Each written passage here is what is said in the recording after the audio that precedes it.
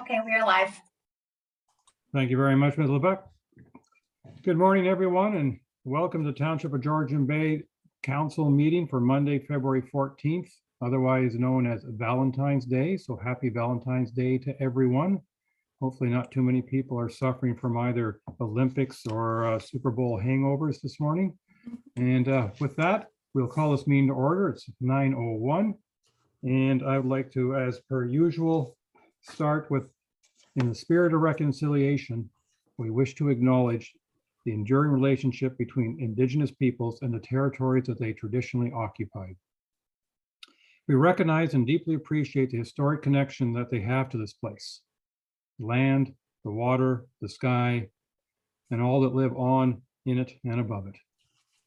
We're grateful for the opportunity to meet here, and we thank all the generations of Indigenous people who have taken care of this place and continue to care for this place. And we want to show our respect. Hundreds of years after the first treaties were signed, they remain relevant today. May they guide our decisions and actions. We commit to learn, to educate, to honor sacred places, and to take action towards real truth and reconciliation. Miigwech. Council, does anyone have any declarations of pecuniary interest or conflict of interest or anything along those lines? I see heads shaking, so I'm going to take that as a no. And with that, let's continue on. I understand that the biosphere folks will not be joining us today. Therefore, our first presentation, or delegation rather, is with regards to the Airboat Rescue Committee.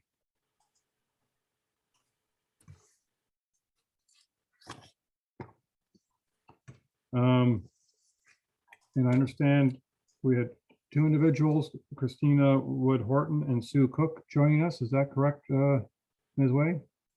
That's correct. They're just joining as panelists now. Perfect.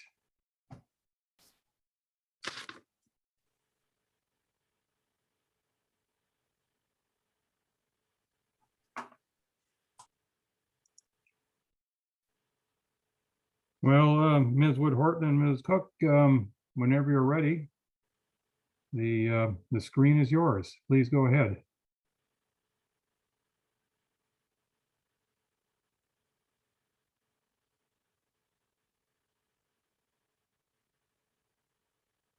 If someone's speaking, we don't hear them, so they must be muted.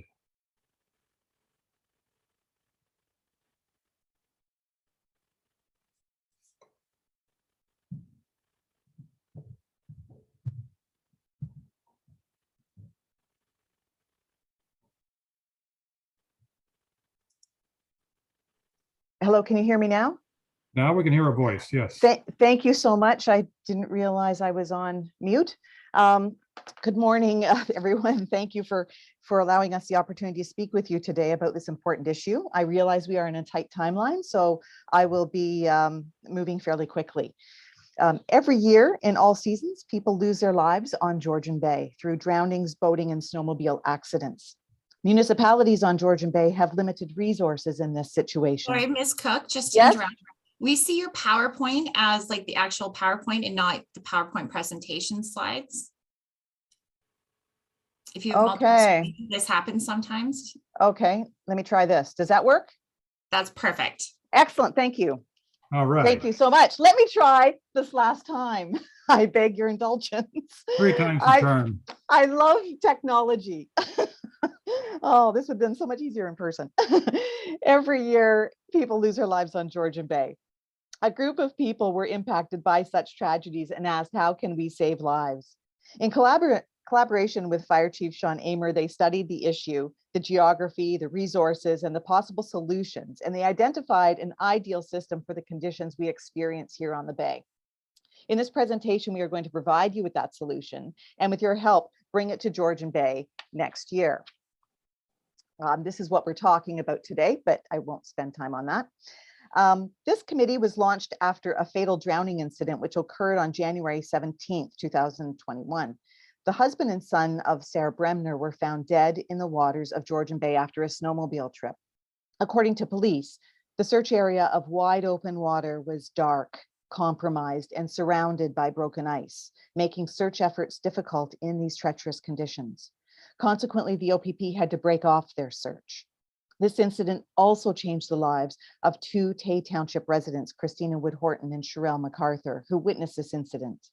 And together with Fire Chief Sean Amer of Tay Township, they identified a system capable of saving lives in treacherous conditions. Now, normally I'd pause here and let Sarah Bremner tell you about this incident herself and what this impact has had to her. However, I'm going to move on from this video. Now, this is a fact that is difficult to hear, but not surprising. Most drownings happen in early and late months of the winter when the weather is not predictable and the rescue team has difficulty reaching the drowning person. Snowmobiling is the most dangerous activity, leading to the highest number of ice incidents in Canada. Another reason for these incidents is that our winters have been a little warmer and a little shorter. And unfortunately, people do not change their behavior and they go on the ice as they have always done. The last 3 fatal incidents in Georgian Bay happened in January, in what should have been one of the coldest and safest months for this activity. Now, since 2009, we've had 90 known water calls in the 5 townships of Tiny Tay, Georgian Bay, Midland, and Penetanguishene. Most incidents in ice water do not end well due to the short window to save lives. This number does not take into account the frequent near misses that have occurred. And most of us know someone who has gone through the ice or heard of someone who has gone through the ice, but luckily survived. So in order to determine if saving someone is even possible, we needed to address what happens when someone goes through the ice. There are actually 3 phases a person experiences after falling through the ice. And I work in healthcare and I was not aware of this information. In the first minute, a person must get their breathing under control or hyperventilation will occur. In the next 10 minutes, the muscles start to slow down and eventually they completely stop working. This is important to understand because if the person is not wearing a flotation device, they are unable to move their limbs to stay afloat, and this results in drowning. Should they have a flotation device, there is approximately a 1-hour window before hypothermia renders them unconscious. Even if some people are able to get themselves out of the water, they are still at risk for hypothermia and need to be treated. This means emergency response personnel must find the party in distress and provide treatment in the first 60 minutes. This is critical to survival. Now, we have been discussing water incidents. However, distress calls can also occur from snowmobilers who have crashed or hit a rock in areas which are difficult to access by land. Victims of impact frequently have sustained spinal cord, neck, back, or orthopedic injuries and require medical attention immediately, but unfortunately, they only have limited access with the current systems we have in place. It was determined that a craft or vessel was required that could respond to a spectrum of incidents that occur on Georgian Bay. Now, most people do not know what occurs with our current system. And every year, fire departments from McTier to Collingwood are all trained the same way and follow the same curriculum when rescuing people. Normally at this point, I would do a video of what the system is that is currently in place so people can see what it is like. It is worth noting a person with moderate to severe hypothermia must be warmed as soon as possible after rescue and must be treated gently, or the rescue itself could cause a cardiac arrhythmia. So taking all of these issues and possible solutions into account, we needed a system which enabled rapid deployment to the site of the incident as time is critical. The vessel must have the capability of traveling over a variety of terrains. The system needs to be usable in the dark. Many incidences occur in the evening hours. Currently, the only way to locate a person is by employing either a helicopter or a drone with thermal imaging. Now, while the drone is not able to rescue a person, a helicopter has some capabilities, but also has limitations due to weather conditions and location. The ideal system must also be able to transport medical equipment and several personnel. It has to allow treatment to commence as soon as possible.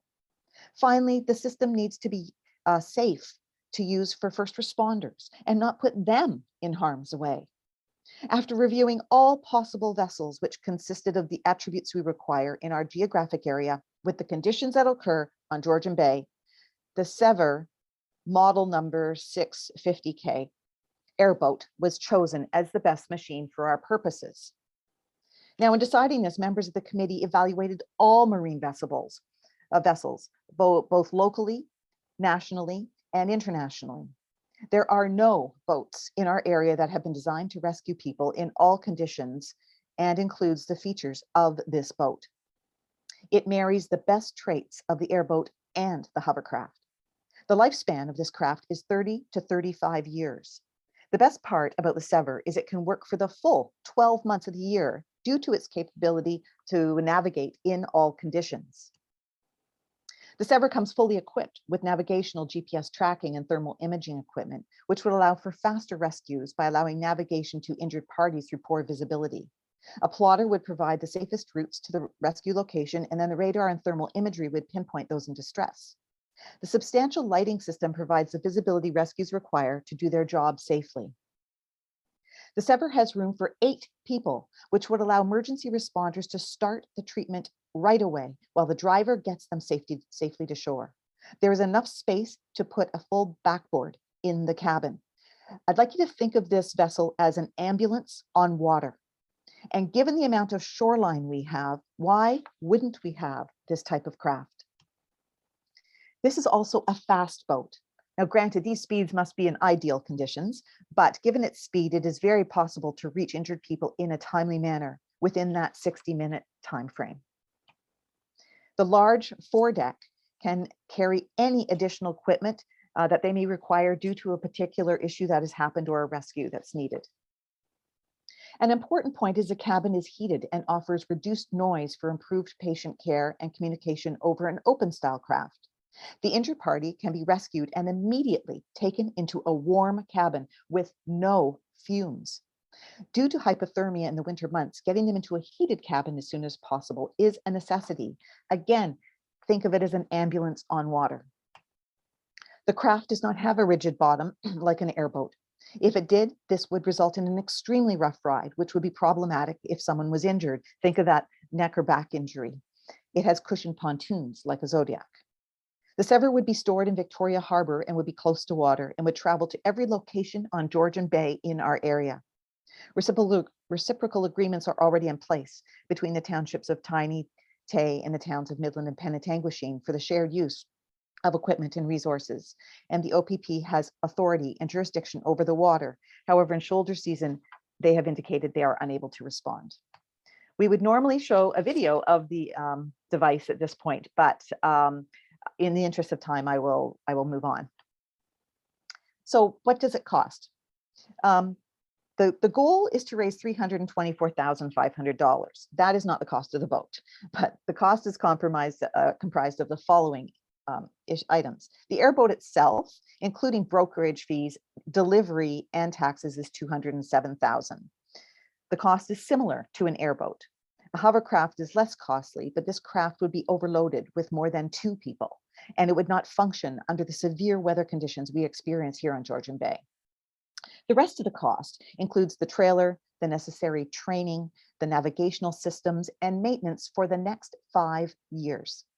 After the initial 5 years, Tay Township will evaluate the cost benefit, and if positive, it has agreed to commence saving towards a repurchase of the next vessel. This is obviously a large endeavor, and we will need community support from all areas. So that was just the fundraising plans that we have that I've skipped through. And what we've done so far is in the beginning of the year, last year, we've done quite a bit. We researched all the possible solutions, which took a while. Once found, we completed a partnership with Tay Township, and then we launched a website, and we've posted our information on social media. We are now starting to ask for donations. We have also been in discussion with app developers that we would be looking at developing an app that would give people information on the ice conditions. So we have an educational piece that would be going along with this.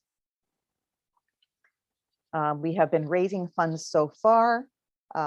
We've got $40,000. This is our sponsorship packages. And I just wanted to thank you very much for the opportunity to present this to you today. I think I was within my time if you don't count the beginning sessions. If you have any questions, we would be pleased to answer them. I will stop sharing my screen now. Well, thank you very much, Ms. Cook. We do greatly appreciate your presentation. I have to admit to you, you weren't the only one with technical problems. My speaker suddenly went out while you were speaking, and I missed the first little bit, at least the sound of it. I saw the visuals, but we greatly appreciate your presentation. I'm now going to ask council if there are any questions that you may have of Ms. Cook. Councillor Cooper, you can start us off, please. Thank you very much, Mayor and Ms. Cook. A couple of questions. First of all, this appears to be sort of a hybrid between a hovercraft and a scoot. Is it more of a scoot or is it a hovercraft? That's my first question. I have a couple. Okay, so here, I'm going to, anyway, I'll leave my camera off. Yes, it's actually both. It isn't more of one or the other. It has the bottom of one, the airboat of the other. So you've got and it's larger than both. So it really does marry both. It's not either one or the other. I couldn't say that at all. It's a kind of a perfect union, put it that way. So just on that point, it's basically like a hovercraft in its configuration, but it's not actually floating like a hovercraft. Right, it's like it has pontoons it's on pontoons like a Zodiac. If you can think of a Zodiac kind of bottom, the softer bottom. It can go over big shards of ice. There's video if you look at it. It can go over big chunks of ice because of the bottom it has. It's also larger. I mean, there's no open cockpit. So frequently the other boats have an open cockpit, which would probably have people succumb to hypothermia on the way back into shore because it would be even colder for them. So it has a large enclosed heated cockpit, which is a huge difference. Plus, it has the ability to carry additional equipment for rescues on the front of the boat in the foredeck. Thank you for that. So it sort of travels more like a scoot, it looks like to me from what you said, but it doesn't really float like a hovercraft. In any event, a couple of other things. Why aren't, for example, the fire departments and the OPP paying for this equipment? We are actually presenting, we are doing presentations to the fire halls coming up. There's been discussion with the OPP as well. The OPP's acknowledged that they don't have the equipment necessary to complete this type of rescue and have said that this equipment is needed. We have had to take it upon ourselves to try to raise the funds from the community for this boat. We are asking for money. We have just started our presentations. So we are going to be asking people for money. We just haven't had enough opportunity to get there yet. Thank you for that. And sorry to carry on here, but it just to be very quickly. So we don't know what sort of provincial funding will be available through fire department, OPP in the most of the months. We also have the Coast Guard out on the waters of Georgian Bay to make rescues. So that season's covered. It's really, this is a winter season for the most part. And I would also just comment in the township of Georgian Bay, it's my understanding that there have been rescues performed with hovercraft where there have been accidents out on the bay in the winter months. It's private services, but I believe our fire department have from time to time used those services. Were you aware of that? I was aware that there are people that do operate private services. However, it was felt that this was, it was better to have our own equipment that was available right across the bay. I don't know if Fire Chief Van Dam can speak to that or not. And really it would be not just the winter months, it would actually be the shoulder seasons as well. So as soon as the ice starts to form on the bay, right till the ice leaves off the bay. So you're looking at probably 8 months of the year, I would think, or 7 or 8 months, not just 7 months of the year. If you get ice starting to form in November and right through till it goes out. So it wouldn't just be like January, February. I mean, it would be usable much more than that. We'll be able to assist 12 months of the year. If anybody calls us and we need to assist anybody, we'll be deployed. All right. Well, thank you very much. I'm going to turn it over to Councillor Rienko, followed by Councillor Douglas, please. Thank you. It was a good presentation, and I think it's a device that could easily be used and useful for Georgian Bay. I'm just wondering, obviously you haven't started your fundraising yet, but is there a value or a certain amount of money expected from individual municipalities on this particular project? We do not have an amount that is expected from municipalities on this project. We are looking at this as a grassroots fund that we are going to be going to the public. We are going to businesses and corporations. We basically feel that this to bring this to the area is going to require everybody's involvement on all levels. So we are coming to everybody for funding to raise the 207,000 for sure to get the boat here. And then once we get the boat here, we will have other fundraising that we can bring in place to get the other 100,000 after that, when people see the boat and see what it can do and how useful it is. All right, thank you. Councillor Douglas, please. Thank you. The presentation was quite interesting. The small amount I got to hear. I'm sorry I had technical difficulties. Just a quick question, probably was in the presentation, but because I missed a lot of it, is this vessel just to be deployed in the Georgian Bay area or also in the inland lakes for emergencies? It can be deployed in any area that that people ask for it to be deployed. So if we figure most of it is going to be on the bay, that's where most of the issues occur. However, it can be trailered.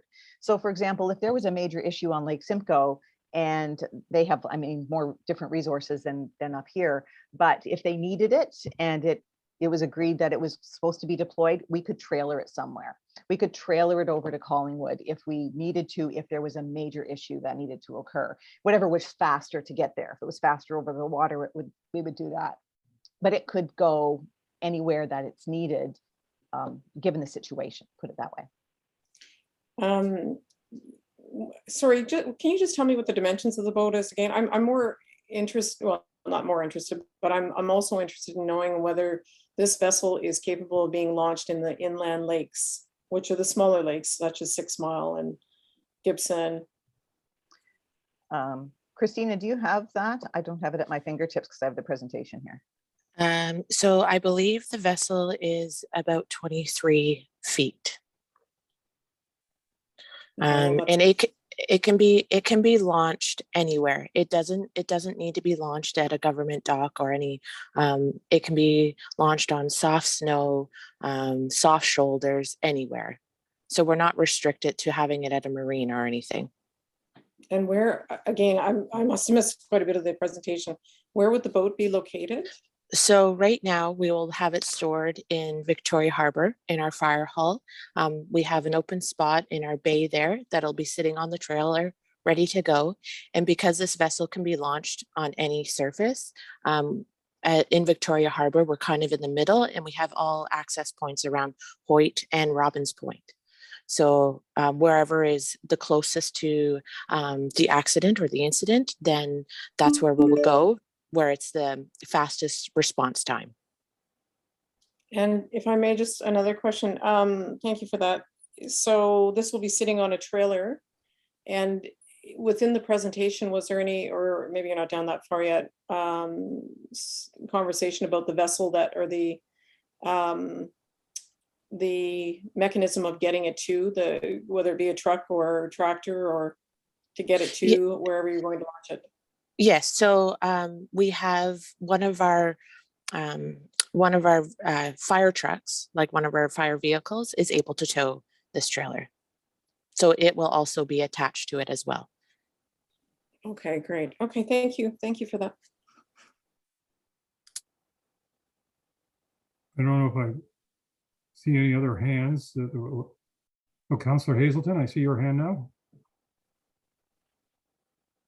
Once again, the little digital hand doesn't exist in my screen, so I got to put my physical hand up.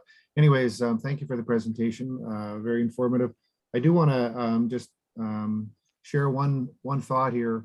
In the case of an emergency, clearly getting the vessel to the location as fast as possible is probably number one.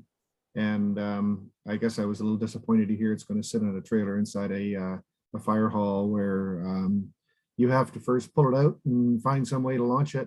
Excuse me, the launching time period would be challenging. You know, I was first getting really excited about this. I was thinking, geez, if this is something that is sitting on the shoreline somewhere down there in call it Victoria Harbour, and there's an emergency call and this thing goes really fast, you just launch it right there and you'd be up in Honey Harbour or Cogdasheen or Go Home Bay in a heartbeat, given the speed of it, bypassing all the road network and everything else. And it could be then a very useful tool. But if you have to get a vehicle, pull it out of the fire hall bay, find some place to launch it, you know, by that time you've killed a half hour. And you know, if it was sitting outside, perhaps in a vinyl covered shed or something like that, ready to go in a heartbeat, you know, in half an hour, you'd be up at Go Home Bay, or higher, farther up the shore, in an emergency. Whereas if it's sitting on a trailer, and anyways, I just don't think the logistics are going to be very appealing for our community. And excuse me, as we've already heard, we've got hovercraft and airboats that privately held, but being used commercially in our area that could be available in a heartbeat. And that's my concern. You know, so you were highlighting at the beginning of your presentation that, you know, the time to location is critical. And I'm not sure that time to our location is really going to be significant. So anyways, my comments and concerns. Thank you. Thank you. Thank you. Councillor Wojcik.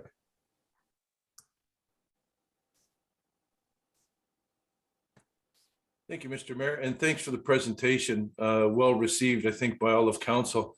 My comments are just more towards the fundraising efforts for this. And I want to thank you all for coming to our local events. I've seen you at the Santa Claus Parade, speaking to the public and doing some fundraising. And I also seen you at the Honeybee Festival. So you're certainly out there kicking the tires, trying to get funding. And I applaud you for that. Thank you. Thank you. Thank you. Thank you very much. Councillor Douglas. Thank you. I just wanted to maybe point out to Councillor Hazelton, and maybe for everyone, you might find this a bit interesting to take a look at. If you go into the New Zealand Coast Guard website for rescue, it is a very similar situation where they have 30-foot or 28-foot, 30-foot protectors responding to call outs. All of them are, most of them, other than the main one parked in the harbor, are on trailers in strategically placed buildings, such as it sounds like this one will be. The response times in training, they're incredible. They're within minutes to launches, you know, strategically placed launches. And depending on where the call out is, they'll know exactly where they need to launch within to make it the fastest time response.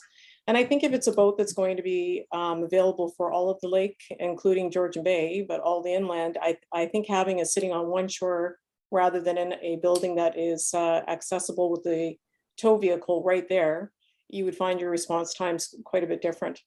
But it is an incredible site to take a look at if you have any interest at all, because it's a very similar situation to what you're speaking about today. It's world renowned, the New Zealand Coast Guard, and it operates exactly like that along the coastline. And I was involved with it for a very long time. So anyways, just a bit of note. I want to make sure, be careful, we don't start going into a debate or comments when really this is a presentation which we are allowed, a delegation allowed to ask a few questions. Councillor Cooper. Thank you. And just an observation, not a debate. I think the utility is really winter utility, and I'll tell you why. This is a flat bottom vessel. The wind comes up, you couldn't go anywhere with this out in Georgian Bay. It would be swamped. So with a flat bottom, good luck. So nothing against this. It's an interesting concept. I also agree with Councillor Hazel, particularly the fact that we do have vessels that can handle some of our emergencies. In fact, all our emergencies during 9 months of the year, etc. So thank you for that. Thank you. Ms. Wood, I believe I saw your hand. Yeah, so I just want to follow up with that comment and concern. This vessel is not a flat bottom boat. It has inflatable pontoons and it has German fabric on it. So it's able to go over like we can go over pressure cracks, we can go over all those split up edgy ice. We can move swiftly from water, from ice to shore very smoothly. So it does act like a hovercraft. We just don't have the ripping and tearing of what a hovercraft may have, with it being, it has to be fans inflating these pillows. So it's not a flat bottom. We do have a video of it. Unfortunately, with time, we were unable to show you the video of what this vessel is capable of doing. But if you guys do want to go over to our website, you can also see the video there. Hey, thank you. I have one question, if you just confirm for me. This vessel would be the responsibility of the Tay Fire Department. They're the ones who would have care and ownership, so to speak, of this vessel once you're successful with your fundraising? Yes. So Tay Township, we've partnered up with Tay Township with Chief Amer, and Tay Township is taking on the responsibility, and we're looking for mutual aid. So if anybody needs us, we'll be deployed. Okay, thank you. Well, I want to thank you, Ms. Wood and Ms. Cook, very much for your presentation. Obviously, it is a subject of great interest to everyone in the area, including this council, and we appreciate you taking the time to tell us about it. And so thank you very much for your visit with us this morning. Thank you very much. Thank you. Thank you very much, Mayor and Council. We appreciate having the opportunity to do so. Bye-bye. I know.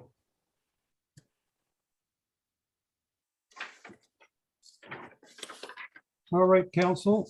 Next on our agenda is the consent agenda, a long list of minutes and resolutions from meetings of the last, well, there's something snuck in here from November, but other than that, mostly the last month. Is there any items that anyone would like to be pulled with lots of questions? The clerk, Ms. Way, would like me to remind you that, by the way, we can approve the agenda, but the consent agenda, but still have a question or two, even if it wouldn't change your decision. So with that, did I see your hand, Councillor Hazelton? Yes, there is. I'm trying to get to the content of that report here, but there was one word that I thought we wanted to put into our, or make a change in our council minutes. Just bear with me for a second, right? So an item in the report C22-22, where we're talking about arising from closed session. The statement is we approve the recommendations as made by Blackline Consulting, and if somebody in the future were reading that, they might assume that we approved all of the recommendations by Blackline Consulting, which we did not. So we might want to just insert the word approved some of the recommendations made by Blackline Consulting. I know this is a nit, but one of the things we've been talking about is that the minutes should be whole for future review and understanding. And I think it's important to differentiate that. And I don't want to make a big deal out of it, but if we could just, adjust that going forward, that would be great. You're talking about item under 7B, Council January 10th minutes, C22. Page 40 of the agenda package.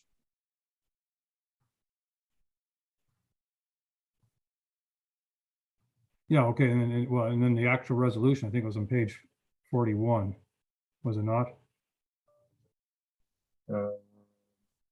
Okay, in my version, at least it is. Yeah, Ms. Wade. That was just to give a quick brief update for the public based off of what we went into closed for. At no point publicly did we state how many or what resolutions were or were not discussed in closed session. That's why that was left vague on purpose. If you go to the closed session minutes for that item though, which we cannot discuss at this point in time, it does clearly denote which items were approved and not approved. I get it. I know it's being picky, but I just felt that it could be read the wrong way. Anyway. Okay, well, that was the resolution as it was read, so I can't change it now, but we can make note for that in the future. Councillor Cooper. I'd support some sort of better definition at some point, please. I think it leaves the impression to the public that whatever was in Blackline was adopted, and that's not really what happened. So thank you. May I suggest, Ms. Wade, perhaps when you record the minutes of this meeting, and I'm about to call the vote on the consent agenda, that you add a comment that a clarification comment to the minutes of this meeting. Is that possible?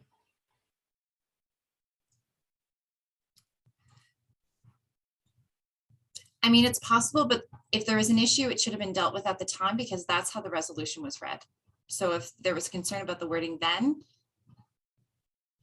do you understand? Like, I can't go back and change a resolution. So I'm just asking when you record the minutes of today's meeting that you have one sentence in there that members of council expressed, expressed wanted clarification that not all Blackline recommendations were approved, or something like that. Mm-hmm. I will come up with something. Okay, thank you. Any other comments? I have moved by Councillor Bocek, seconded by Councillor Cooper. Be it resolved, the council adopts the consent agenda of February 14th, 2022 as circulated. All those in favor? All right, and that is carried. Thank you very much.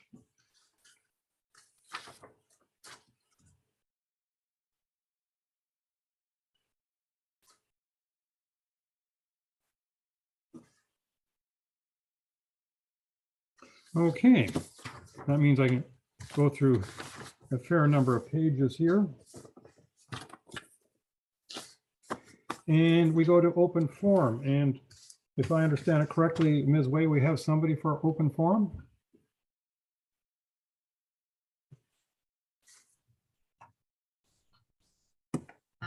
Ms. Emmett, I will bring her in.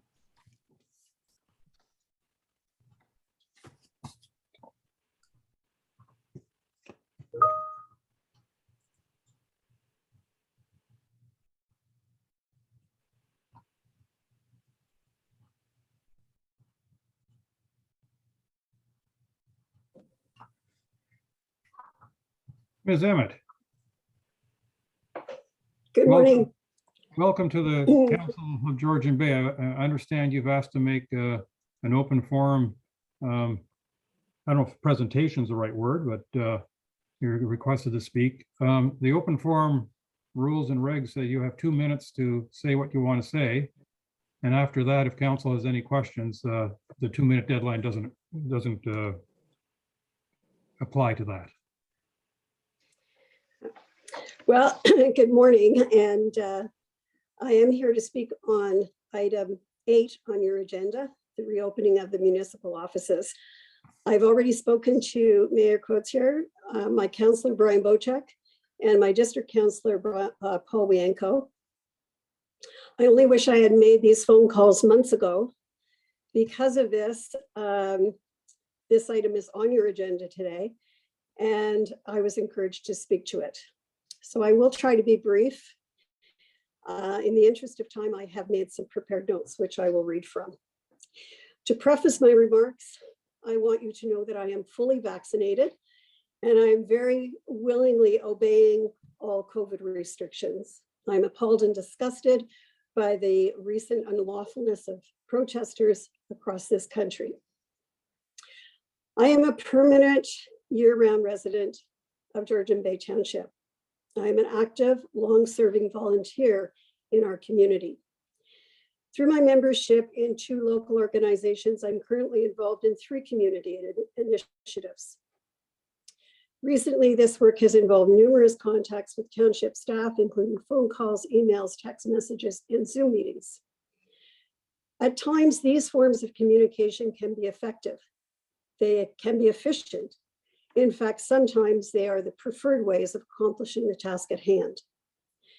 However, on their own, they can also create unnecessary delays, disruptions in service, and reduce productivity. Excuse me. I appreciate that for the safety of our staff and the public, at times there has been a need for the offices to be closed. During the past 2 years, there have been brief periods when the province has required it. There has also been a few times when Muskoka numbers have dictated it. Late last week, I was in touch with the surrounding municipal offices and discovered the following. The Township of Tay is open to the public and has been for at least the last 8 months. Severn Township reopened last summer. Since Christmas, the doors are open, but by appointment, but an appointment is necessary. Muskoka Lakes opened last fall. Since January 5th, it is open with adaptations to allow for limited personal service. Huntsville Town Hall was only closed for 4 months in 2020, 3 months in early 2021, and it was closed for January, but reopened on February the 7th. Bracebridge temporarily closed on January the 4th, 2022. Midland is open for limited walk-in service, closed from 1 to 2 for cleaning. In Barrie, during the pandemic, there have been some periods of closure, depending on the department, but since February the 7th, it has been open. All of these municipalities fall under the jurisdiction of the Simcoe Muskoka Public Health Department. Throughout the pandemic, the COVID numbers in the township of Georgian Bay have been extremely low, certainly compared to most other Simcoe Muskoka municipalities. The schools in our township are open. Even teachers who are teaching virtually are doing it from the school. Our libraries are open. Our restaurants and our businesses are open. The township office is the hub of our community. It is the central engine, and the staff, political representatives, business operators, and residents working together there is what makes our community run effectively, efficiently, and for the good of all who call this home. I strongly urge you to reopen our township offices immediately. Thank you. All right, well, thank you very much. Appreciate the presentation, and your message has been heard loud and clear. Council, any questions of Ms. Emmett? And for everybody's information, item 13G, I believe it is, on our agenda is we will be discussing this matter. Oh, sorry, I was told it was item 8, but yes, reopening of municipal offices is the agenda item I'm obviously speaking to. These letters are sometimes a moving target. Councillor Wienko.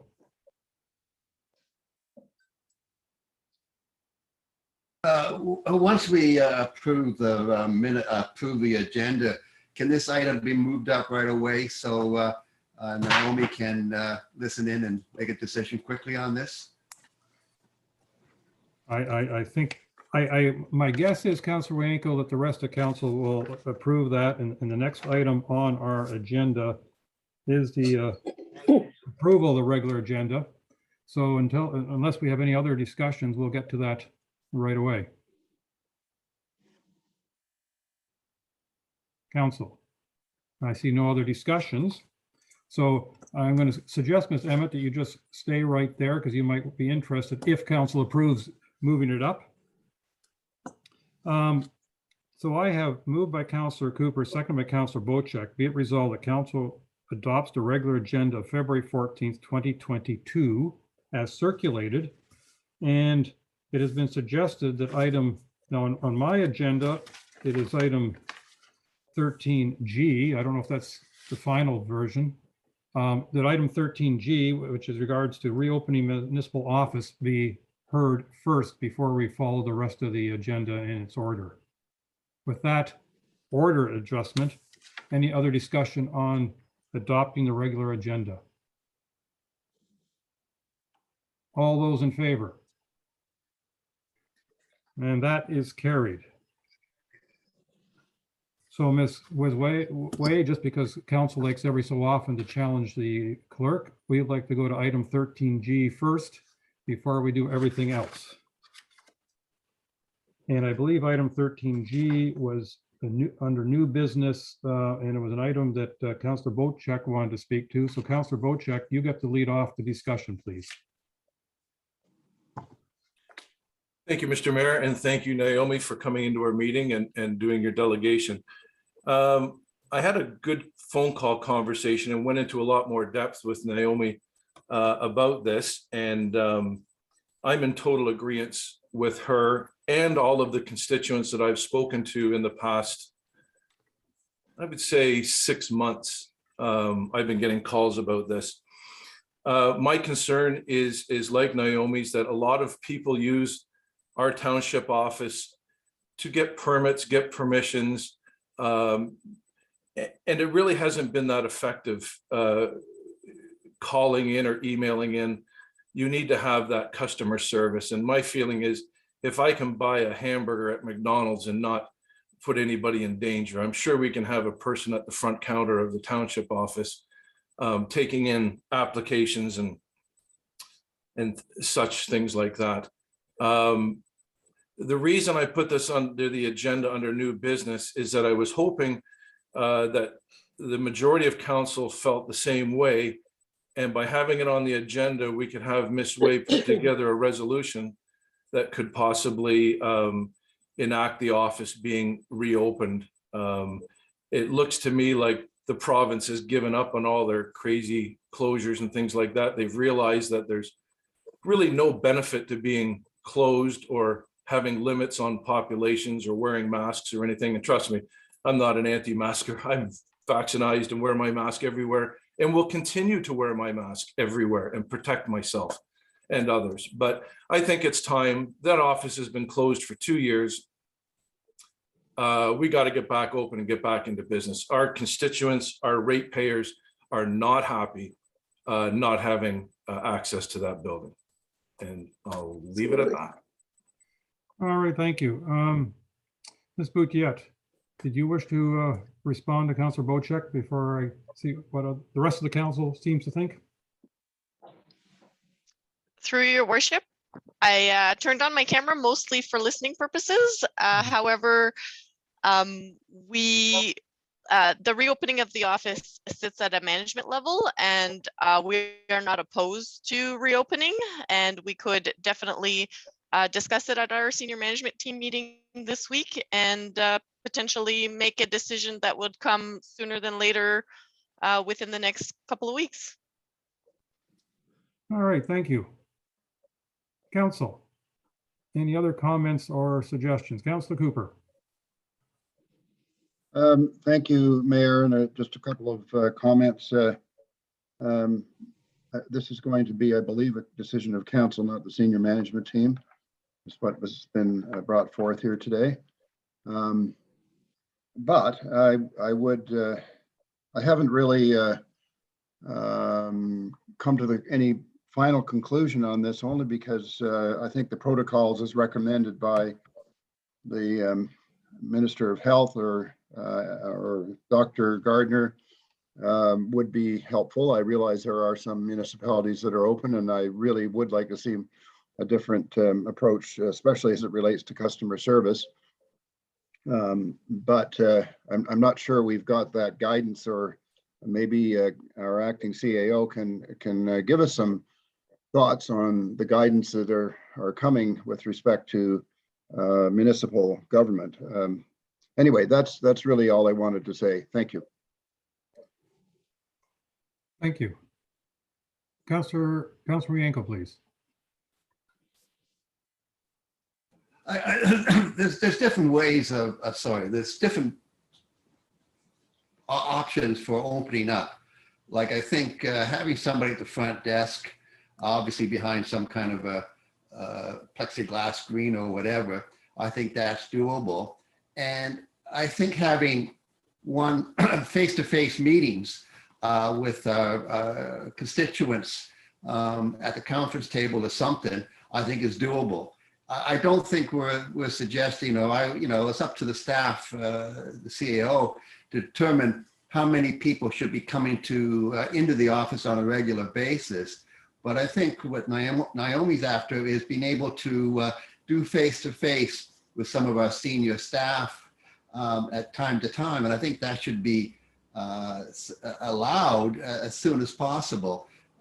But having been all the staff back and so on may be a longer term decision. So I was concerned when the acting CEO said, well, we'll meet this week and we'll make a decision and possibly have something happen in 2 or 3 weeks. I think we should probably do this sooner. And I like to have some kind of soft opening, or whatever you ever want to call it, within the week, and allow for our residents to come in and have face-to-face meetings as early as next week. Thank you. Councillor Bochek, you wanted to add something? Yes, I'll agree with Councillor Cooper. I really do think it's council's decision at this point. We have given our senior staff the ability to make decisions on the hybrid system that we passed as a resolution. In other words, our CAO has the ability to work within the hybrid system and have employees working at home, have employees working in the office. That's up to our CAO. I think the decision to reopen the municipal office should be a decision of council, and staff should work within that framework. Thank you. Thank you. I have a resolution in front, an incomplete resolution in front of me. And it started with, whereas the province of Ontario first became impacted by the global pandemic due to COVID-19 in March 2020. And whereas the Township of Georgian Bay declared an emergency on March 27th, 2020. And whereas the Georgian Bay's municipal offices have remained closed to the public, and staff have been encouraged to work remotely when possible since March 27th, 2020. Therefore, be it resolved. And of course, then it goes ... which doesn't get us very far. Ms. Wade, have you already filled in some of those dots? Is that why you have your hand up? I have not, but before you start maybe filling in some of those dots, I didn't know where this conversation would go, so that's why it's drafted the way it is. But just further to Ms. Boutsiette's point, is the decision to have staff working remotely was made following the declaration of emergency, and currently the CAO has all authority in that regard while we're in this current state. So council, when you're filling in the ... council currently has the authority to make recommendations to have staff return, but council does not have the authority at this point in time, in this moment, to force staff back tomorrow, for instance. No, but I'm wondering if we could have something along this. Council encourages staff to come up with a plan to lift the state of emergency and create a reopening plan as soon as possible, or something to that effect. I saw Councillor Hazelin's hand, and did I see Councillor Bochek's hand again? And I see Tony Van Dom's hand. So let's go, we'll go to Chief Van Dom first, then Councillor Hazelton, followed by Councillor Bocek. How's that? I think I might have missed somebody's hand, but if so, please wave it again. Chief Van Dom. So, good morning, Council. Just to reiterate what Council, there has been a declared emergency, and we need to follow the emergency plan, and that Council has endorsed that plan. Council has given the CAO the authority to make those decisions. We, as the emergency control group, the CAO who leads that group can bring that conversation up and be addressed.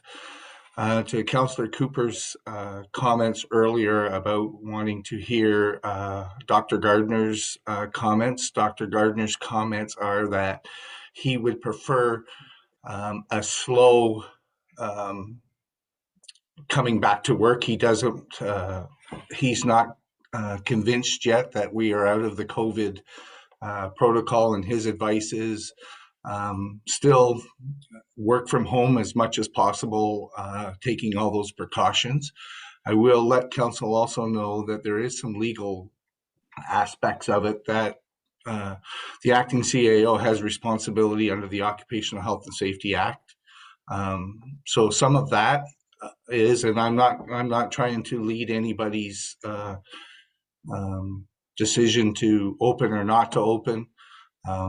It's just, I'm trying to give you some information that where it lies from a legal aspect of it. Thank you. And I'm sensing that Ms. Martin is going to add something from the human resources perspective. Yeah, thank you. Through your worship, I too agree with Tony in terms of the safety plan. Dr. Gardner is still advising that where people can work remote, we should. And I'm not saying we shouldn't open, but we do definitely, in line with what you have suggested, Your Honor, need to come up with a plan. The risk with having everybody return is that if we end up having an outbreak, we will lose all services. So at the beginning of the pandemic, we did look to try to do teams, but because our complement is so small, we were unable to kind of make that come to fruition. So it's just really trying to figure out how do we keep our teams separated so that if there is an outbreak, everybody isn't, out in, So just those things for consideration when you're making your recommendation. Thank you. Councillor Hazelton.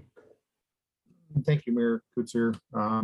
This is a very interesting topic because it's morphing into other topics. And first of all, I would like to thank Councillor Bocek for bringing this topic forward. Perhaps we don't always agree, but I'm 100% behind you on this one. But I also wanted to bridge from there into this other conversation we're getting into, and that is our township still has an emergency declaration. District of Muskoka does not. The Township of Lake Bays does not. Township of Muskoka Lakes does not. The Township of Bromera does not. I'm wondering why we still have a declaration, an emergency declaration on our in our township.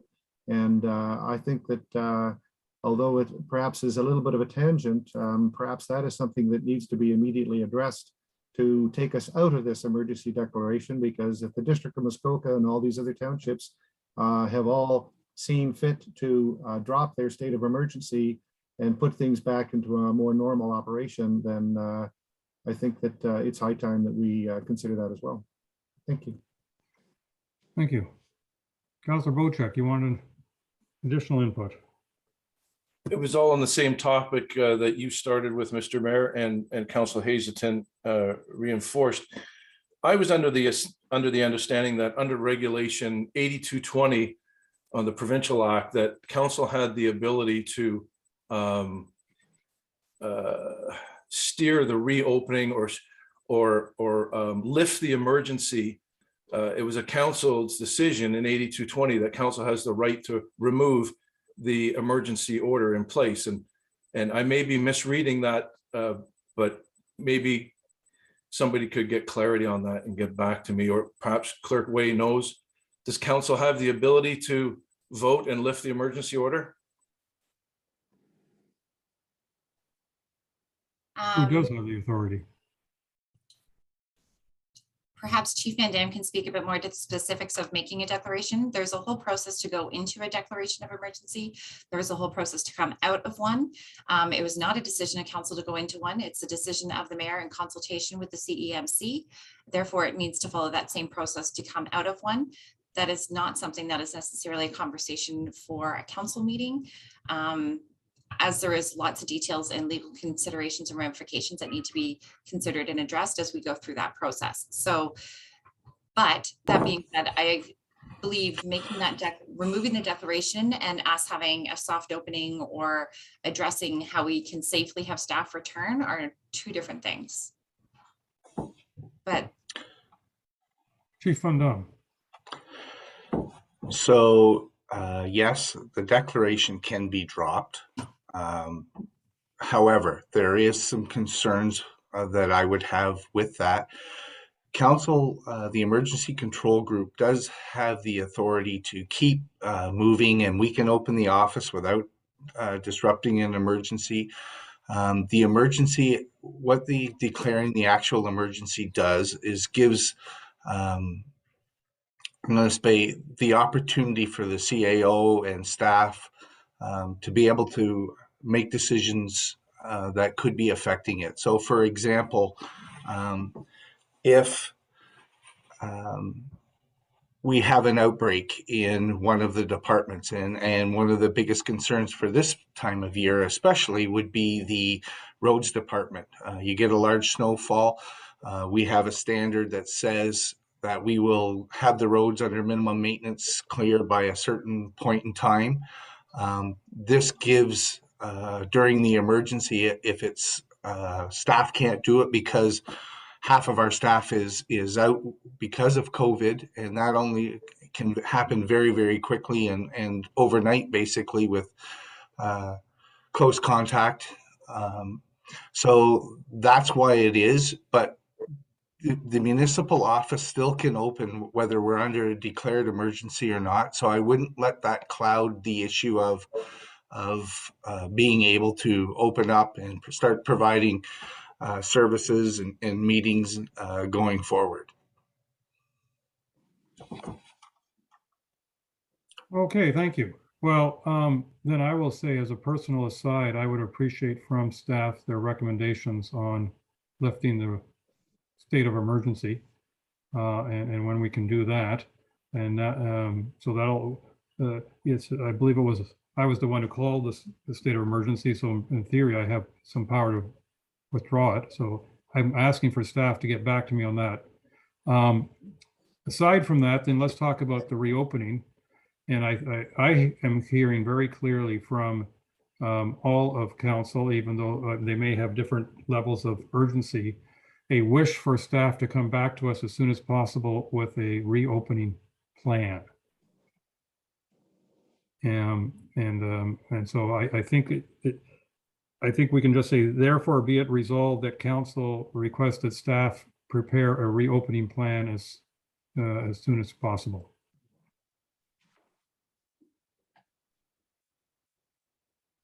Councilor Rienko. Yeah, I think that's fair enough to have a reopening plan, but I think what we're looking at is a gradual reopening plan. I think that would resolve some of the issues that we were talking about today, is that we could have a hybrid of people still working at home, but when there's important meetings with our constituency, would come in and have those meetings and so on. So I think we're looking at a gradual opening and start as soon as possible. All right. Chief Van Dam, you had an additional remark? Just so you're aware, an emergency may be terminated at any time by the head of council, by council, or by the Premier of Ontario. I don't think we have to bring the Premier into this discussion, but I'm glad he has the power. Okay. Let's Here's my suggestion for a resolution, and that is moved by Councillor Bocek, seconded by Councillor, well, let's pick Hazelton here. Whereas province of Ontario first became impacted by the global pandemic due to COVID-19 in March 2020, and whereas the Township of Georgian Bay declared an emergency on March 27th, 2020, and whereas Georgian Bay municipal offices have remained closed to the public and staff have been encouraged to work remotely when possible since March 27th, 2020, therefore, be it resolved that Council directs the CEO to develop a plan for reopening the municipal office. And I saw Councillor Cooper-Sand followed by Councillor Jarvis. Thank you. And I think we just got clarification that the emergency could be lifted by the mayor and council. That's Yes. what I just, is that not what I just heard? And if that is the case, then why can't we lift it right now? And have the staff come back with a plan in terms of gradual reopening. I'm not against that. I just think the state of emergency is our responsibility. Let's do it. Thank you. Councillor Jarvis. Yeah, basically the same comment. We have the power to lift the state of emergency. Let's do that with your direction, Mr. Mayor. And in the resolution you just read, I would suggest we go ahead with that as part of this, and have that also read at the bottom as expeditiously as possible. Okay. Chief Van Dam, did you want to add? This is my advice from an emergency management perspective. I would keep your emergency in place until staff has had the opportunity to look at all of what may happen. That has no effect on being able to open, does not affect the services that we can provide, but that gives staff the time to create the plans that would be needed. And if some extraordinary measures need to be taken between now and then, it's fine. Yes, I can tell you that there has been some municipalities that have dropped. Not every municipality in the province of Ontario declared emergencies. Declaring the emergency is just another tool in the toolbox that gives you that authority and perspective to be able to react to circumstances that are becoming. Not saying that the emergency needs to still be in place, but I think we need to do the due diligence part of it and go through the exercise of preparing to lift that. Nice. Acting CAO, Ms. Boutier. Through your worship, I just wanted to also take the opportunity to inform council that we still are having emergency control group meetings every week. And those help us navigate this pandemic. And I'm unsure that without the state of emergency, if those meetings would proceed or if they would have to then be blended into our senior management team meetings. But the state of emergency is still helping us navigate through this. And it doesn't forbid, like Chief Van Dam mentioned, the reopening of the office. Well, may I suggest that we modify the resolution? Now reads, therefore be it resolved, the council directs the CEO to develop a plan for reopening the municipal office and a plan for lifting the state of emergency as soon as possible.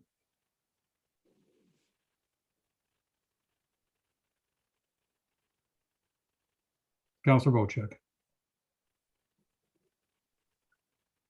I'm not a big fan of soon as possible. I'm sorry for the injection of wording here, but I think it's upon council to be firm with this and say, you know, by a certain date. Soon as possible could be April or May or June. I think we need to nail this down to be able to get this office back open and get this township back in business. So I don't know if you want to include that wording that you put there or not, but I think we should have, you know, let's have an answer by the February the 20th or whatever. Let's lock this thing down. Let's figure it out. Councillor Hazelton. Again, fully support Councillor Bocek and his comments. I think we actually have two resolutions here as well, though. I think we have a resolution regarding opening up the office and a resolution regarding the state of emergency. From what I'm hearing and what I'm seeing, many townships have no longer retained their state of emergency, and the mayor in a heartbeat can call a state of emergency if ever needed again. And so I would suggest personally that we first of all pass the resolution regarding opening as per Councillor Bocek's recommendation, sense of emergency or sense of immediacy, and then we also deal with this state of emergency, which I can see no reason for it. If the mayor can call another state of emergency if ever needed, and he can do that in a heartbeat, then I don't see how we are negatively impacted by things. And again, all these other townships, including the district, no longer have a state of emergency. So why do we have it? Anyways, thank you for listening. All right, I want to wind this thing up. There is no question that council wants the state of emergency lifted soon, and they want the office opened soon. And I'm not defining that further for the sake of that argument right now. What I want to do is give the township, at least a few days to determine what are the consequences and what they have to do, as opposed to say, okay, you got to do it today. I'm quite willing to put a date on this, that we can ask them to come up with a plan by February 21st. For instance, that gives them 1 week. But I'd much rather do that than say immediately, out of respect for our staff.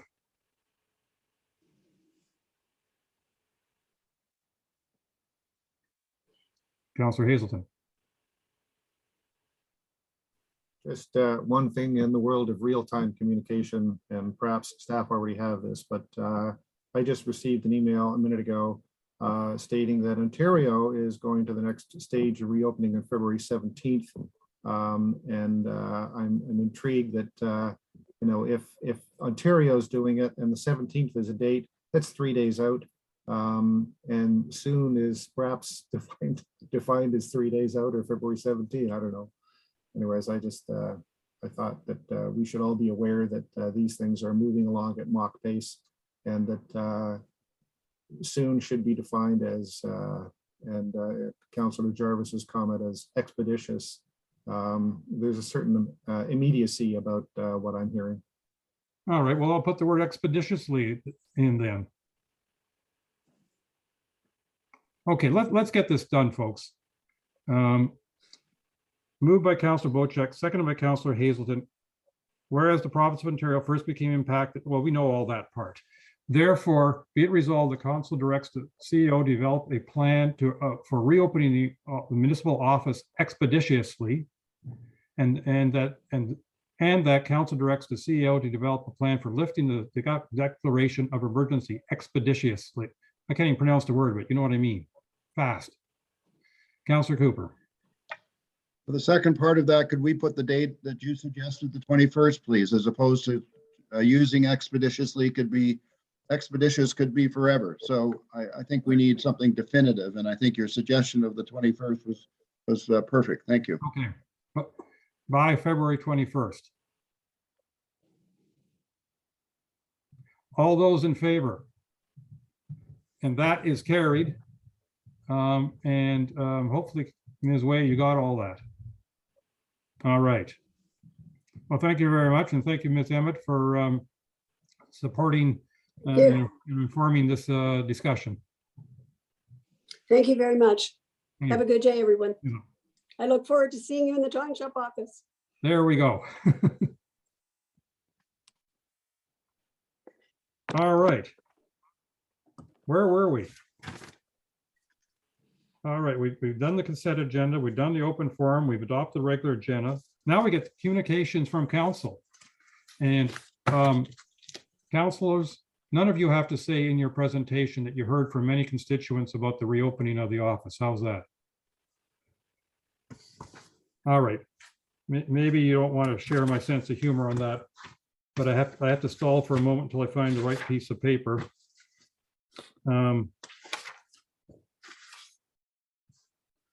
Because we went out of order and that just messes me up.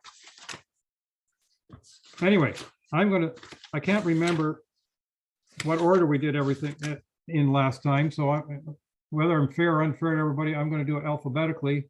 And so we'll start with Councillor Bocek. Councillor Bocek, did you do anything the past month? No, thank you.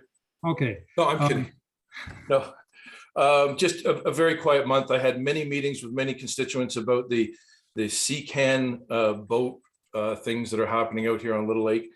That conversation is not going away. Lots of concerns, lots of mystery about it. And the other thing, a lot of telephone calls and emails about the fireworks bylaw and how it pertains to people with waterfront properties as opposed to people with non-waterfront properties, because the feeling is amongst the people that I got calls from, people live inland, not on lakes, really don't need a bylaw because who are they disturbing? The farmer next door? So I have no opinion on that. We have that conversation coming up later in the council meeting, and I'm sure we'll get the votes then. Thank you. Thank you. Councillor Cooper. Thank you, Mayor. And my only comment is I had a lot of hundreds and hundreds of phone calls about opening the office. No, I'm joking. I said that for your benefit, Mr. Mayor. In any event, really spent quite a bit of time on the feasibility study for the education center. We're still some time away from hearing the outcome of that, but very busy with that. The other aspect is just on my own sort of initiative. I've been casting about for referrals for the CAO recruitment. I find referrals from people that are really strong in these sort of areas that a good referral is worth its weight in gold. So I've been working on that as well. And that's all I need to report at the moment. Thank you. Thank you. Councillor Douglas. Thank you. I was reasonably quiet in one sense, but very, very busy in another sense. This is snowmobile season up here. We have hundreds and hundreds of snowmobiles on this part of the township for sure. When I get out on my machine, which is as often as possible, there are gatherings all over the place. It's good to see that most of them are all very distant, helmets on in many cases, probably because of how cold it's been. So it's been quite busy in terms of people being up here, much more so than most years. It's always busy up here, but this is extremely busy this year. I've had a number of conversations with constituents on various items, and certainly some of that will come up later in our agenda here. And that's it for me. Well, thank you. Councillor Hazelton, please. Thank you, Mayor. This was yet another busy month. Started off with the interview with the legacy partners for the CEO recruiting. I'm sure most of us had that. Had the Georgian Bay Library Board meeting. I attended a Municipal World strategy training course, very interesting, represented by municipalities all across Canada. Some very interesting insights that came from that. Perhaps I can share them at another time. Had an opportunity to have a couple of conversations with our acting CEO, Julie Boutiette, regarding waste management, and I'm very appreciative for that time that she shared with me. Had the planning committee meeting. Obviously, we all had the special council meeting. I met with legacy partners again. We are using them in the library to do a CEO recruiting for a new CEO for the library. So again, we had that meeting. We had the Honey Harbour Community Advisory Group, again, where I can't have my smiling face up on the Zoom call, but I can certainly listen. So I do that. Had another Georgian Bay Library meeting. Of course, you can imagine as we try to find a new CEO, there are both recruiting meetings or yes, recruiting meetings as well as board meetings. And calls and emails with residents about various topics, planning matters and some of the challenges that they're experiencing there, building matters. And again, some of those are going to be impacted by some of the things we just talked about. Some additional discussions regarding environmental matters and some of the impacts there. And our perhaps famous topic of LDD or gypsy moth spraying continues to be a common topic with lots of residents who are seeking to avoid the disasters that they had in 2021 in this current year. So very full time period between now and the last meeting. Thank you. Thank you. Councillor Jarvis. And not nearly as busy at my end. Certainly, the library board is we've as noted by Councillor Hazelton, we've had a couple of meetings with regards to CEO, but also we're learning about other things to do with the employment structure of the library system. There will be a report obviously provided to council at some point in time here in the near future, but that's been quite a significant challenge. I appreciate Councillor Hazelton's work on the committee to find a CEO. We're finding, as I think a number of companies are and organizations, that CEOs of the quality you need for these jobs either are thin on the ground or are just very, very difficult to attract. But it's proving an interesting exercise. Other than that, Committee of Adjustment, there was no meeting last month due to fortunately, it looks like a lot of stuff that would normally have come before us at Committee of Adjustment is now being screened to the point where it's either coming to Planning Council, or people are reassessing their plans so that they can be more in line with our bylaws. I take that as an encouraging sign. And finally, SegBay meeting there, and the encouraging sign there is that the lock system in Severn will be opening up this year. This will be very big news for a lot of people in that area, and I know that there are plans for a grand reopening of that system coming up. So we'll get more as that progresses. That's it. All right, thank you. And Councillor Rienko. I had a number of Zoom meetings over the last month. The first one was on January 21st with Muskoka Watershed Executive Board Council meeting.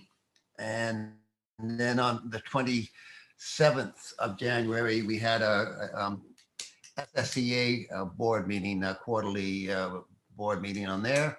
And then Councillor Hazelton and I attended the Planning Committee meeting on the 28th of January, and then all the district councillors attended their district budget on February the 4th. In between that, there was a number of planning issues that I dealt with. One big one on the agenda tomorrow was with Port 7 Heights and getting those two phases, phase 1 and phase 2, extended. That's quite important since that program, that development is shovel ready and they want to start construction this year.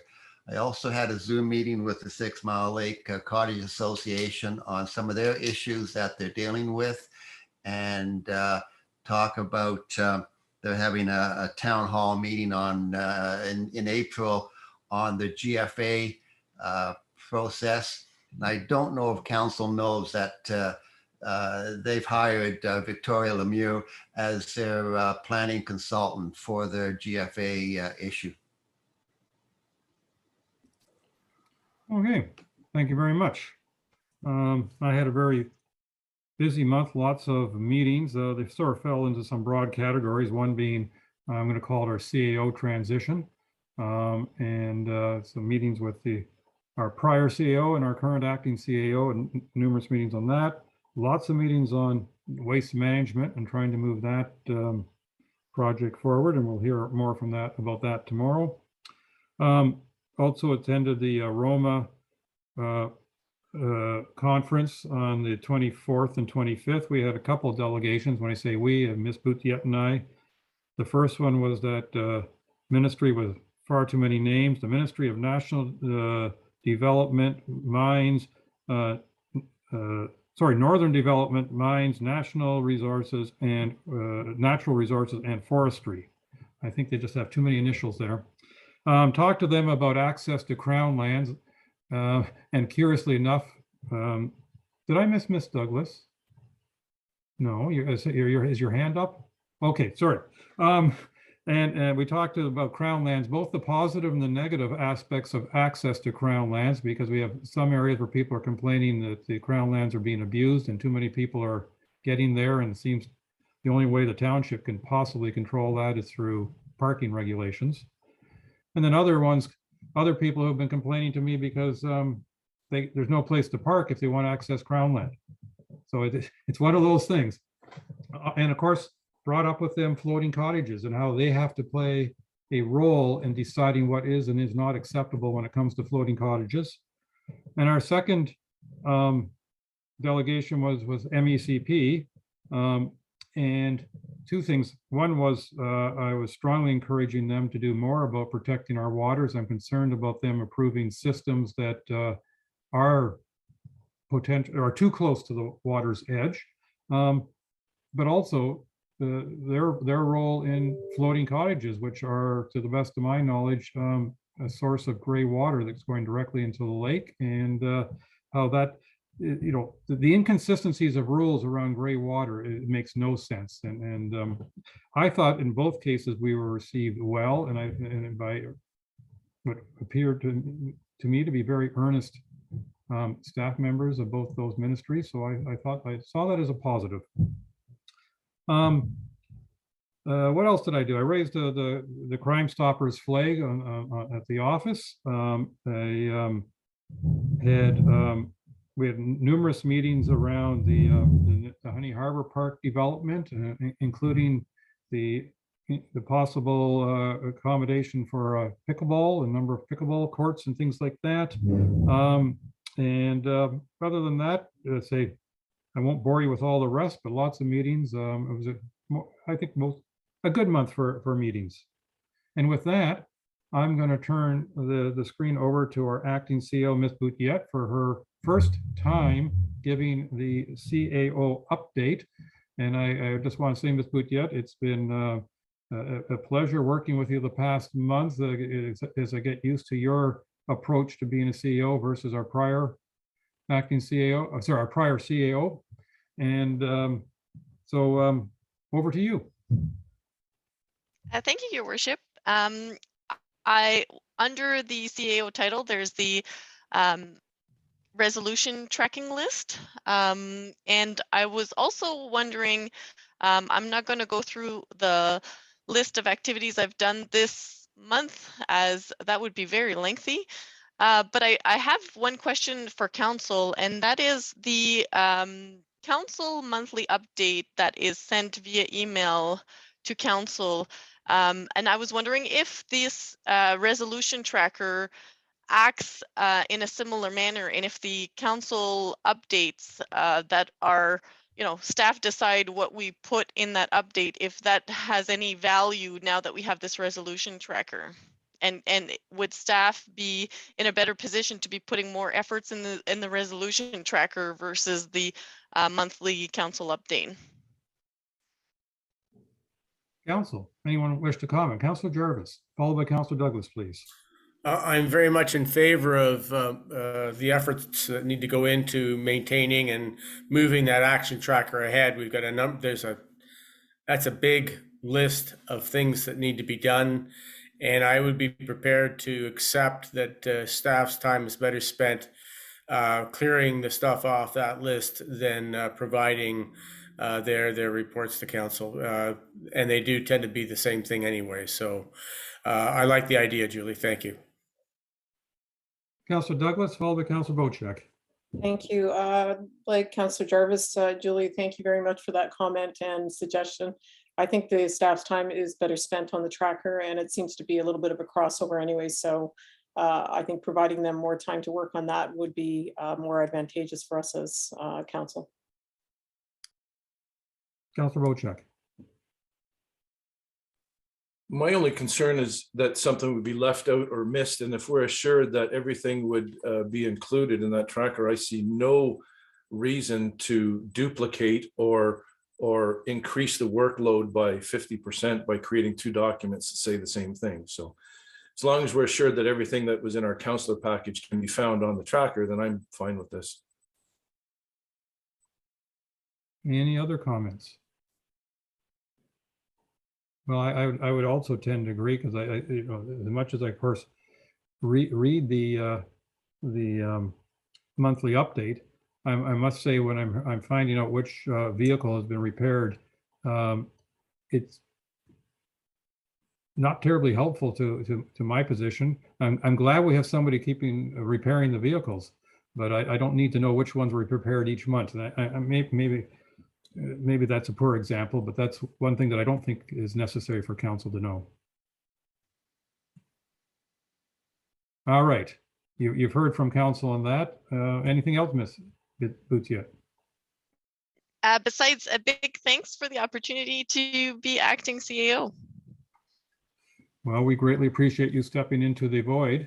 And I know we'll be talking sometime later about the search for a permanent CAO. I believe with that, we would now go to staff reports. If everybody's willing to go down that road a little bit without a break, and I'm hoping that we'll have a break about 11 o'clock or so, a brief break, if that's all right with everyone. And with heads nodding, I'd say let's go to the Asset Management Plan 2020. Final, it says. Through your worship, this is the final approval of our asset management plan dated December 31st, 2020.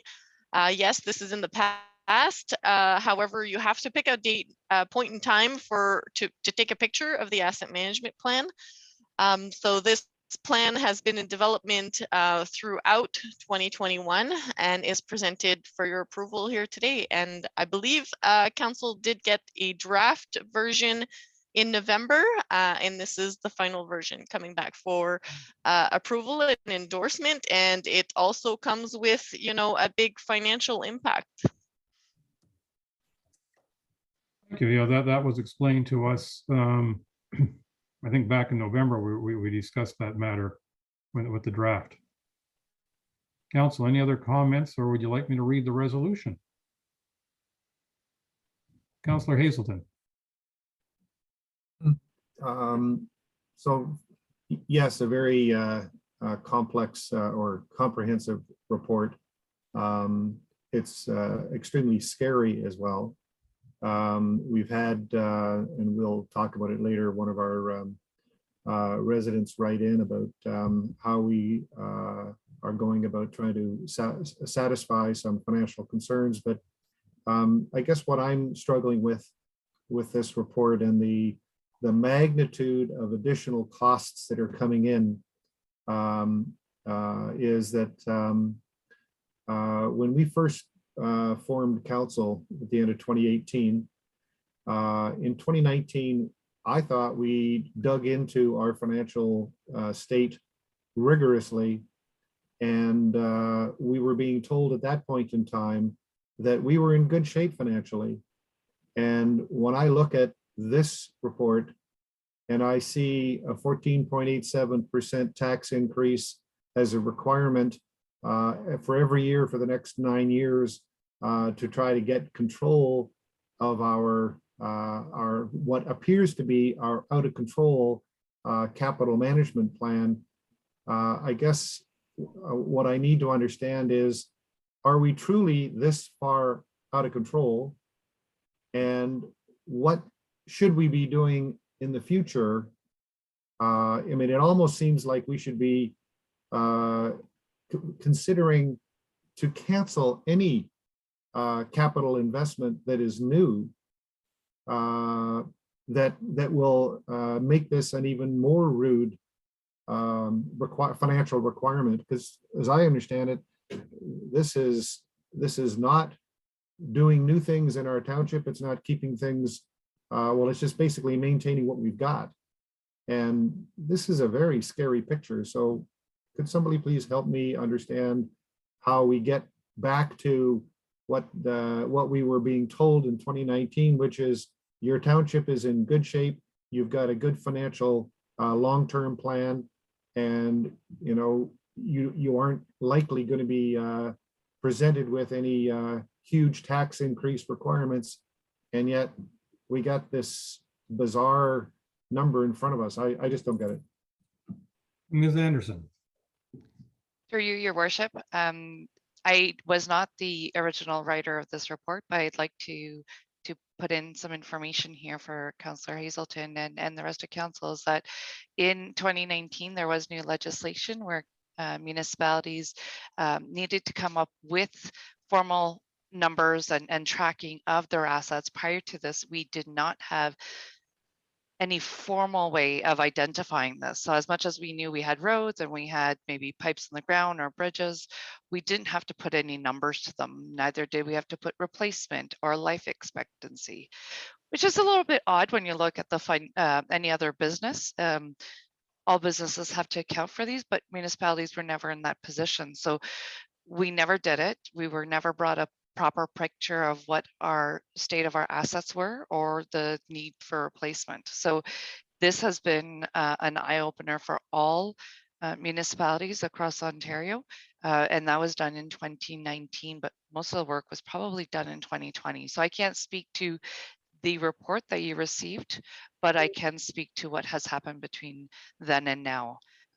And yes, it is a very scary picture. It is just replacing or maintaining the assets we have now. And so anytime new assets are brought to for council's consideration, like item 12G, we will be speaking directly to what this has as on an impact on the capital levy going forward, because it is very important that council considers any future development. Thank you. Dr. Espila. Thank you, Mayor Coutts here. It's not a silver bullet solution, but one thing that if you get into the details of the asset management plan is some of the choices that council will be making in the future with respect to strategic planning decisions.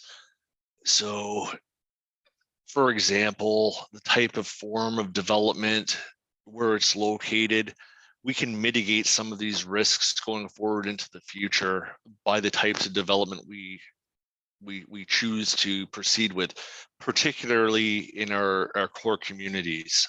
With that being said, Port Severn, Honey Harbour, and McTier.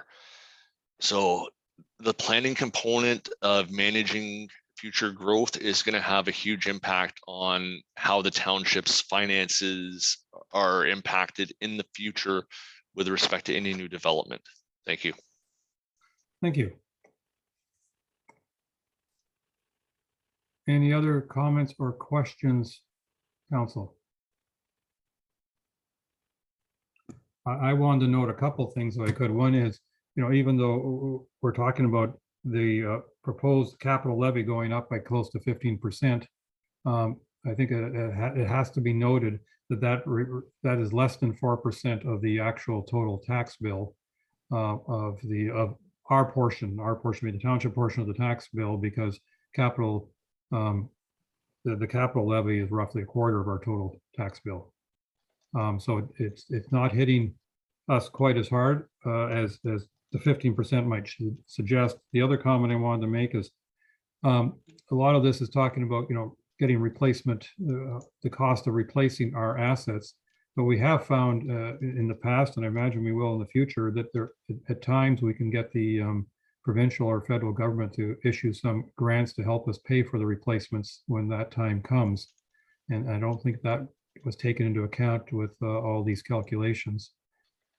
We know in the history that a lot of municipalities were going, I'll call it bankrupt from a capital point of view, because they couldn't afford to maintain their capital assets. And so the response of the provinces said, well, put this together and actually start saving a little bit of money to replace your assets. And I think that it's a worthwhile endeavor of all the municipalities to make this sort of a effort to be more long-term fiscally responsible.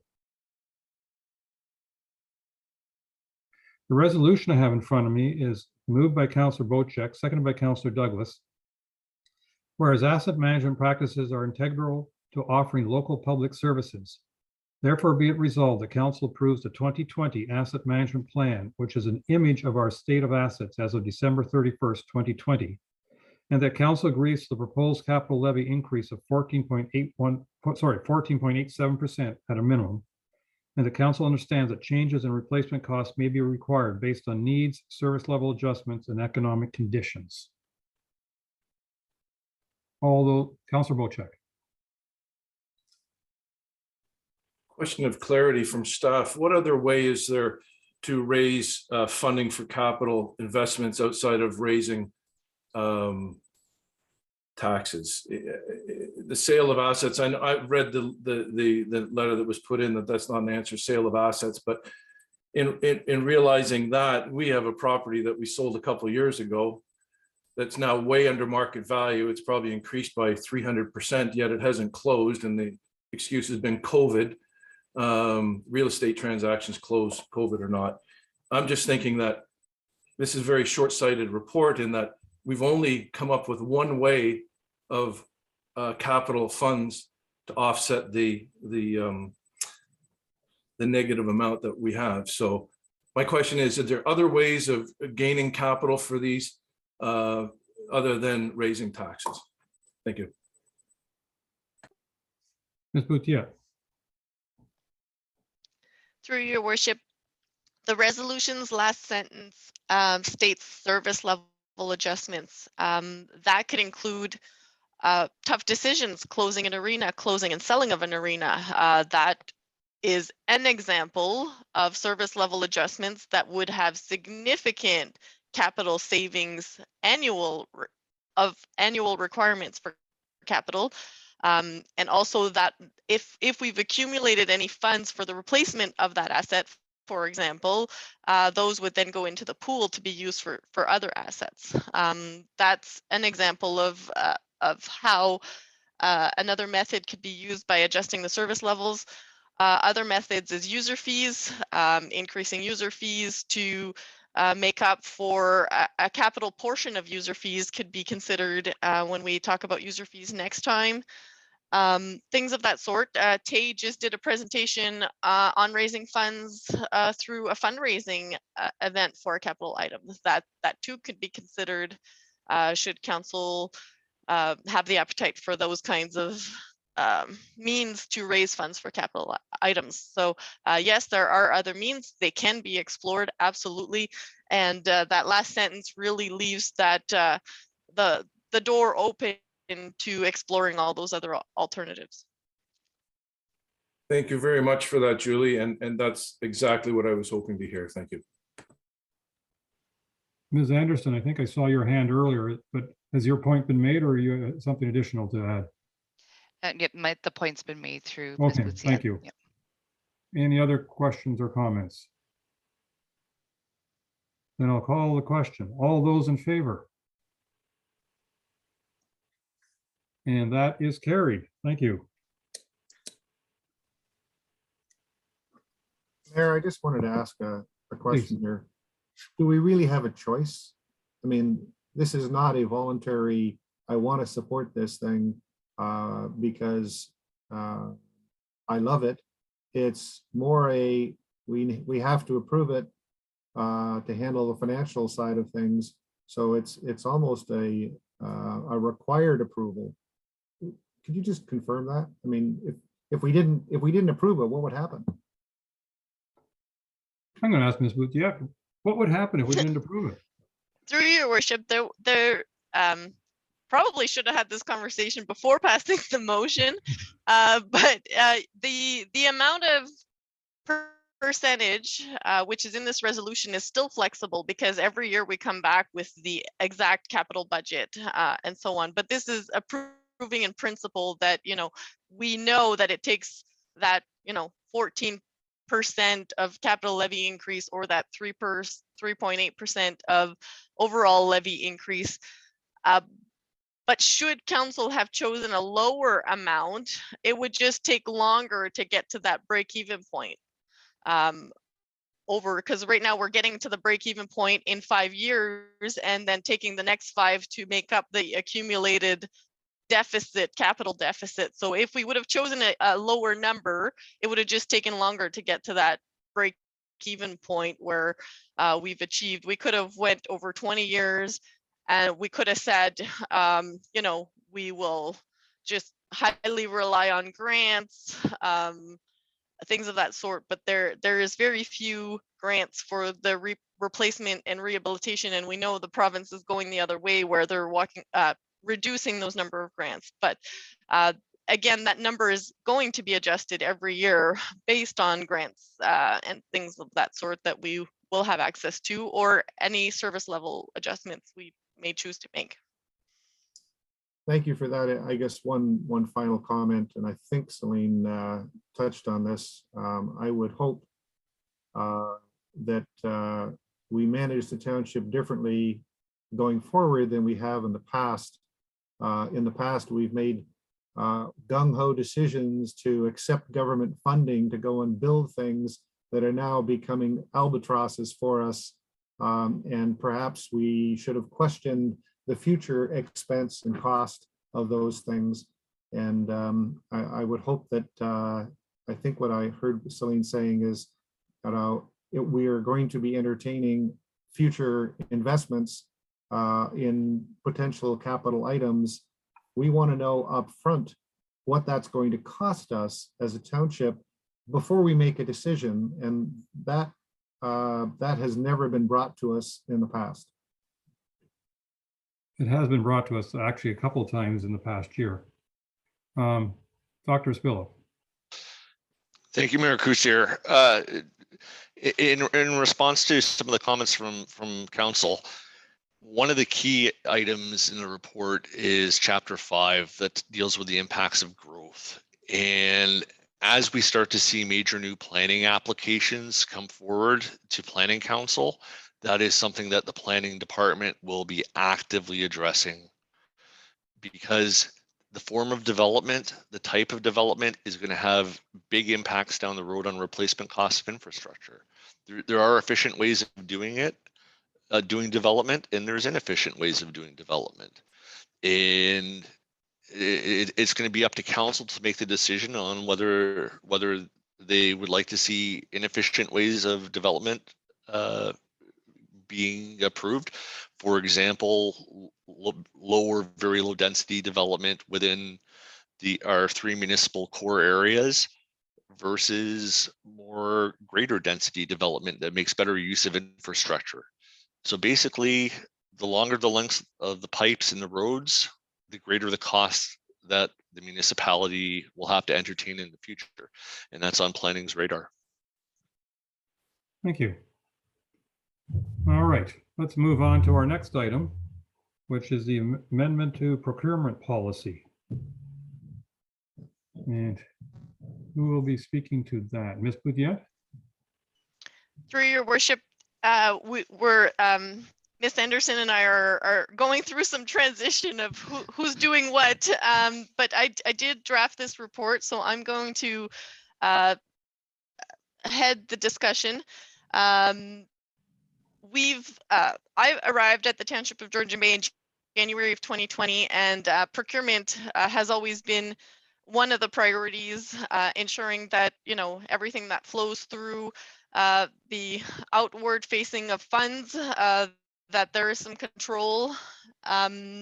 We've noted that our procurement policy, which is a 2013 policy bylaw, is very restrictive, and it causes a lot of time and red tape and grief, both for all of the procurers, which is mostly the senior management team, but it includes a couple of other delegates.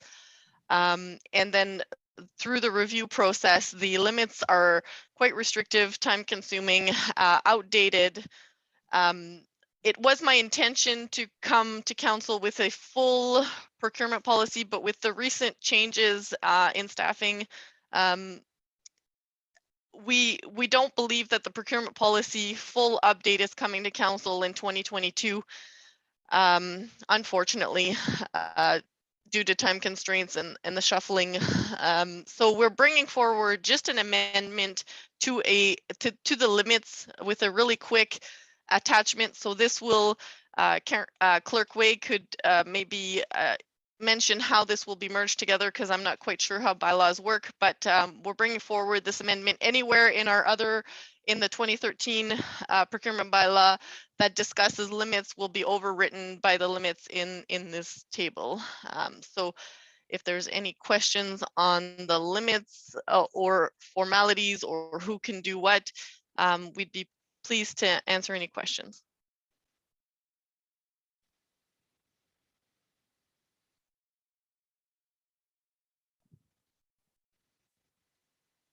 Oh, sorry, I was on mute. Councillor Jarvis, please. I'm familiar with that complication. Julie, thank you very much. I appreciate this report. I appreciate the concept of streamlining procurement. I really don't need to know when we need to buy new gas cans for the works department and stuff like that. It's just not necessary. But when you have to deal with, be patient with me. I'm having trouble pulling the actual report up on my phone so I can look at it. But in the actual analysis that you gave us, you indicated a procurement policy of up to $25,000 at the combined discretion of CEO, Director of Financial Services, yada, yada, yada. And then in the actual report itself, it indicates amounts up, I think upwards to $40,000 at the discretion of the CEO. And I just needed clarification along those lines. And maybe I just misunderstood how it was set up. Ms. Booth, yes. For your worship, I'm in the attachment 1, which is the schedule. Which I can't open. So pre-approved by the Director of Finance. So that's 25,000 to 40,000. Again, these are in budget purchases. Second, pre-approval from CAO, and if the purchase is by the CAO, pre-approval by council signing authority. So what you're suggesting, but yet in the analysis that you gave us in the accompanying report, my understanding is that it's up to 25,000, not 25 to 40,000. Is that not a conflict in wording? Is what I'm getting at.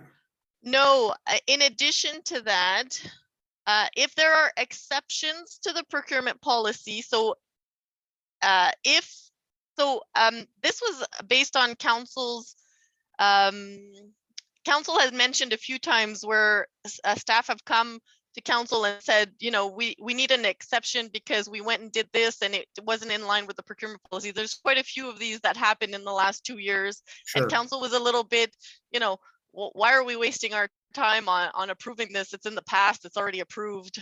So in the report and in the resolution, it gives the CAO and the Director of Finance the ability to approve and acknowledge these exceptions to the procurement policy with an information report to council at a subsequent date. Okay, and sorry, I can't open that attachment. That's how it's stated in the attachment? No, the attachments are the procurement limits. So if somebody sways from those procurement limits, we call those exceptions or breaches to the procurement policy. So if there are breaches or exceptions, the CAO and the Director of Finance together would have the authority to accept those with good reason prior to the purchase. So and that again, that would save time. I understand that totally, and that would be there's a $40,000 limit on that then? If I understand. No, the exceptions would be the $25,000 limit. So exceptions to the procurement policy, exceptions beyond 25,000 would have to come to council. Okay, yeah, within the procurement policy itself, it indicates that the CAO in conjunction with the Director of Finance can accept procurements in excess of 25,000 without coming to council first. Do I not understand that correctly? That's how it reads. I'm going to try in different words. So there are two different things. The The attachment 1 is a schedule, and those are Right. procurement limits. So Yeah. who has the authority to buy within those limits? Okay. The wordage in the resolution provides the Director of Finance, in conjunction with the CAO, the authority to make exceptions to that schedule Okay. up to $25,000. Got it. I see the word in there. Okay, that's clear. Again, and I apologize for harping on the same thing, but we still are giving you the okay to make procurement decisions. Is it up to 40,000, or is it even beyond that? Up to 40,000. Up to 40,000. Okay, Correct. without necessarily coming to council. Correct. Okay. Thank you for the clarification. Further, if I may, further to that clarification, that the expenditure nonetheless has to be within the budget that was set, does it not? Yeah, so we've already set an overall limit in each department based on the budget. Councillor Wojcik. Julie, is that not happening currently? I mean, if we have to order $200,000 worth of sand for the road, you don't come to council and get approval to purchase the sand. There's a lot of things over $40,000 that staff purchase without coming for approval. So really, how does this change? Without going through, through your worship, without going through a full rewriting of the procurement policy, which was the intent, we understand there are already exceptions being made, and there has to be wordage in the future procurement policy that distinguish per purchase or per vendor annually. There are things that are purchased from the same vendor, but multiple times a year, like fuel, for example, that in its totality in a year could cost $200,000. Those don't come to council. However, currently we're talking about like one purchase of a thing or a good or a service. These currently, if they exceed, I believe, $20,000, we have to, it's part of a council report, and anything over 5,000 should actually be part of a council report, which is a lot of red tape. Okay, thank you for that. And just supplement to that, are we giving carte blanche to department heads to spend up to $40,000, or is it anybody? Because a lot of times we do what you call, or what your departments call, sole sourcing, which I think needs to be addressed, but a topic for a later day. But is it incumbent upon the department directors or the department managers to move ahead with the purchasing, or can any employee purchase up to $40,000 without council approval? So through your worship, on that attachment, I'm going to work my way down the schedule. So when what we state as sole sourcing can now be done up to $10,000. So our current prior limit was $2,000, too small for today's conditions. And then when we're looking at 10,000 to 25,000, we're looking at 3 written quotes. These quotes are to be attached to the requisition or purchase order. They are pre-approved by the Director of Finance and the CAO. And 25 to 40, these are formal requests. So these are RFTs, requests for tenders, requests for quotes, or requests for procurement. The difference here is a tender is firm with specific scope, and a request for procurement is more asking the vendors to come up with a solution to a problem. That makes sense to me. Yeah, that answers my question. Thank you. Yeah, over 40 is it comes to council. Yeah, great. Thank you. I'm not seeing other hands. I have moved by Councillor Cooper, seconded by Councillor Hazelton. Whereas the current procurement bylaw 2013-74 is restrictive, and whereas there more modern ways to validate the fair market value of purchases, which is in line with the intent of the procurement policy. And whereas the Finance Department has not had a chance to do a thorough revision of the procurement, can't say that word, the policy. And whereas a thorough revision of the procurement policy is no longer a part of the 2022 work plan, therefore be it resolved that Council will support the recommendations of Attachment 1 and the amending bylaw to be brought forward. All those in favor? And that is carried. Thank you.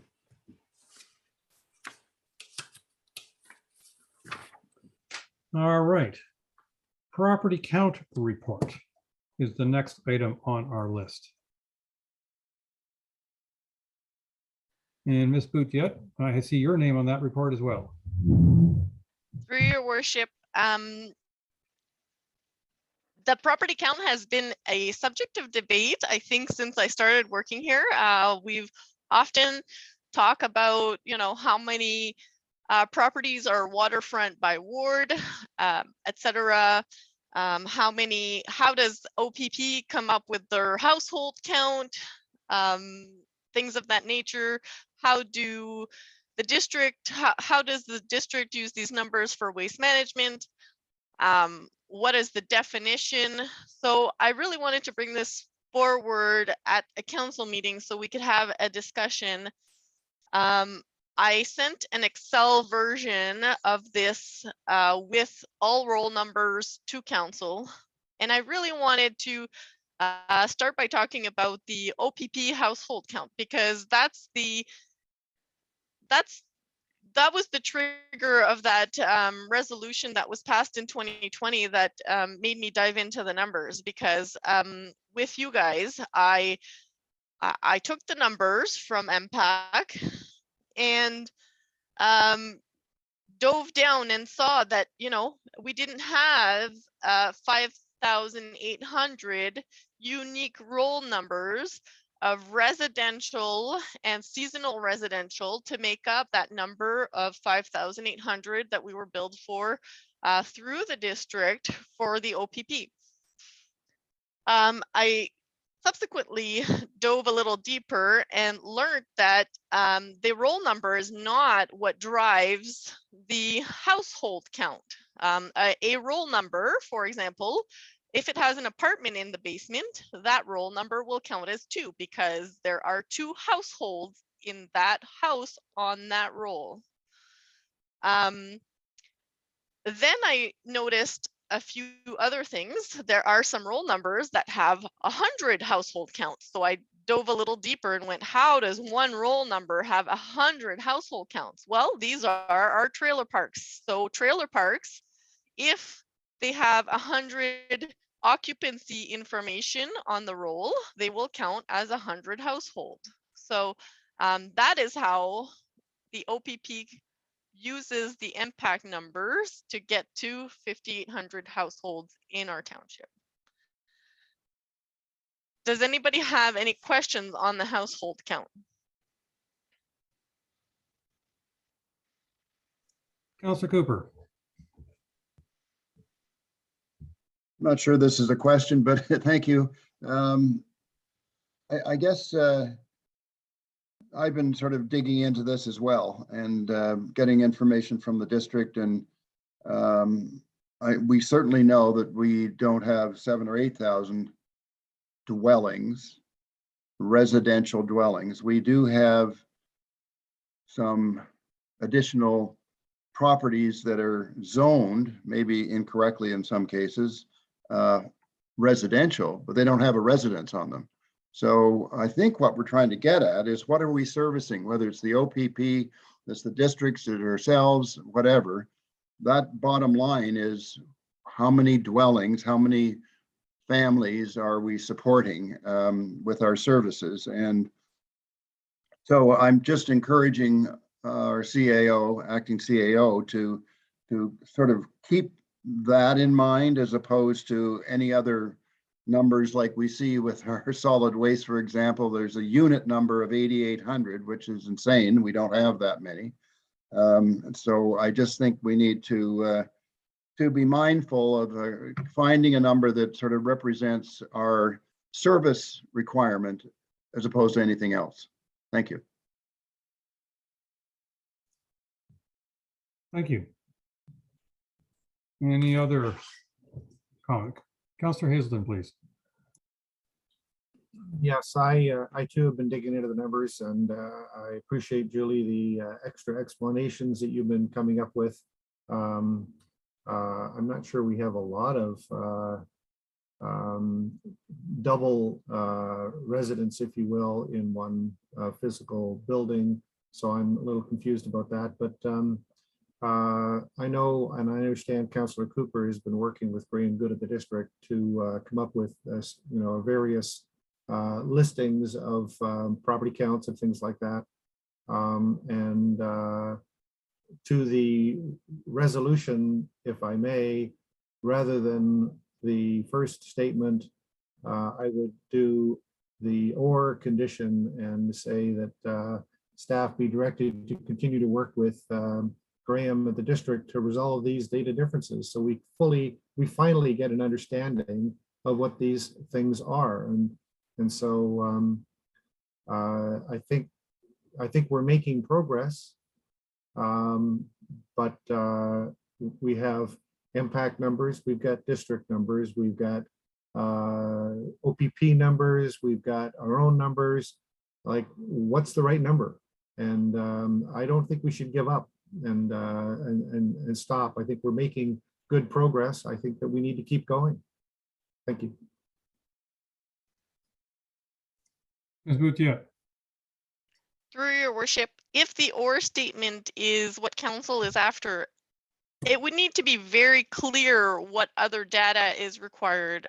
It is my understanding that data comes from a few different places. It doesn't come from 100 different sources. Most of the data used by municipal partners, so OPP or the district, are impact data. And then the other source would be Statistics Canada. And I caution Statistic Canada numbers, they are survey based. I'm not 100% an expert on how they come up with their data besides the survey responses. So if I'm to focus on the impact data, we gotta take it into account that there are the definitions of what we're looking for. I heard Councillor Cooper say zoned. There's a difference between what is zoned by the township in a certain zoning and also the definitions that MPAC would use to define property types. So those have to be, we have to use caution on what definitions we use when we sort the numbers. So if the or statement is the way we're going with, it would have to be really specific on what we're looking for information. Because if we just say, keep digging into the data, we could dig into the data till the cows come home, but I don't own a farm and they're not coming home. Councillor Cooper. Thank you, and Julie, thank you for your comments. And I do think that we need some specifics. Today, we're going to have a discussion, for example, with, is it today or I can't remember, tomorrow maybe, but with the district regarding solid waste. And they use a number that may or may not be impact driven, but it's a number of 8,800 and 98, almost 9,000 basically. And there's an example of where we are being billed by the district for those number of units. We certainly don't have those number of dwellings in this township.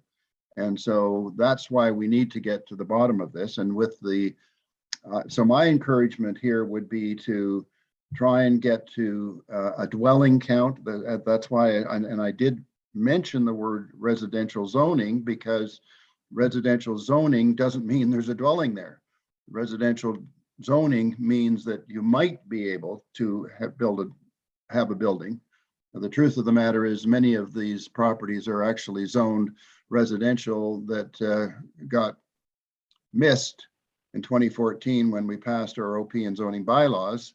We didn't really do the deep digging and diving into the data And we find that there's a lot of properties that are zone residential that couldn't possibly have a septic system or a residence on them. So I know this is long-winded, but I think we need to get as close to the data that represents who and what we are servicing. And I think that, so my suggestion would be that, that the staff continue to work with the district and the geo folks to understand how many dwellings we actually have in our township. Thank you.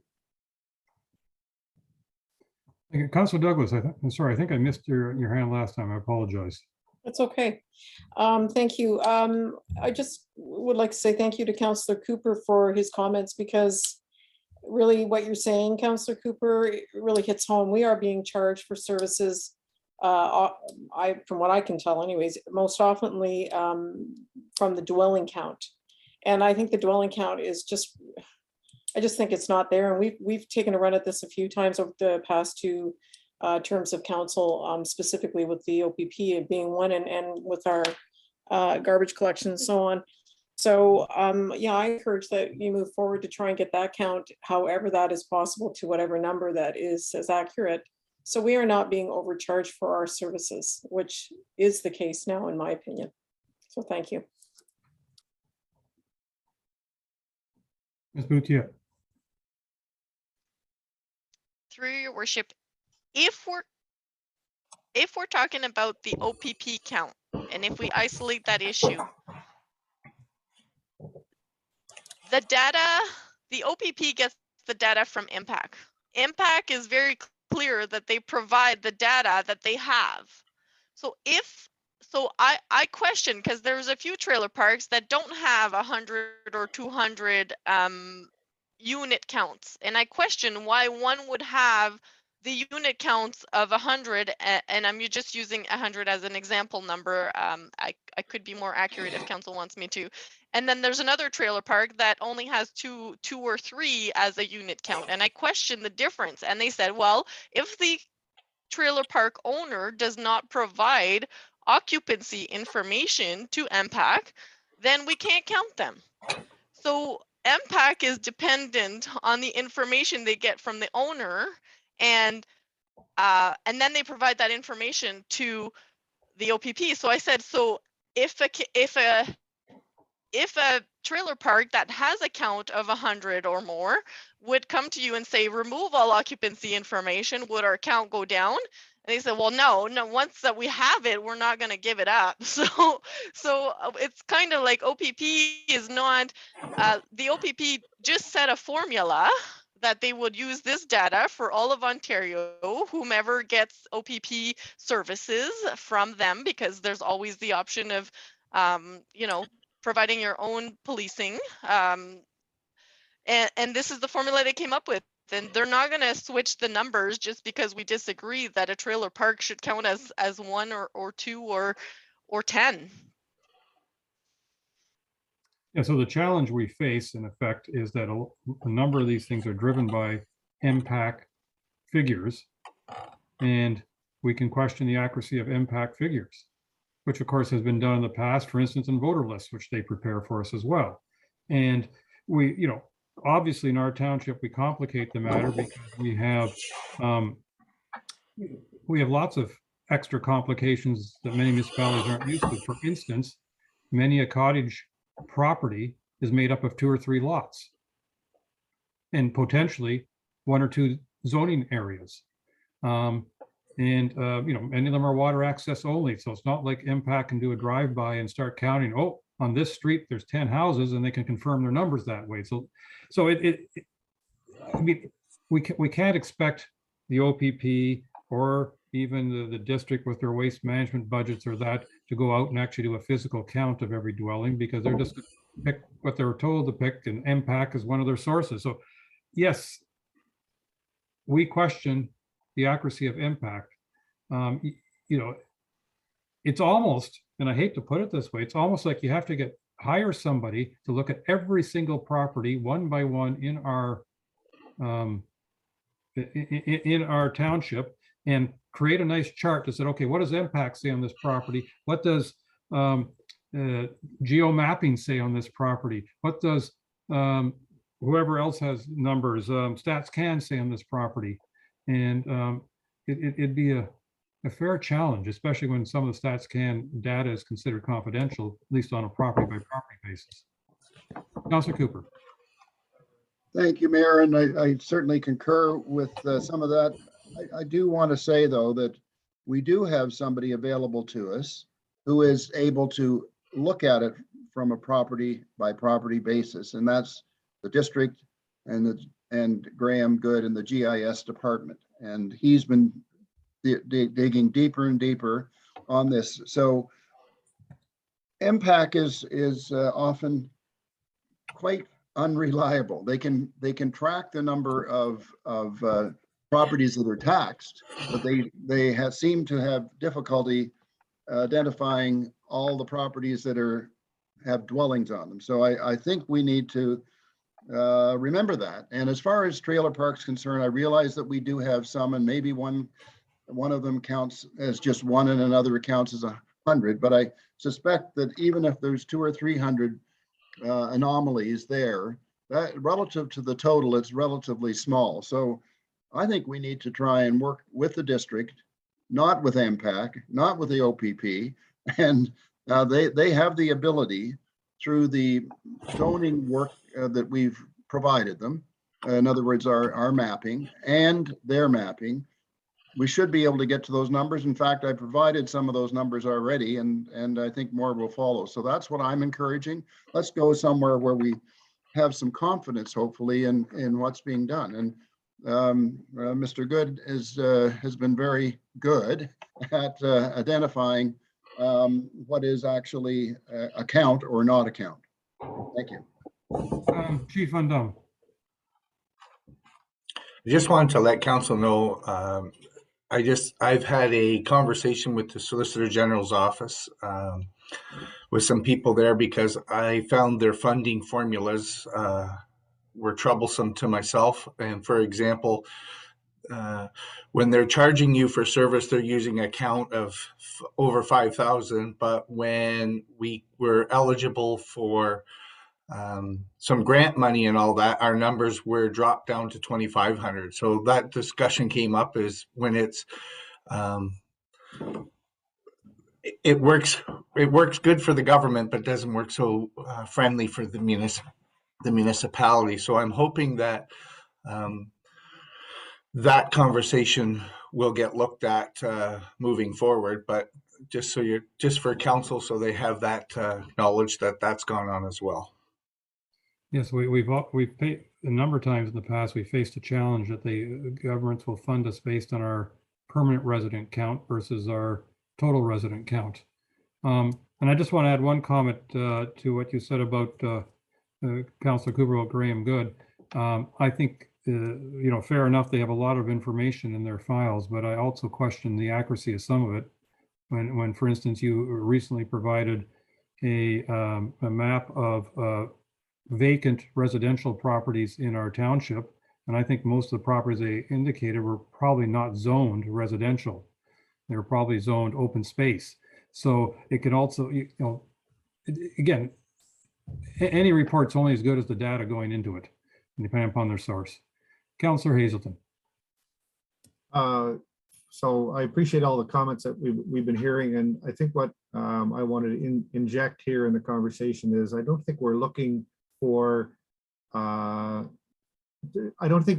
come up with a single number that we pretend is the number we're going to try to ram down other jurisdictions' throats. I think what we need to do is actually understand the comparatives here.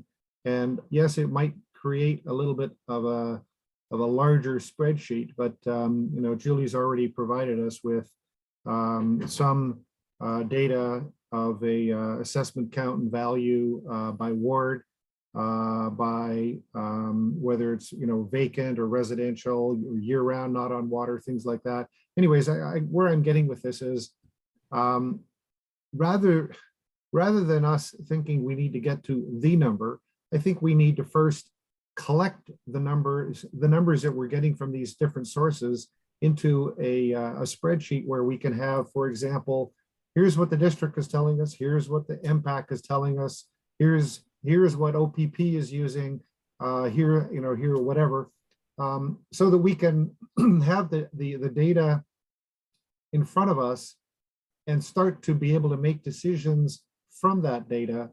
But right now, we're running around and we've got one number in one report or document, and we got another number in another document. And I think where we want to be is, let's get it all into one integrated place, perhaps a large spreadsheet, and then start to digest it. And I think anomalies will pop out and give us opportunities to chase things that are just don't make sense. Okay. So if I can follow what Councillor Hazelton has just said and what others have commented on, we have it moved by Councillor Douglas, seconded by Councillor Jarvis. Be it resolved that Council review the property count, be resolved that Council review the property count report, and that staff are directed to continue their work to better to understand and compare different property counts. I don't know, something like that.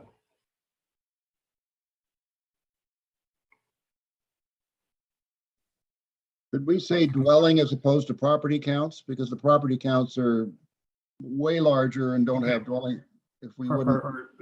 Property and dwelling counts, how's that? Because yes, I agree with you that they can be quite different.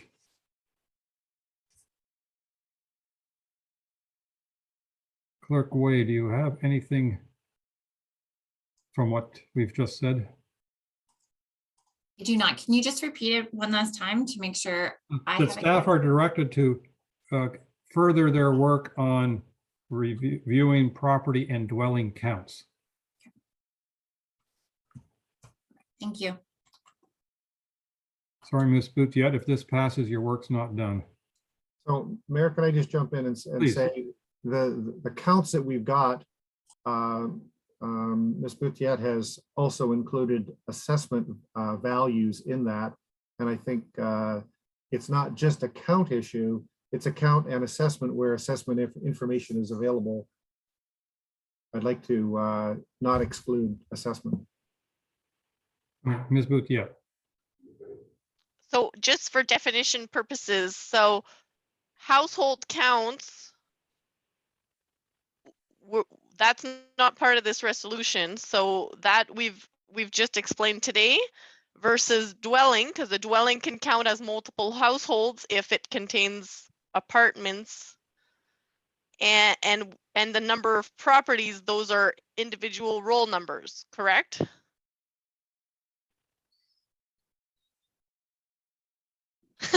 Yeah, well, based on the various sources, yes.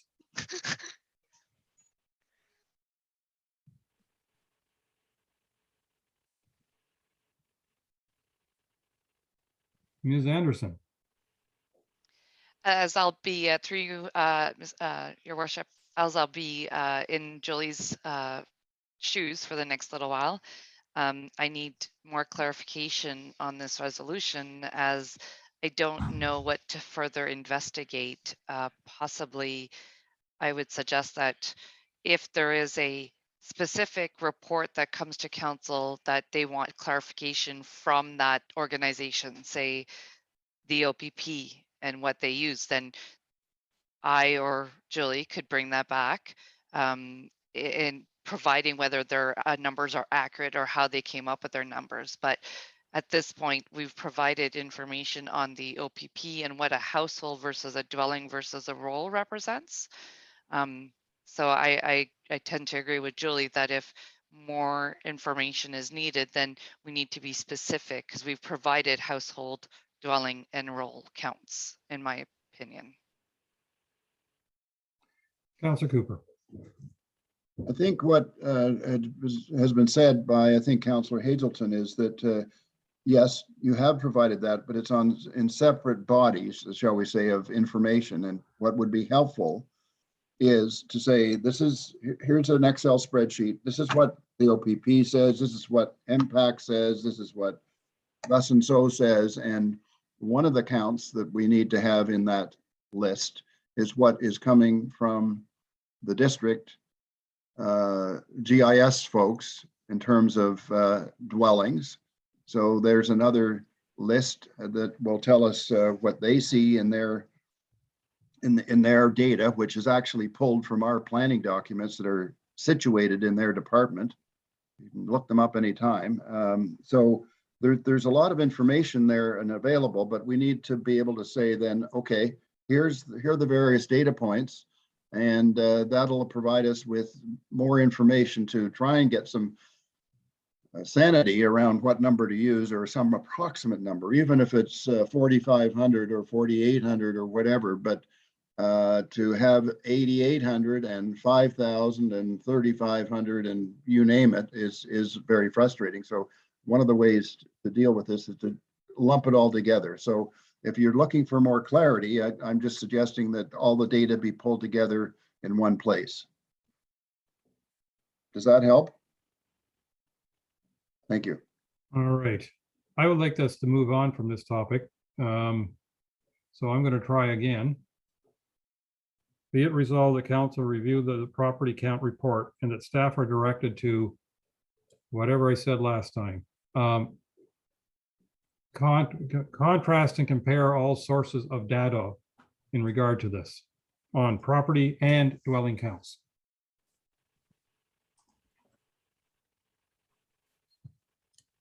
All those in favor?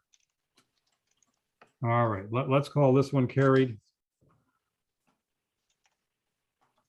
And I'm going to suggest we take a 10-minute bio break for everyone and then come back at 11. According to my clock, it's now 11:27. Let's come back at 11:37, please. 10-minute bio break.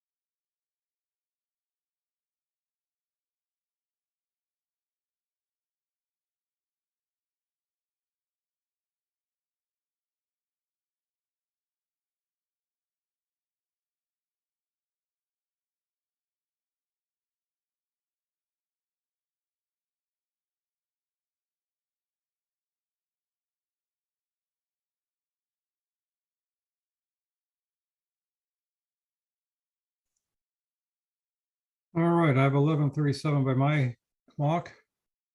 I'm hoping I have more than Councillor Wojcik, sorry, joining me going forward.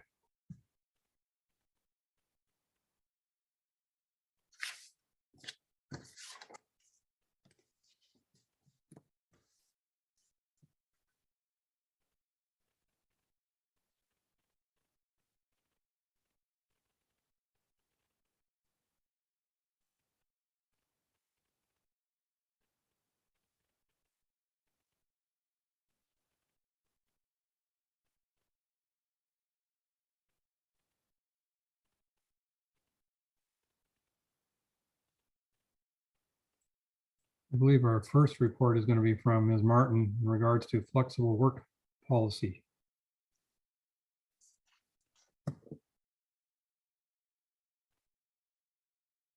Good morning. Through your worship, this is just a simple update. The flexible work policy was approved just at the beginning of COVID, actually, but we've just made some amendments in it just to help staff to kind of maintain their work-life balance in the use of the policy. So the highlighted amendments or additions, sorry, are at the end. And if anybody has any questions, I'd be happy to address them. Thank you. Councillor Hazelton. Thank you. I don't have a lot of questions with the additions. I did have a question though. I was observing in section D, it talks about senior management have the opportunity to work from home 4 days per pay period. Is that 4 days every 2 weeks? Is that what that means? Oh, sorry.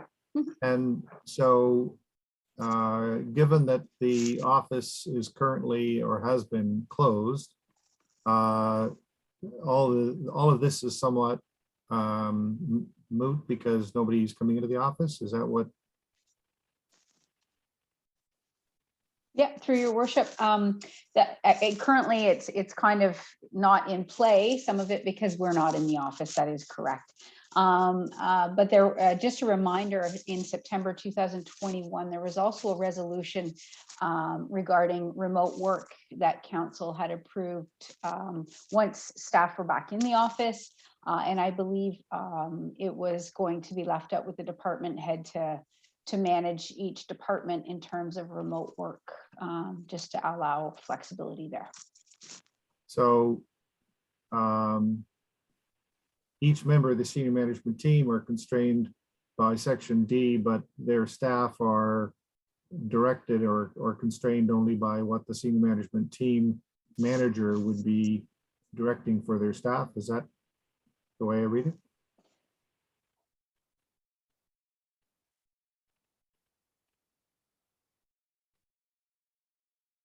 Sorry, I'm just reading it, Councillor Hazelton. So you said section D, terms and procedures of this policy? No, what I'm hearing is section D of something. Anyways, it's on page 4 of 5 of the document. Oh, I see, the working remote option. And it talks about working remote. So I guess, I mean, I see that Ms. Way is in the office today, and she's a member of the senior management team. So, you know, this would be one of her not 4 days. But what I'm trying to understand is, regardless of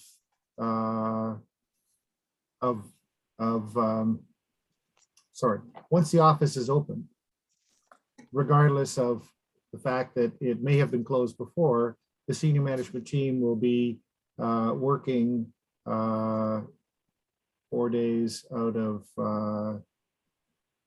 5, 10. So 4 days out of the 10 days of work, they could be working from remotely, and 6 days they're going to be required to be in the office. Is that what this says? Through your worship, that's what this does say. And then the resolution kind of is in advance of that because it is speaking to all staff, not just SMT. So that resolution in 2021. So it's left up to the departments to ensure service excellence and that there are representation of each department in the office. yeah, so, and perhaps, you know, we could return and add that resolution into this policy to make it more clear. So I apologize, I'm still confused. And I'm not sure I'm hearing what you're saying correctly, but I'm just trying to understand here that if we add the highlighted yellow text, does that negate section D that talks about the SMT and how many days per pay period they're allowed to not be in the office? Through your worship, it does not negate it. It does not know. And in addition to that, the new resolution also allows for staff to do the same, so that it's more across the board rather than just SMT. And it is 2 days per week, which would be 4 days per pay period. And of course, only in positions where that's doable, because as we know, front-facing positions, that might not be, because of course we have to maintain our service excellence.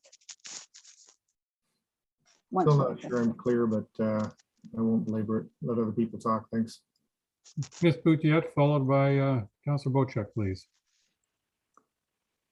Through your worship, the last paragraph of that section D says, in the event of a pandemic, working remotely may be an option where available to ensure the safety of staff and will allow recommendation of the chief medical officer. So it has nothing to do with being opened or being closed. We are in a pandemic and therefore staff can work from home.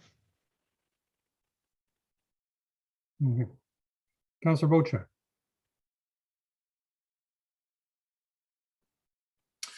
Thank you, Mr. Mayor.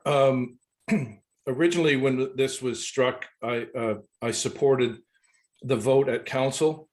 I did not vote in favor of the hybrid system nor working at home. And I figured at this time when the state of emergency would be lifted from the township, everybody go back to work. Have a job, you have a workplace, go back to work. Fill your office, fill your seat when the state of the emergency is over. Now, my understanding is, no, this can go on forever. And that was the fear originally when I didn't support the motion to go to the hybrid system. So I think there needs to be real clarity on this. I think there needs to be, we need to wait till Julie comes back with a return to work plan. But I said, and I think everybody remember what I said. I come from a sports background. I come from a team background, and I believe everybody needs to be on the field working together, because if I got one changing diapers and one doing a paint job in the back room at home, how do we get any level of service? So I think when the emergency order is lifted, and this is, again, Julie will bring this back to us in her report, but I think when we lift the state of emergency, things should return to normal. Thank you. Councillor Hazelton. So bridging from what Councillor Bocek has said, as a minimum, that last paragraph in section D should not be open-ended with in the event of a pandemic, because that's wide open, endless, nebulous. You know, there needs to be, I think, some other constraints, such as where the office is closed because of some medical criteria, then working remote may be an option. But I agree with Councillor Bocek that, you know, people are often more effective. And those of you who have followed our previous CAO and where she has gone, where working from remotely is not an option. There appears to be more of the culture that Councillor Bocek was highlighting. And I think that is resulting in very significant improvements in effectiveness. So I'll leave that at that. Thank you. Ms. Martin. Through your worship, I just would like to add that the remote work policies are happening everywhere. And as you know, we struggle to attract. And so this is a piece of the attraction for Georgian Bay. And it allows us to increase our catchment area for who we're going to attract to work for us. It means that they don't need to live in our backyard because they don't necessarily have to commute every day.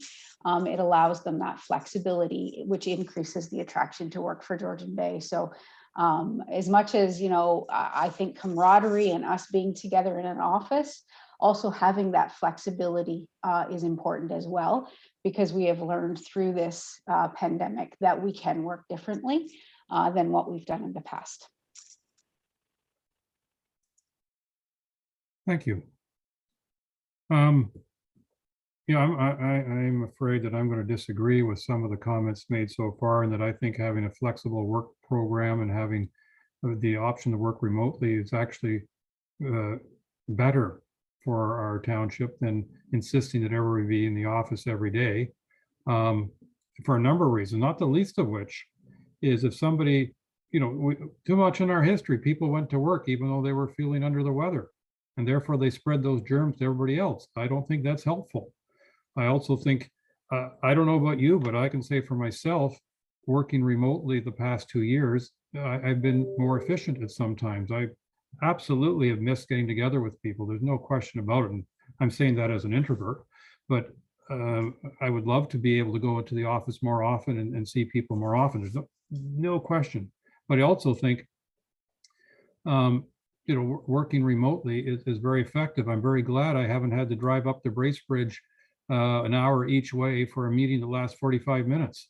So I'm afraid I disagree with the idea that, I mean, yes, if you are a sports team, as Councillor Bochek made reference to, and players, that's something you can't do remotely. You can't plow the road remotely. I get that. But there are some jobs you definitely can do remotely. And I think allowing that flexibility makes a lot of sense. And I think also our staff, I think they've been working together quite well the last couple of years. And while they haven't been able to, you call it, enjoy each other's companies like over lunch hours or have some celebrations, I think they've done a lot of work. I think flexibility has worked very well for some of our staff members who are working at night or, you know, early in the morning. And I couldn't help but notice what Ms. Anderson sent out her Zoom, the Zoom meeting information to us. I think it was at 6:15 this morning. That's not regular working hours, but that worked for her. So I think we should allow flexibility, but I also question, to what degree should council tell staff how to do their jobs? I thought that was the responsibility of our CAO. And I'm a little concerned that we're getting a little too much into the weeds of telling our CAO how to do her job. Councillor Cooper, followed by Councillor Bochek. Thank you very much, Mayor and Tammy, for your thoughts. I guess I sort of fall somewhere in the middle of this positions that are being put forth, and I think a little bit of flexibility. I find this flexibility quite extensive, and especially as it pertains to any of the customer-facing people, which should be a lot of our staff, by the way, not all, but most. Unless we just have somebody at the front desk and then we can just have a rubber stamp, which we haven't moved to yet, but we could. So I'm just, I would like to see if there's going to be a little bit of flexibility. We have our senior staff come back to council and talk about this, and make a recommendation as to less flexibility. And secondly, that maybe there's a criteria that there's some roles that are requiring, for the most part, to be in the office, and others where there should be some modest amount of flexibility. And finally, I think it's up to the role of mayor and council to set the tone for the township in terms of service for our constituents. We are the constituent facing people. The constituents pay our taxes and give the revenue to this township. And we need to remember that. So that's my position. I think we need to rethink this somewhat. Thank you. Okay, thank you. Councillor Douglas, please. Followed by Councillor Jarvis. Oh, sorry, did I recognize Councillor Bocek before that, didn't I? So Councillor Bocek, followed by Douglas and Jarvis. Thank you, but Councillor Cooper covered off kind of what I wanted to say, so I'll wait for round two if we have one. Thank you. Okay, thank you. Councillor Douglas. Thank you. There's been a lot of good comments by fellow councillors here and our mayor. I'm very much in favor of flexibility. I think there has to be a balance struck. However, I am in agreement with our mayor. I think it's up to our CAO and how she conducts the staff in these times. And I think bringing forward to us what they have decided on or what they feel is best in a working environment for them is great that they bring that to council for us to view our opinions. But I do think it is up to our CAO to control how that staff, how they conduct themselves in a work environment, whether it be with partial flexibility or find a happy medium. We have voiced our opinion as to wanting the office open for face-to-face with our constituents, which I think is extremely important. And I do think that the staff must realize that. The CAO, of course, I'm sure realizes that this is an important part of reopening. But flexibility, in my opinion, I think it has been working well in many, many situations. I certainly find that for a lot of people, whether it be because they have children home or whatever, if they can work a little bit later at night rather than first thing in the morning and that they can get their job done, I think that is what is attractive for bringing staff to our township and keeping the staff we have.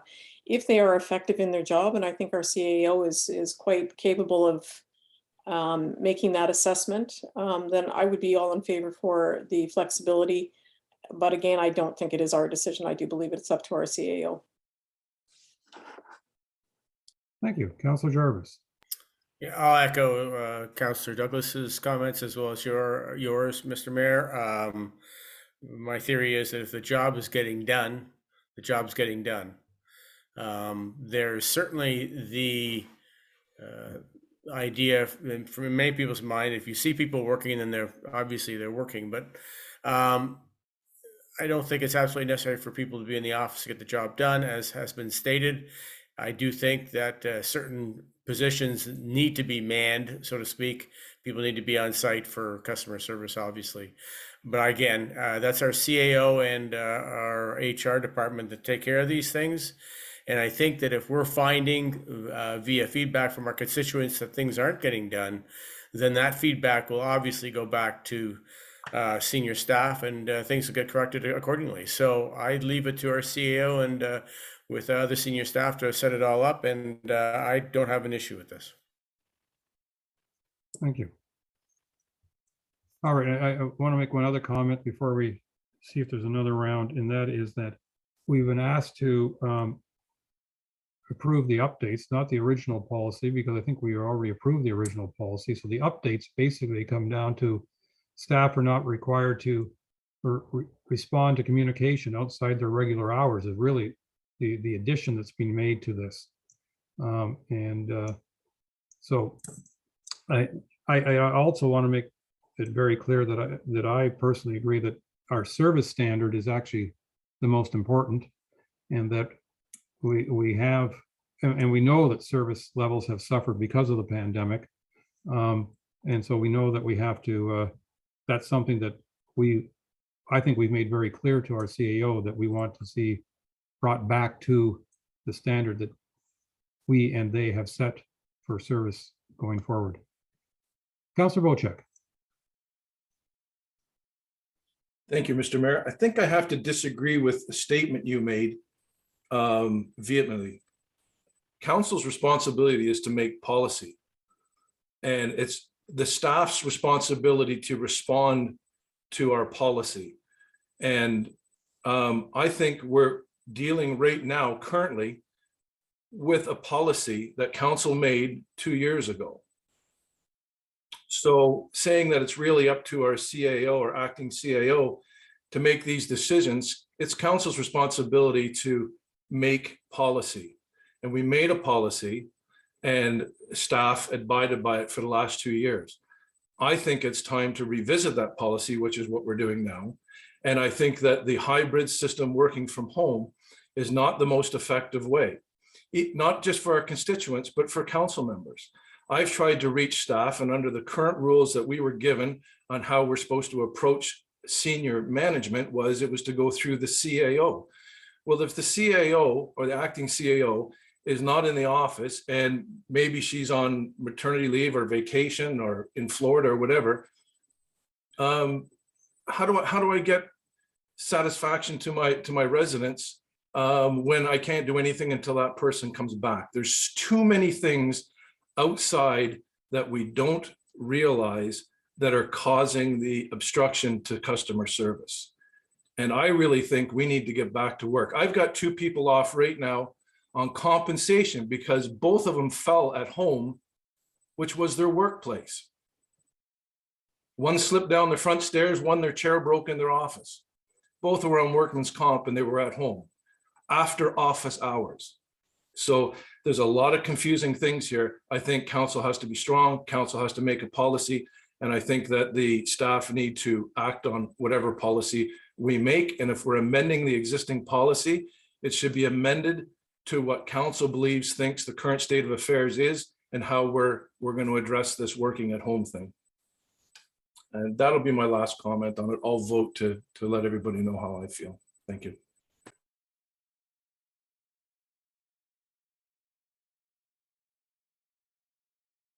Sorry, caught myself muted again. Any other comments? The resolution I have in front of me reads, moved by Councillor Hazelton, seconded by Councillor Wienko.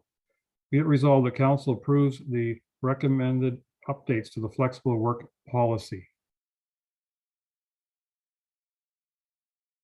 Councillor Jarvis, you're just Yeah, going to... is Councillor Wienko with us? I'm just looking. I don't see him on my screen. Yeah. Oh, he just came back in. Oh, there it goes. See. He had to go out and hand crank the generator to get power to come back online. That could be. He's back. Welcome back, Councillor Wienko. You were the seconder of the motion that I just read, which is be it resolved that council approves the recommended updates to the flexible work policy. All those in favor? 1, 2. All right, and that has not passed. That is defeated.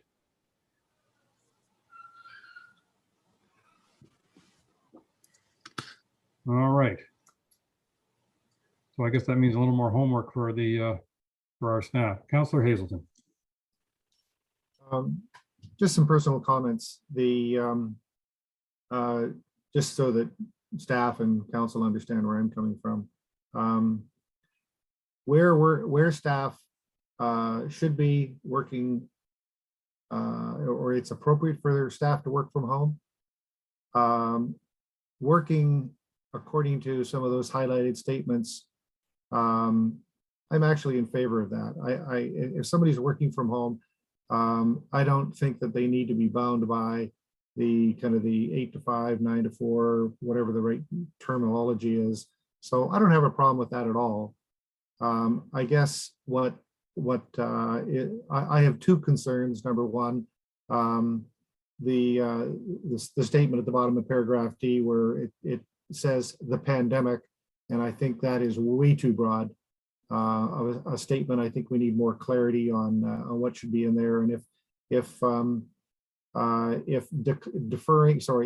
not voting in favor of this document triggers a revisiting of more wording in this document, then certainly I've achieved my objective. I'm not disagreeing with some of this stuff, but I think it needs to come back with other revisions based on the conversations that have been taking place here in a form that we can subsequently approve. Thank you.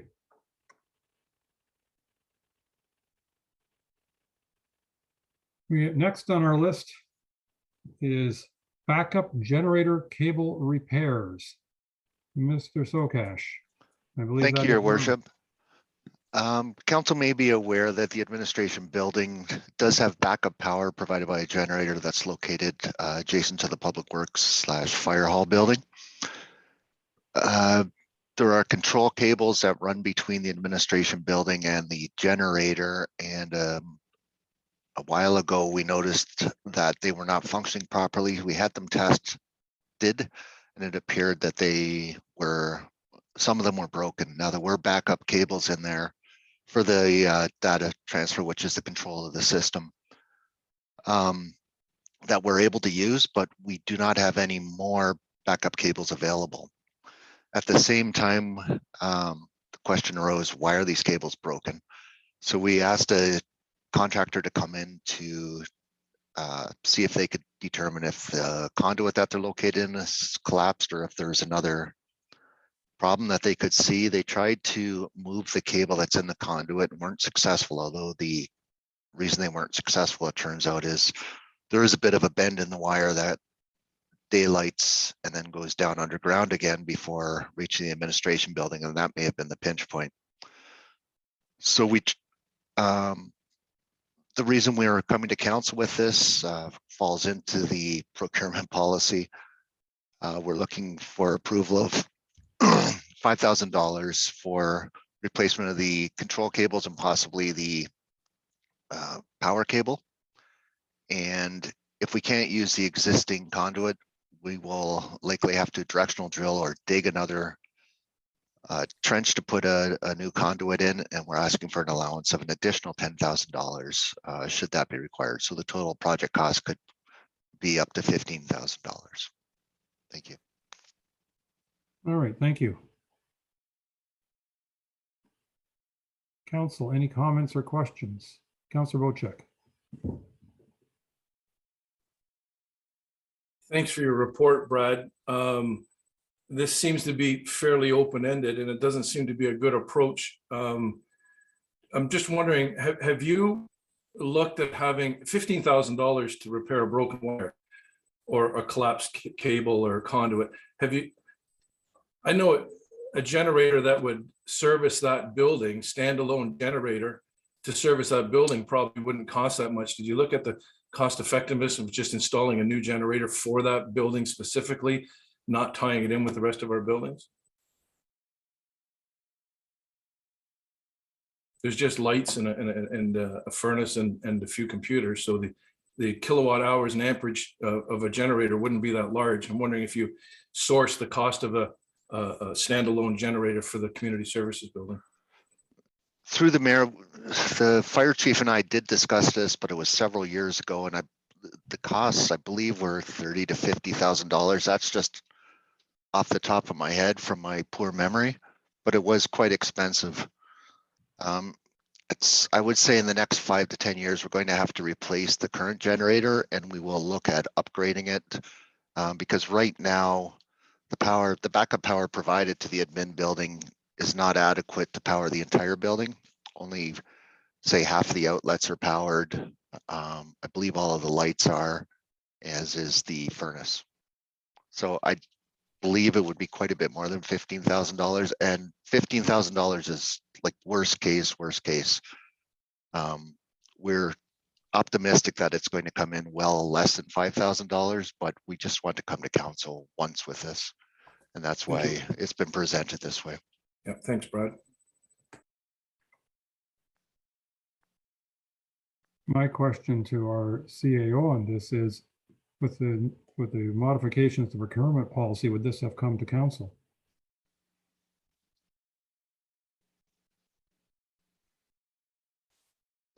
Let me pull that up.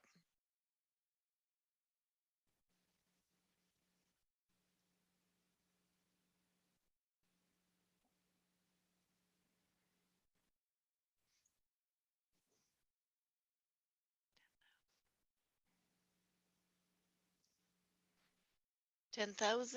Nope. It would have been 3 written quotes and approved by the Director of Finance and the CAO. Yeah, because I mean, the Councillor Wojcik's questions notwithstanding, it is a relatively small matter. Anyway, any other comments from council? I have moved by Councillor Jarvis, seconded by Councillor Bocek, whereas the backup power supply from the generator to the administration building has been compromised. Therefore, be it resolved that staff be authorized to expend up to $5,000 for the replacement of control and power lines for the backup generator from the administration building to the fire hall, and that a contingency amount of $10,000 be allocated in the event that the conduit between the buildings requires replacement, and that the work be funded from the assets operations reserve. All those in favor? And that is carried. Thank you.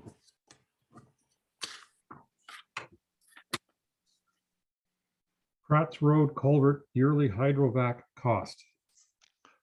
Thank you, Your Worship. This is being brought back further to the report that documented the work undertaken by Dr. Patricia Chow Fraser with respect to clearing out the culvert at the Pratt's Road wetland, I'll call it. Council asked us to bring back the cost for bringing in a hydrovac once a year to suck out the culvert. We've done it several times over the past few years. It's ranged in cost between $2,500 and $4,000. It's two people usually for about 8 hours, and then there's disposal of the material, there's travel, etc. Depending on the availability of contractors, that's where the variance comes in the price.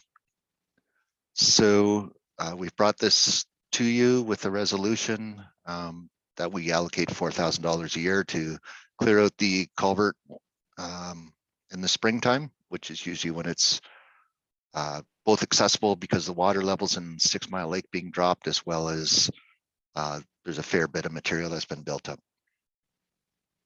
Thank you. Thank you.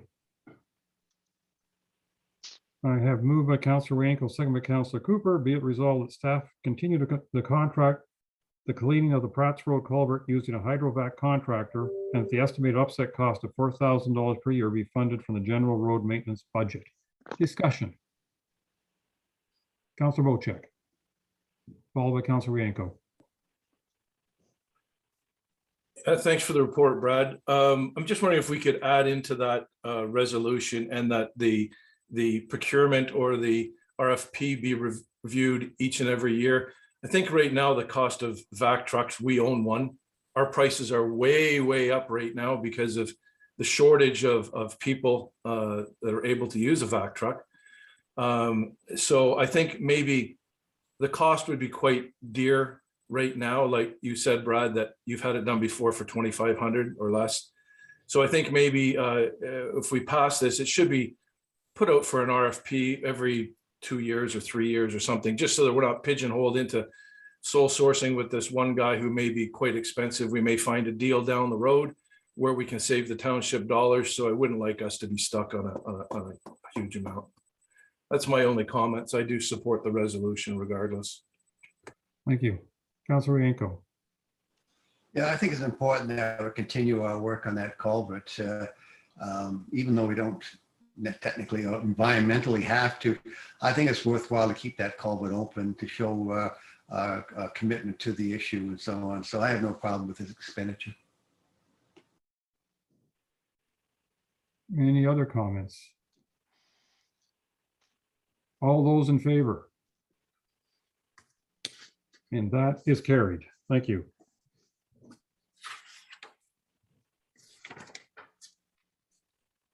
Honey Harbour Park redevelopment amendment. Thank you, Your Worship. This is being brought to you after having a discussions with the Mete Council with respect to the new pavilion for the Honey Harbour Park. What they had suggested is that an overhang on one side of the building would be useful for some events. We have asked the contractor for a price to add on an overhang. There was a bit of a miscommunication in this quote. So this quote for $75,000 is not for what we've asked for. An overhang, which would be 7 or 8 feet, which is as much as they can do on this prefabricated building, would actually be $54,511. It would be about 100 feet long and hang out about 7 feet. In addition to supporting programs or events that the Métis want to hold, it would also be good for when there is ice in for blocking the sun. At the Baxter Pavilion, we have some tarps that we put out to block the sun. And this would, because it affects the ice and it doesn't affect all of the ice, there are just certain areas and that makes it dangerous. So this would help in protecting the ice when we do have it in this pavilion. The project budget for this was $633,000. The initial contract is $549,000, so another $54,511. We're still underneath the approved budget. And I think that's all I have to say on that. Just for clarification, before I go to Councillor Wojcik, right now we have a motion in front of us is basically with a cost of just shy of 76,000. Should that motion be modified? Through the mayor, yes, it should be to 54,511 plus HST. Okay, thank you. Councillor Wojcik, please. Again, Brad, thanks for the report. And Councillor Hazelton and I both sat in on the KEG meeting where this was brought up and proposed. I had some questions at the time, but as Mr. Hazelton suggested, we are simply a number on a screen. We don't get to inject or input anything. Brad, my understanding from the delegation done by the Métis Council was that this was to be used for outside events, not in the arena platform, but my impression was that there could be some spiritual, religious, or powwows or things that would happen where this covered portion could house an audience outside of the arena. Just wondering, I didn't see anywhere in here in the quote a place for bleachers or something that would be underneath that overhang to make that overhang useful. Is that been given any consideration, Brad? Through the mayor, I don't believe the purpose was for bleachers, but perhaps Ms. Schneier could speak further on it as she was in the meeting with the Mr. Sokash, you are very faint. We can barely hear you. Is this any better? Usually. Huh. Any idea what I said? I think I asked for Jen to speak to it. Tried to pass it off to me. Thank you. Your worship, I don't have any comments yet as to whether or not bleachers are something that would be considered. It certainly would be something that we could do, but we haven't consulted with the advisory group on that yet.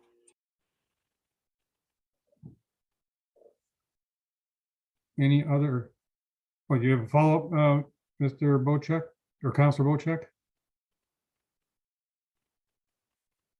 No follow-up. That's fine. I just want to know if there's any thought given to that. Okay. Councillor Hazelton, I believe I saw your hand. Yes, I fully support the idea that we're the path that we're on here to provide this additional overhang. I'm delighted that it's likely going to be a lot less than the 76,000. I did want to just get some clarity on the next and that clause where they talk about a capital levy in 2023 of 0.33% to start funding the annual capital cost. And I'm wondering, does that mean it's going to be 0.33% of all future taxations? Or should we be looking at it as a raw dollar number as opposed to a percent? Because as our, I mean, is that what is that 30.33% a percent of?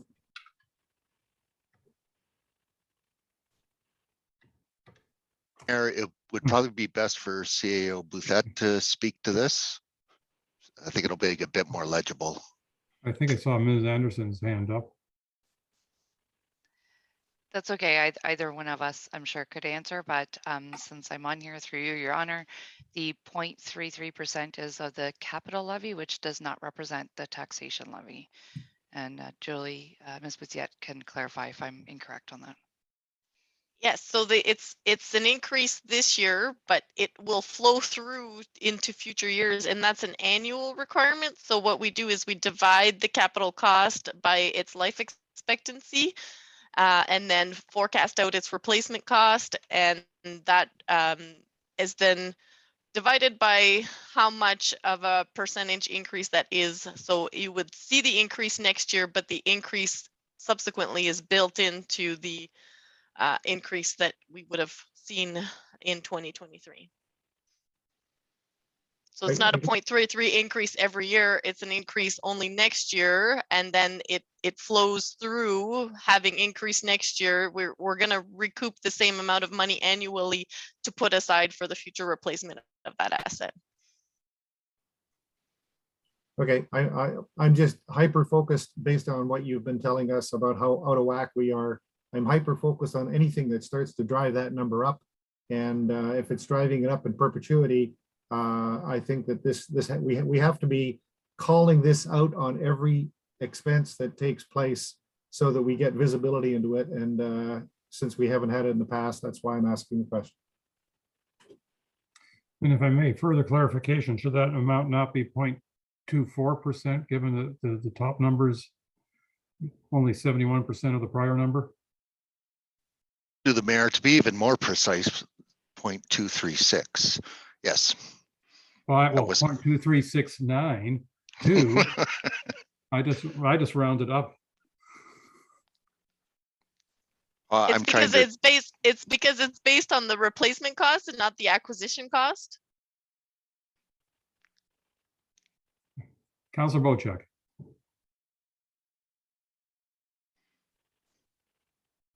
I'm a little unclear on what you're trying to achieve here. If I build a new building on my property, I expect it to be there for 100+ years.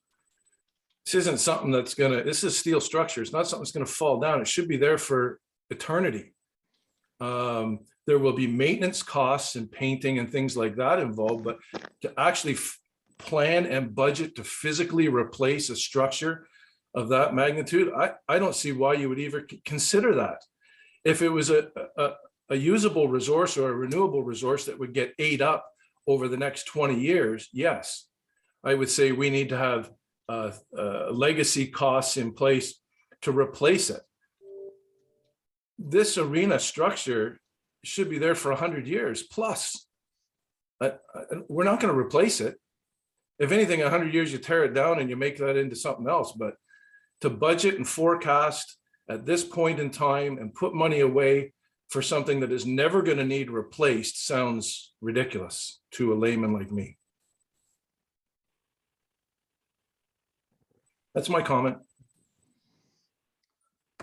I think, you know, they are suggesting that we set aside a little bit of money for this, but the good news is if we start with, and this ties directly to the asset management plan we discussed before break this morning, that they're setting aside, it's like a savings plan. It doesn't mean it will necessarily be spent on this. And as time goes on, if we aren't replacing things as quickly as the accountants predicted, and then we can cut back on what we're saving for future expenditures.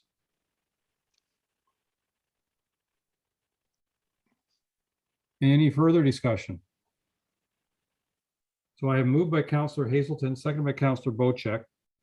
Be it resolved that the contract with the Arenes Construction for the construction of the Honey Harbour Pavilion be amended to include the construction of an overhang at the cost of $54,511 plus HST, and the council agrees to a tax increase in the capital levy in 2023 of 0.24% to start funding this annual capital cost. All those in favor? And that is carried. Thank you.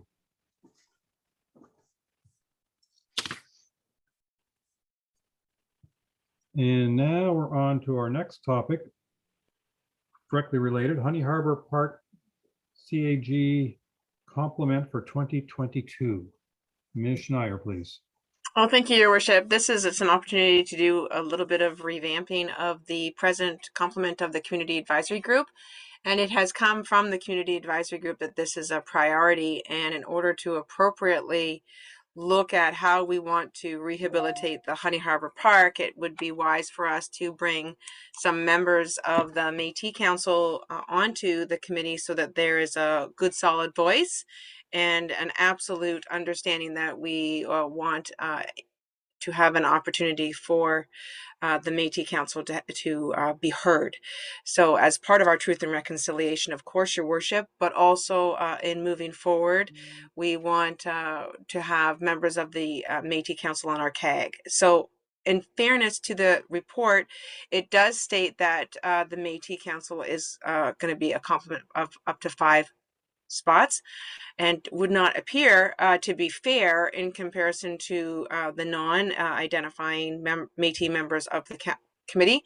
But this is the request of the Métis Council. So we're respectful of that and bring to you this report today for discussion. One thing that is of interest is that I have spoken to the Métis Council about what would happen during the recruitment process if somebody identifies themselves as Indigenous and not necessarily Métis. Could they be a part of the committee? And as you are aware, Your Worship, it's your decision ultimately who is on the committee, but it was recommended that if we did want to open it up to Indigenous as a statement and include the Métis Council, could we please ask during the intention of people putting in their name, ask why they want to be a part of this? Sometimes understanding the intent would understand the lineage as to why they may or may not represent themselves as a member of the Métis Council, but perhaps Indigenous, and it would be a good historical lesson for all of us to learn about why people want to be a part of this committee. So I'll open it up to questions at your will and go from there. Thank you. Councillor Wojcik, I see your hand up. Yes, and thank you, Jennifer. The KEG meeting was probably the most informative meeting for me that I've sat in on, and I was really happy to hear what was going on. My question for you is that this KEG is a committee of residents from the Honey Harbor area, and we're inviting in the Métis Council members, which I totally endorse. But I think, in fairness, there should be members of this council. If we're inviting the Métis Council, and Mr. Mayor, I'm not saying that you're not a part of this council, because I know you're a part of that group, an important part of that group.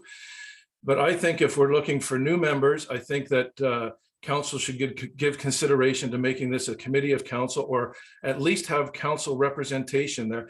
At the very least, the council member from the ward that actually this park is being built in and all these KEG meetings are about.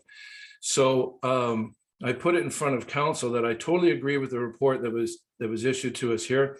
I invite the Métis or Indigenous people to sit on this committee, but I really think that we should have representation from our council on there as well too. And I think it should be the member that is where this development is going on. It's in his ward. He should be involved.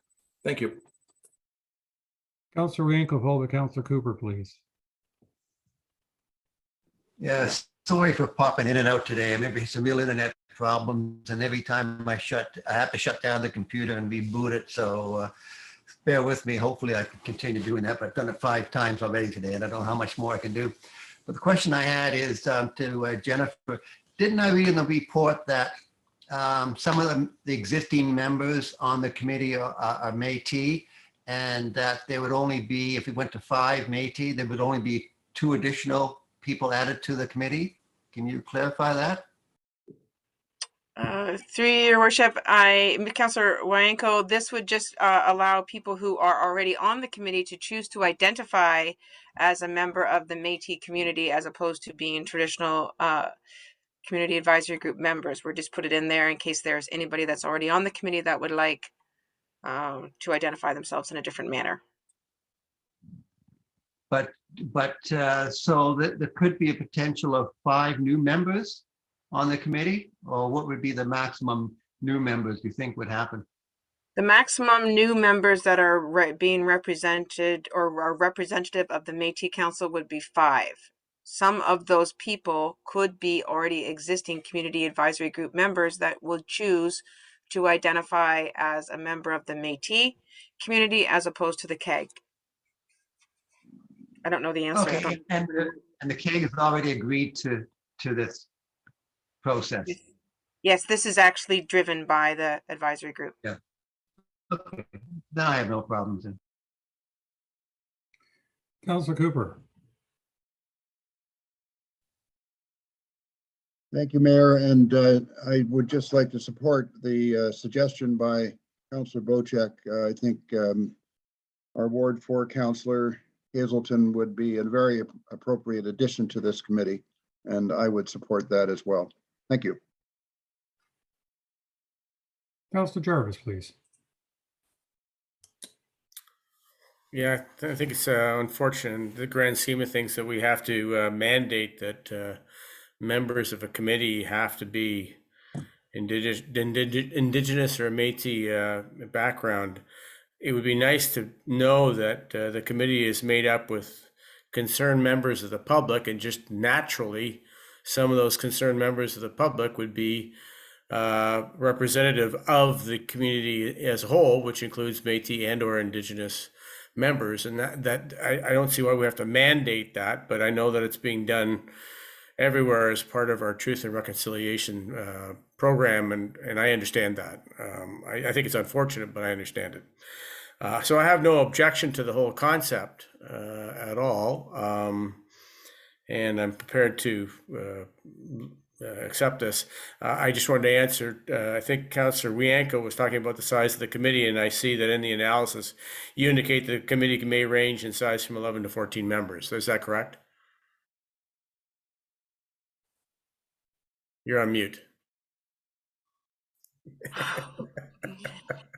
Through your worship, that is correct, Councillor Jarvis. Okay, so of those, if we were at 14, of those 14, 5 could be self-identified as part of the Métis community.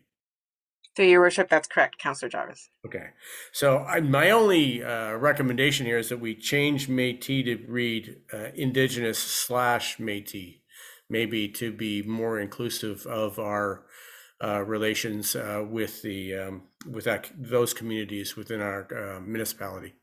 But other than that, I'm happy with it. Thank you. Councillor Bocek. I think I'm here. Question is to our Director of Sustainability.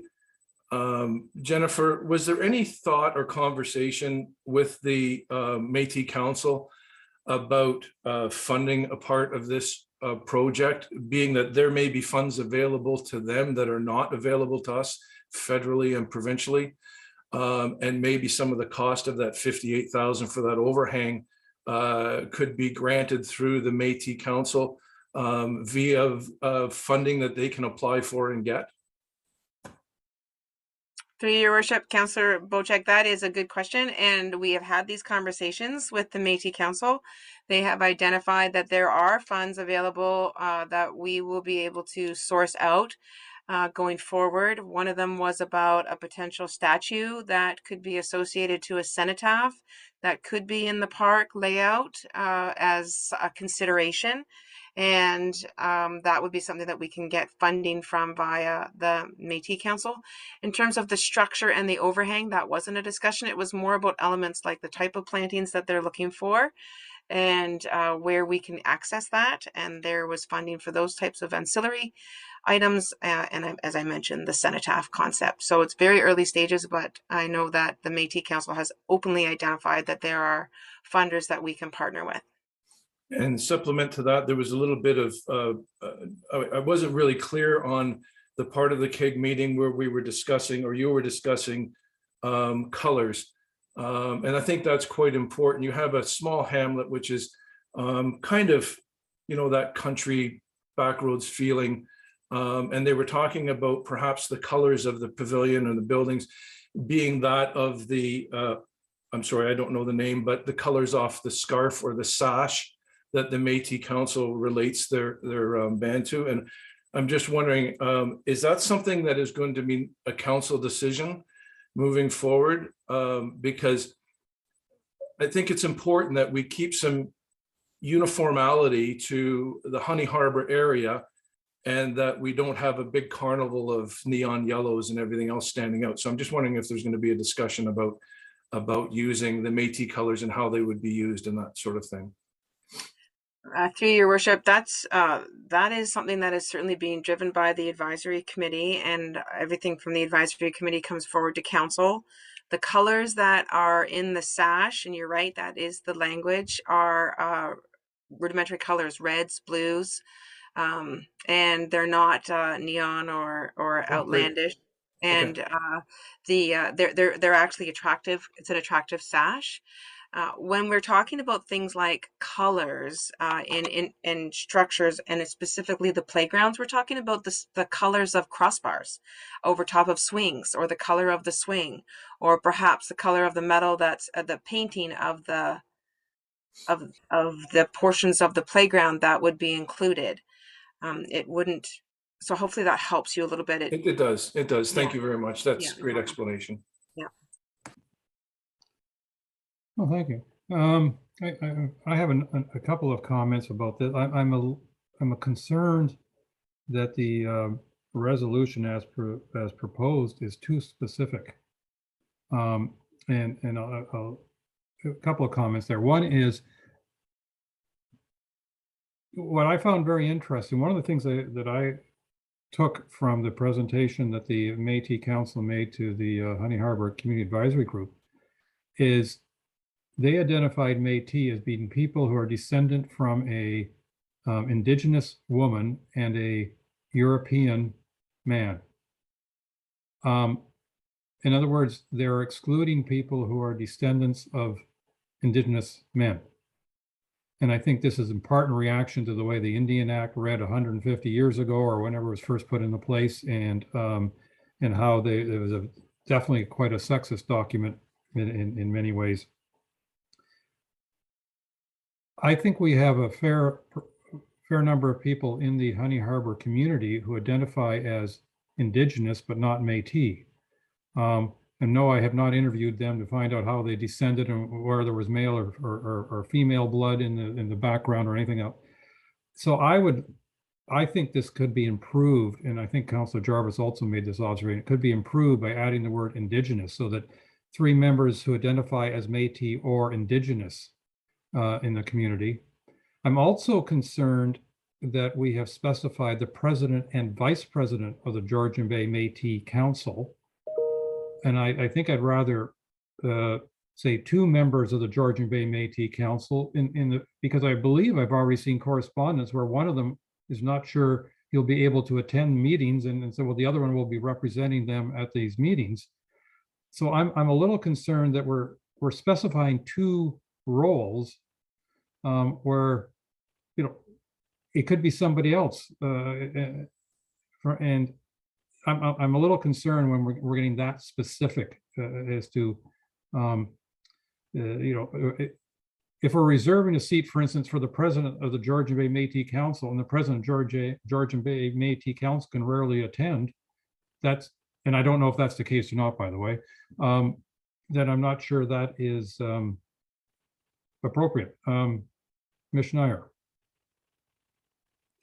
Thank you, Your Worship. It's a very it's the beginning of a very intimate relationship with the Métis Council, and we asked for their direction on how, during this first project that we have ever worked with the Métis Council on, how they would like the complement to be created. And I spoke a little while ago about how, for example, the Métis Council said that they only wanted 5 seats.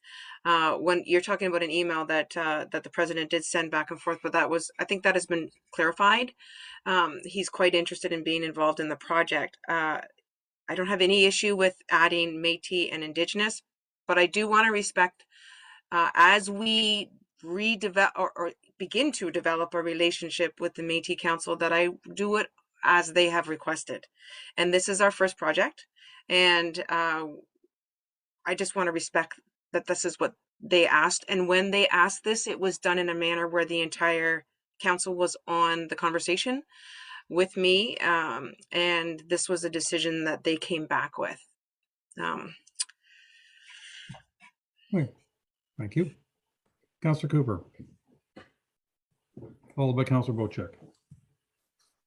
Just briefly, I wanted to follow up with the other suggestion with respect to the Ward 4 councillor. I'd like to see that wording as a friendly amendment to this resolution. I know this was, it doesn't have to be, it's happily seconded. I know this was brought up by Councillor Bocek, so I'll certainly defer to him, but I would like to see that. Thank you.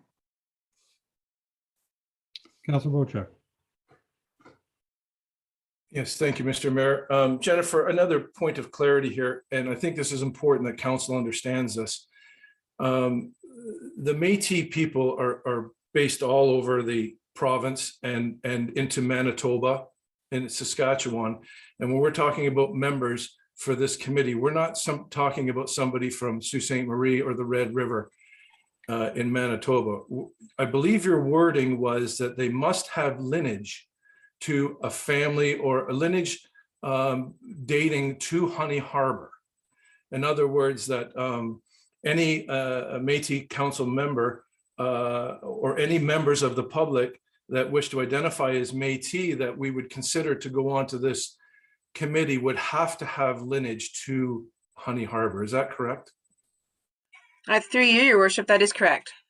Okay, And that's that's very important. Yeah, I think that, that's again, really key.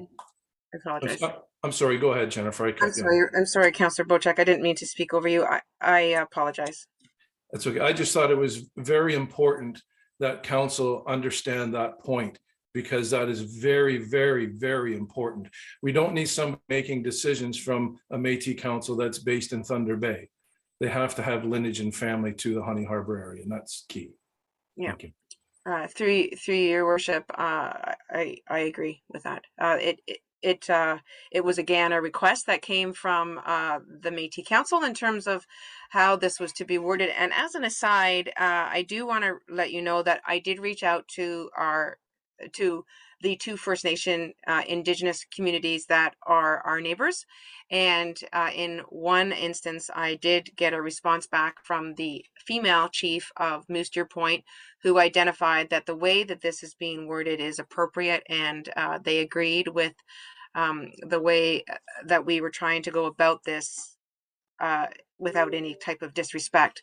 I think that was incredibly important, that I wasn't guiding council down a path that you would perhaps do something that would upset the Truth and Reconciliation goals. And so we did hear back from Moose Deer Point on that matter. Thank you. So at this point, we've made two suggestions for modifying this resolution. The one is to add the word Indigenous into the, I'll call it Part 3 section, Métis and Indigenous members who presently reside in the community of Honey Harbour. And the second was an additional point, and I don't know, Ms. Way, whether that should be in a separate resolution part of this, is that the Ward 4 councillor be a member of the CAG. I added, after the 3 points, I recommend that council appoint the Ward 4 councillor as a member of the Honey Harbour Community Advisory Committee. As a separate resolution. Not a separate resolution. Oh, a separate point. A separate point, but not like 1, 2, 3, 4. It's its own. Yes, thank you. Councillor Hazelden, I see your hand. First of all, I'd like to thank my fellow councillors for directing some of the conversation for Ward 4 inclusion.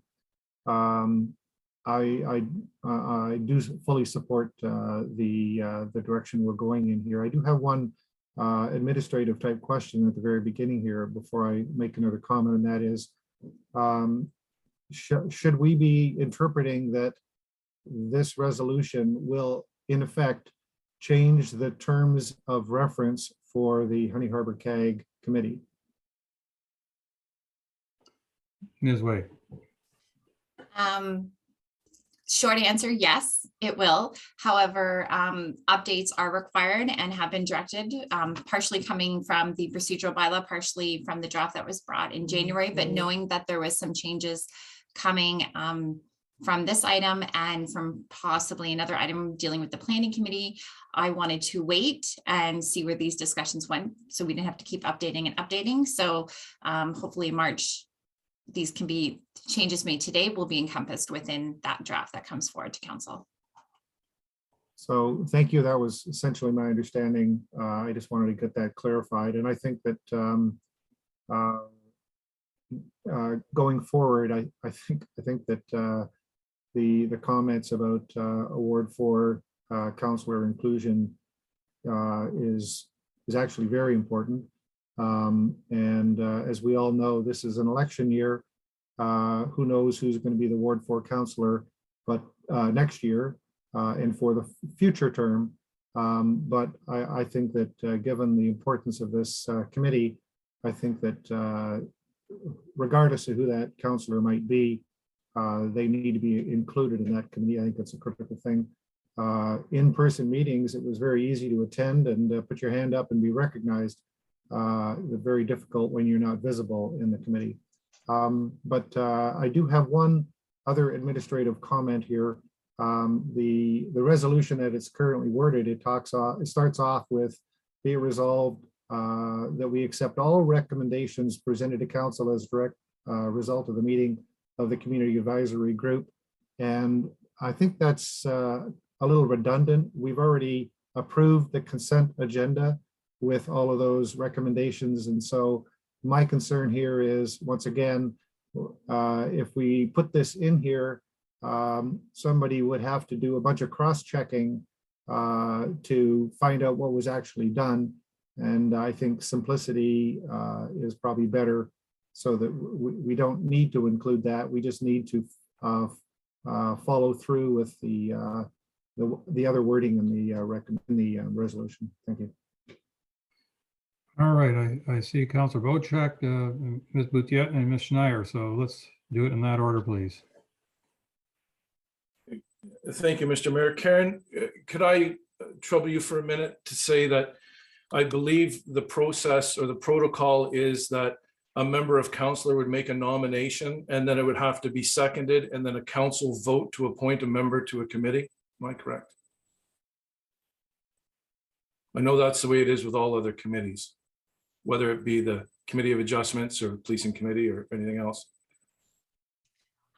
Generally, that's the process we follow, but we don't have specified procedure in place. Okay. Then I guess I'm fine with the way it is then. Ms. Boutiette.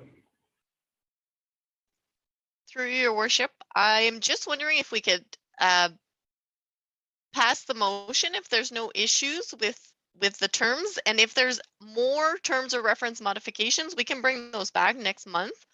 But if at least we could get a head start on that piece of the pie, it would be really great. I'm not sure I quite understand. What, do you want something separated out of this resolution? All of the other pieces of information that council has brought forward so far about Indigenous / Métis, etc.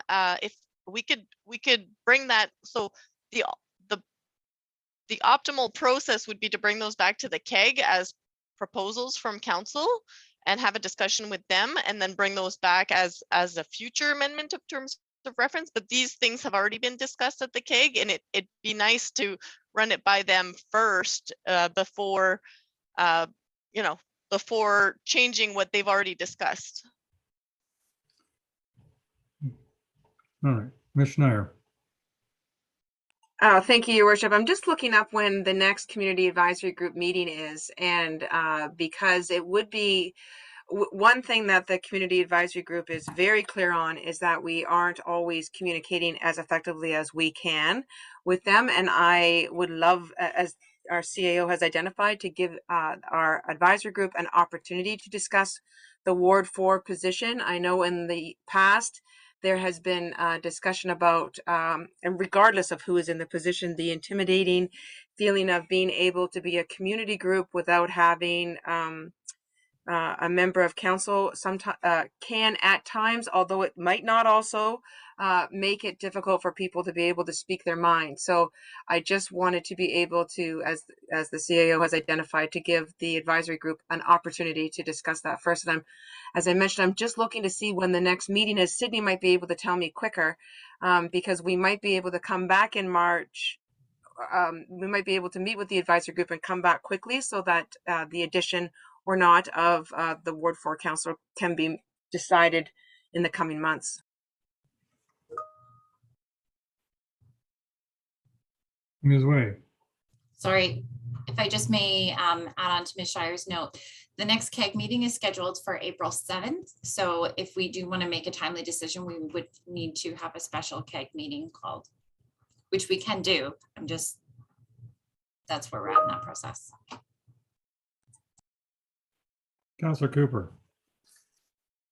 Just for clarity, I was recommending that we make that change today. What is being suggested here is that essentially the committee advisory group is going to tell the council who and where and who can be on this committee. And I'm not really getting why we would do that. It's nice to have involvement, but the decision-making should be with council. Thank you.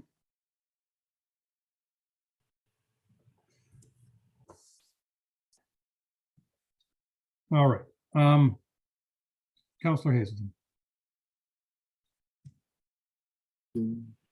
So, although I'm fully endorse and support the idea of the Ward 4 councillor being part of the committee, we don't have much runway left this year, and I would think that our staff could facilitate a visual participation of interested councillors, and I think Councillor Bocek is almost always there, as am I.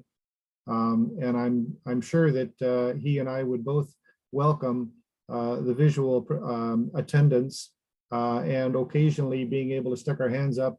And if the chair wanted to recognize us to make a comment, we could do that without necessarily changing the terms of reference to include the councillor to be part of the committee terms of reference, and we could revisit that when we revisit the terms of reference of committees. So I'm just trying to come up with a compromise that would, I think, ultimately achieve the same objective in the short term. And if I may, I just want to add to that, that even though I attend those meetings, I am not a voting member. And so my face is shown, but I'm not a voting member. And I think, the fact that in most meetings, we have only 2 members of the public, if I can use that phrase, in attendance that aren't members, and they happen to be Councillors Bocek and Hazelton. And so I think that Councillor Hazelton has proposed in the short term a very reasonable compromise, because if we were meeting in a room in council chambers, they would be able to sit in the back of the room and everybody know they were there. And if they stuck their hand up, the chair could then choose to recognize them. So I think that's a very reasonable compromise. Commissioner, you want to make an added remark? We got to get to the end of this particular item, I think, fairly soon. Oh, sorry, Your Worship, I just didn't lower my hand. Okay, thank you. So we can approve. I think, by the way, I think Councillor Hazelton's observation about the first paragraph being somewhat redundant in this motion is a very valid observation. And that we've already approved the recommendations that the CAG brought to us through the consent agenda. So I think that we can just remove that first paragraph. And Councillors Douglas and Jarvis, your names are on this motion. If you consider that a friendly amendment, then I'll just, okay, so we'll say, we just go be it resolved that, and go straight into the second paragraph.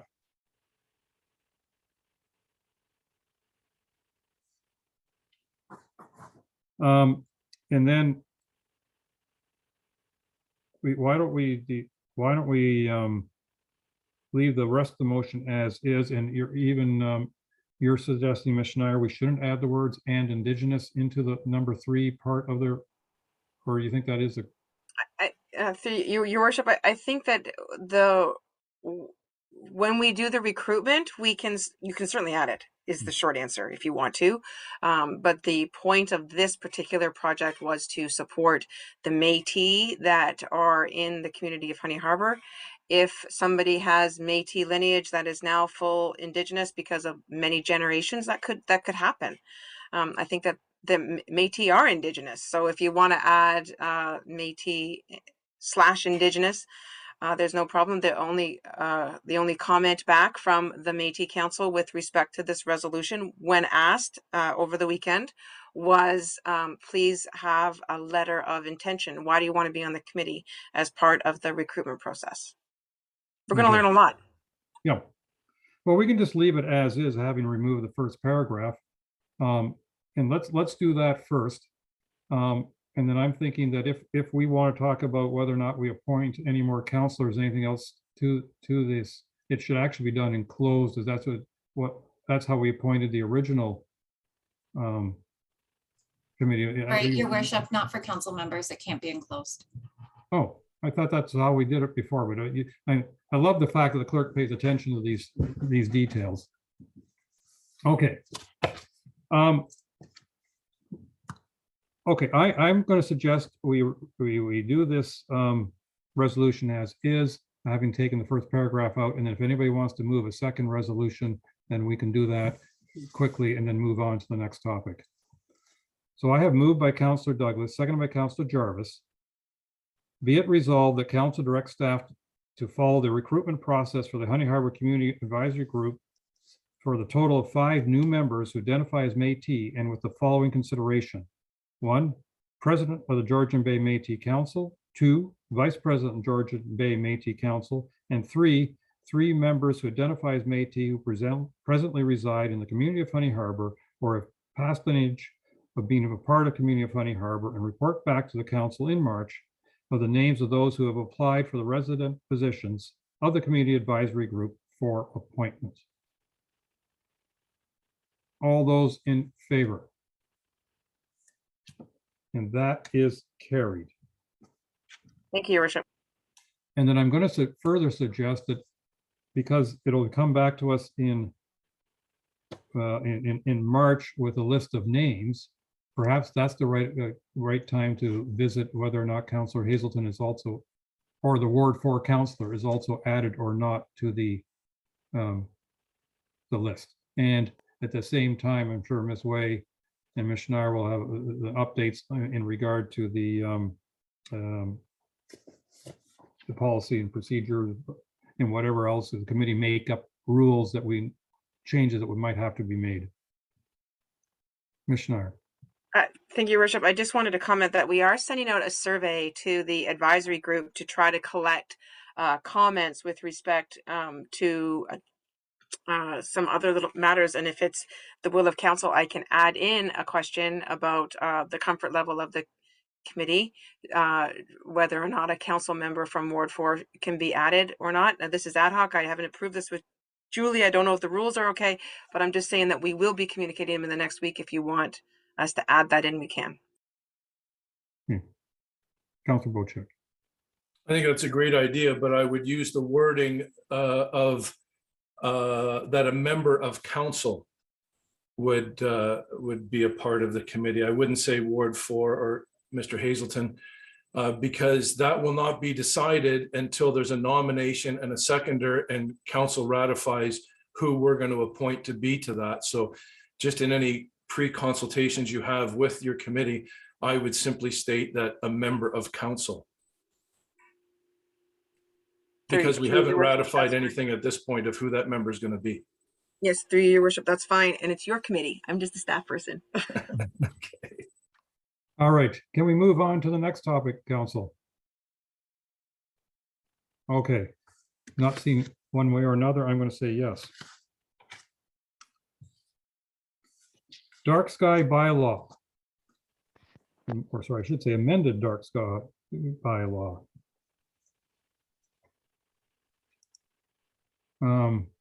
Ms. Prasad, right? That's correct, yeah. Ms. Prasad, are you presenting on this one? I believe it's Cody. Okay. Well, there you are. Mr. Avery. Sorry about that. Good afternoon, Your Worship. No worries. As you mentioned, before you is 2022-02 report regarding the amended dark sky bylaw. As members of council may be aware, this in particular bylaw was before the committee of a whole 2 separate times where staff were able to receive input and consultation from members of the committee. And before you today is essentially hopefully the finalized amended version for approval. Just as a kind of a background, that COW report in December essentially recommended that council today approve the dark sky bylaw as amended, including that some language around the grandfathering pre-existing luminaires was changed with regards to the timeline to have non-conforming or pre-existing luminaires brought back into or brought into compliance with the amended bylaw. Previously, that was at 5 years as recommended by committee of a whole. That was reduced to 1 year from the passing of the amended bylaw. So to summarize, staff did change that section to 0.12 of the bylaw, and a housekeeping note as well. It was changed from non-conforming grandfather luminaires to pre-existing to remove the grandfathering terminology. So that's been changed. And as well, there was some comment that was brought up in the committee of a whole meetings with regards to municipal street lighting, essentially with respect to the possibility of municipal street lighting being maybe not in compliance with the current bylaw. To state, the amended bylaw that's in front of council today does not have any changes to that section. Further, staff did have some conversation with the operations department with respect to municipal street lighting, and there is no concerns with regards to any contravention within municipal lighting at this time. And further, within that section, it does state that any existing municipal street lighting that may not be in compliance shall be replaced by full cutoff fixtures when fixture replacement is required. So to summarize as a whole, the resolution before council today is that council authorized the dark sky bylaw as amended, and to state the changes have been made based on the recommendations from COW. So at this time, I can hand it over if there's any questions regarding any of the changes that have been made. Thank you very much. The resolution in front of us very simply reads, be it resolved that council authorizes the dark sky bylaw to be brought forward. To be brought forward, to be approved. Through your worship, if I could, direct that question to Karen. There was some changes that were made to the recommendation or the resolution there. So Ms. Way might have some further comment on the process. It provides, sorry, Your Worship, if I may, it provides further clarification to the public, and it allows our agendas to be more transparent if the bylaws are clearly listed at the bottom under the bylaw section, as opposed to being built into the resolutions for each individual report. So it is to be brought forward. All right, my apologies. Thank you very much. I saw Councillor Jarvis, Councillors Bochek and Hazelton. Thank you, and thank you, Cody. My only question is directed right at you, Cody, is from a policing standpoint, do you feel that the dark sky bylaw as it currently reads is something that is workable? Through your worship, to Councillor Jarvis, do you mean as it reads in terms of the amended one that's in front of council today? Yeah. Yeah, so to answer that question, I do believe that the changes that are proposed in terms of the amendments will provide staff with the appropriate measures to enforce. That being the prohibition language that was revised and implemented, and also with the provincial offenses, the set fines that are included within as well. It will provide a bit of provide tools for enforcement staff to prosecute. Good, I appreciate that. Thank you. Councillor Bochek. Thanks for your report, Cody. I didn't read in depth the report. I did skim through it because I pretty much understood it from our previous conversations. A couple of questions you could answer for me. One, is this 100% complaint driven? Or are you out there looking? Bochek. Most bylaws within the municipality are complaint driven. To answer your question with regards to the dark sky, it is 100% complaint driven. Staff are not patrolling the municipality, observing or looking for violations or contraventions of the bylaw. Okay, so that being said, if my neighbor 2 doors down decides to make a formal complaint, all I have to do is contest it and go to court and I'll find out who he was. So through your worship, in terms of the complaint process within the municipality, the information that is provided by complainants or people that are complaining is confidential, depending on the route that enforcement staff takes. So for example, the current dark sky bylaw does not have any sort of prosecution tools in it other than a simple order. And if there's no compliance, then essentially court action is the only feasible next step. In terms of the information that is provided, I can't provide confirmation on if a complaint details complaint information will be provided in the courts. It just depends on the situation and if that information is requested. But I can say that most complaint information that the township does receive is confidential.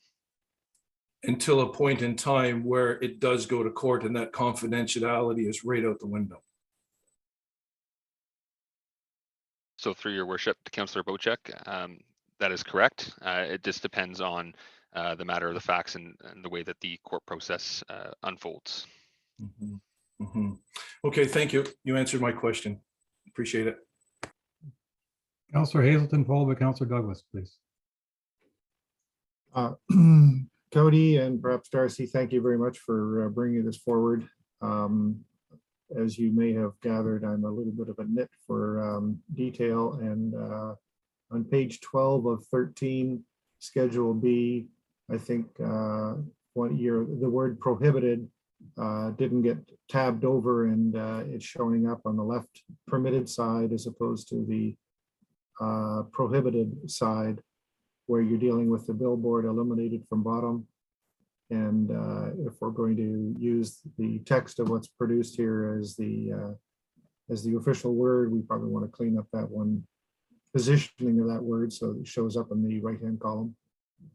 Other than that, thank you very much for doing the work you're doing here. Thanks.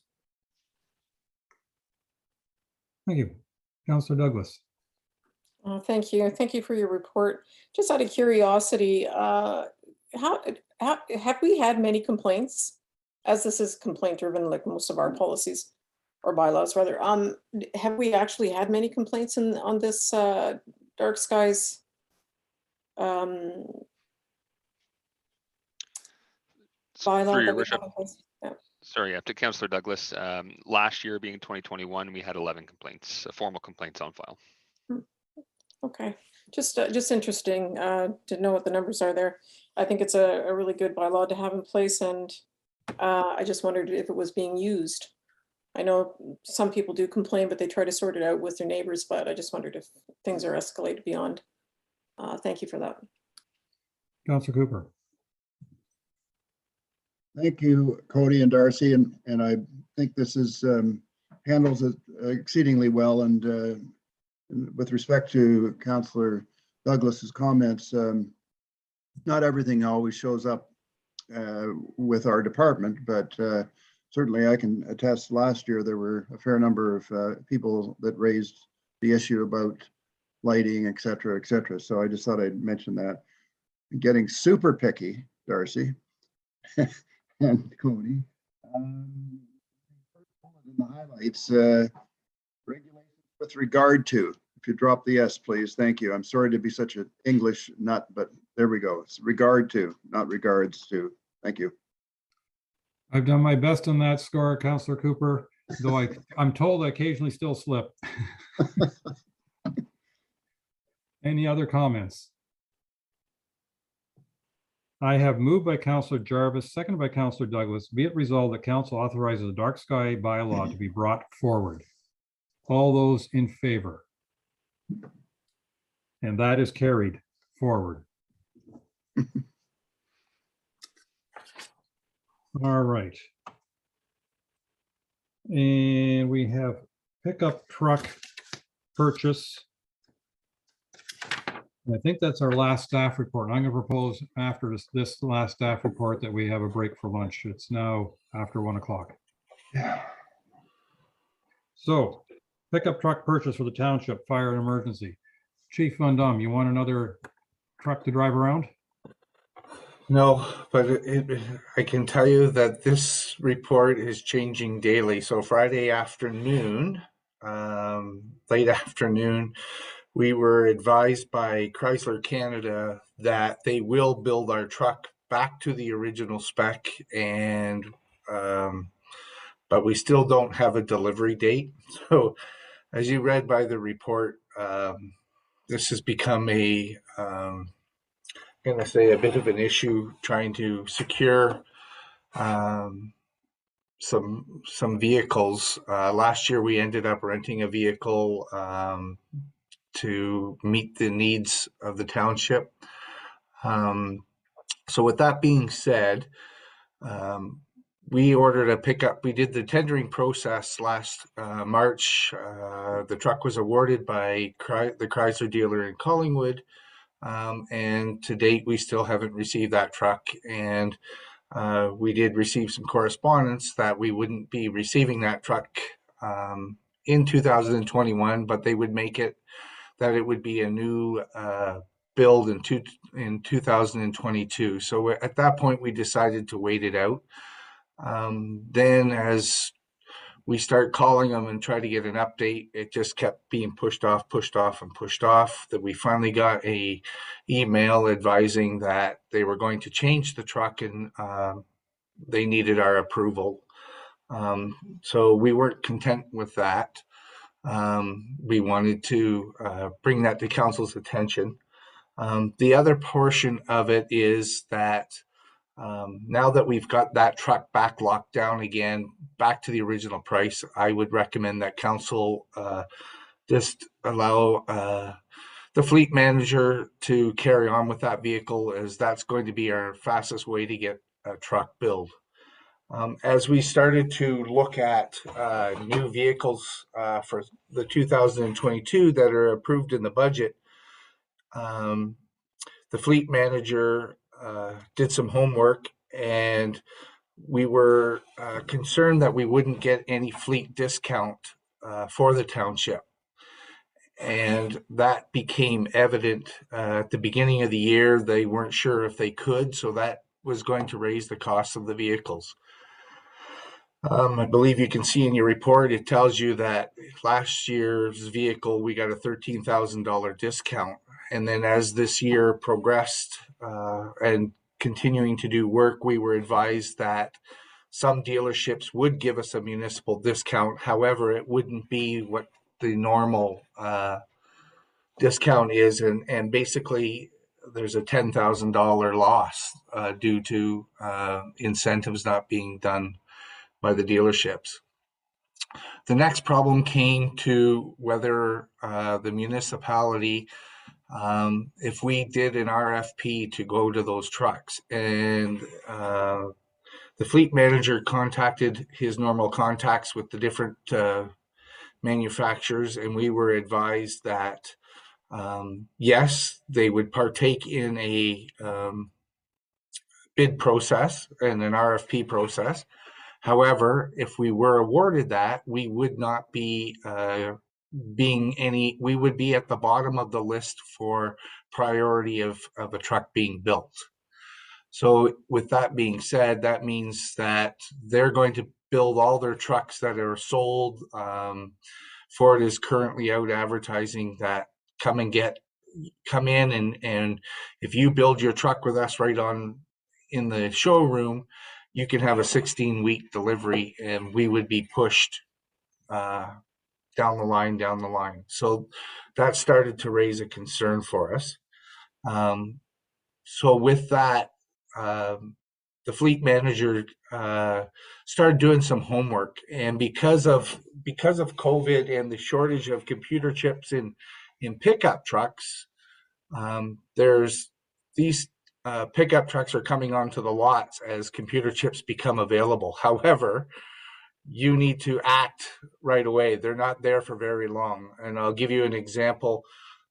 Chris was doing some homework on Friday just to have some discussion here in case it came up. Found a pickup truck on a lot. Seen it on Wednesday, contacted them. They got back to him on Thursday. They had a further conversation on Friday and the vehicle was sold. So it's got to be that you're going to react fairly quickly to these vehicles. Chris has also been looking at expanding what we would normally look at. So he's been looking at Timmins and North Bay, Sudbury, some of these other dealerships as well, as to see what's available. And the conversation's about the same. So it was, do we ask council to step outside of the procurement bylaw and we try to purchase these trucks right off the lot as they become available, believing that that could be our best chance of getting a truck relatively with the pricing that we're going to get roughly on the same pricing as going an RFP process. We don't believe we're going to be able to get, say, all the trucks from one dealership, although we'll be trying to, but we have to see what's available. So that's it in a nutshell. It's been a bit of a crazy thing that changes dramatically every week. I know even the CAO has been working with us on this to make sure that we're following and getting all the information that we possibly can on this. Yeah, that's where we lie. Okay, so my question is, what do you need from council now? Because I'm sensing that the resolution that I have in front of me isn't quite what you want. So the only thing is the resolution is basically that we just need permission to step outside the procurement bylaw, and that if we find a vehicle that meets the needs of the township, because it's public works vehicles as well, not just fire vehicles, that we can, with the approval of the CAO and the finance director, that we can purchase those trucks. Okay, I got lots of people showing up here. I want to go through staff first before I go to council. So Ms. Way and Ms. Boutiette, I don't know who wants to go first. Ms. Way? Through your worship, I would just like to speak to the resolution. And if I'm understanding Tony's update correctly, I think then the direction is really to allow staff to deviate from the procurement policy for the purchase of the 2022 light vehicle needs, which is 4 pickup trucks, but we really need 5 pickup trucks, correct, Chief Van Dam? So I'm just wondering if maybe that's really the only change and then we drop the rest. Yeah. I want to confirm we need 5 trucks total. You need 5. There's 5 trucks total. We are going to be accepting the one from the Chrysler dealer that was ordered last year. So that would bring it down to 4. 3 of those trucks are pickup trucks, and 1 is a 1-ton truck that the roads department needs. And that might end up going out to tender as we go forward. We don't know what's on the lots, and that becomes the issue. Because you do the homework today and tomorrow it's changed. So it's difficult. Ms. Boutiette. Through your worship, the simple answer from Chief Van Dam to Clerk Way is we would only need to drop the 2 that at the last 2 that's, which is that council permits the purchase of the pickup truck ordered in 2021 at the same cost but with a smaller motor, so that can go, and the or, and then the last that. The rest of the resolution should remain the same. Okay. And basically the key point there is, therefore be it resolved that council allows staff to deviate from the procurement policy for the purchase of the 2022 light vehicle needs, which is 4 pickup trucks, and delegate the authority to the Director of Finance and the CEO to authorize the purchase of off-the-lot trucks, and that the prices be validated with similar trucks on the market. So just so council knows where we're headed. Councillor Bocek, Cooper, and Douglas in that order, please. Thank you, Mr. Mayor. Thank you, Tony, for the report. And while you're still alive, a couple of questions. You're saying that the one truck has been ordered and there's 4 more that need to come in. Are these in addition to the fleet, or are these to replace vehicles in the fleet that are currently there? I believe all the vehicles are replacements. 2 vehicles are from the fire department. 1 is for an accident that somebody in Public Works had to replace that truck, and then the last 2 for them are replacements. Right. So my question to you is, and I'm a little bit in the market, the price of used vehicles has gone right through the roof, and the price of turn-ins, trade-ins, has gone right through the roof. So I'm wondering if maybe some of the offset of the increase in costs of these vehicles is going to be covered by the sale on govdeals.com or the turn-in value. Just because I paid $38,000 for my truck, the dealer's willing to give me $44,000 for it now, $6,000 more than I paid for it.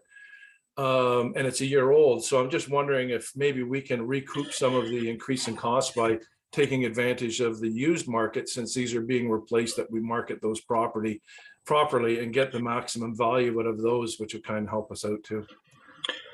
I can tell you that the last vehicles that we surplused, that Chris did on Gov Deals, brought more money than we had anticipated as staff. So I hope that happens, but I can't guarantee you that happens. Yeah, that would be nice. It would just help out the finance part a little bit too. But I'm definitely in agreement with these vehicles being replaced, and I give you all the credit for putting up with the nonsense that's happening out there in the automotive market these days.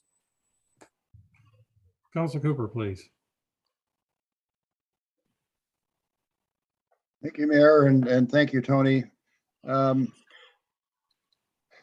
in a very unusual circumstance at the moment with COVID and supply chain problems for chips, and on it goes. And I just, at the risk of being considered insane, which might be quite possible, I wonder, Tony, why, other than one vehicle where there was an accident, why we can't wait a year? So the fleet manager has gone through it, and to keep these vehicles on the road, we're putting, like the one vehicle has been pulled out of service since the fall. It's just sitting in the back waiting for that other truck to come in so that we could put it on Gov Deals to sell it. The other vehicles are, I can't speak to the Public Works vehicles, but I know Chris, and I know that the CAO was very much on top of this and asked us that question. And Chris did, I do believe that Chris has done a needs repair study on all the vehicles.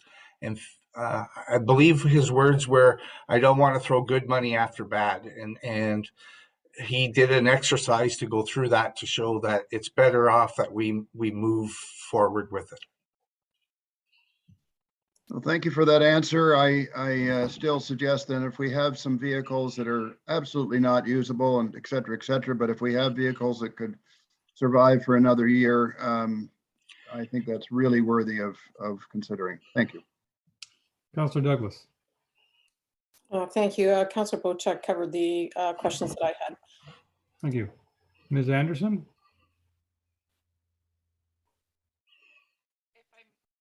If I may answer a question from Mr. Cooper, Councillor Cooper, is that we did look at that. Myself and Julie reviewed what the current expectancy of these vehicles were, where we were at, and Mr. Van Dam was correct in saying that the fleet manager did review a full analysis of these vehicles to see if there was any possibility of prolonging their life expectancy.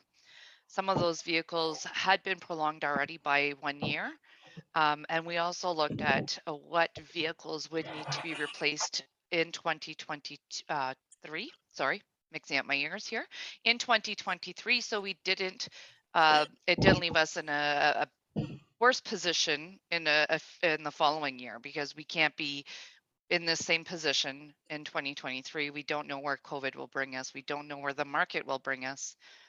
We thought by this time now that we'd be out of COVID. So we don't want to leave ourselves short that way as well. Thank you.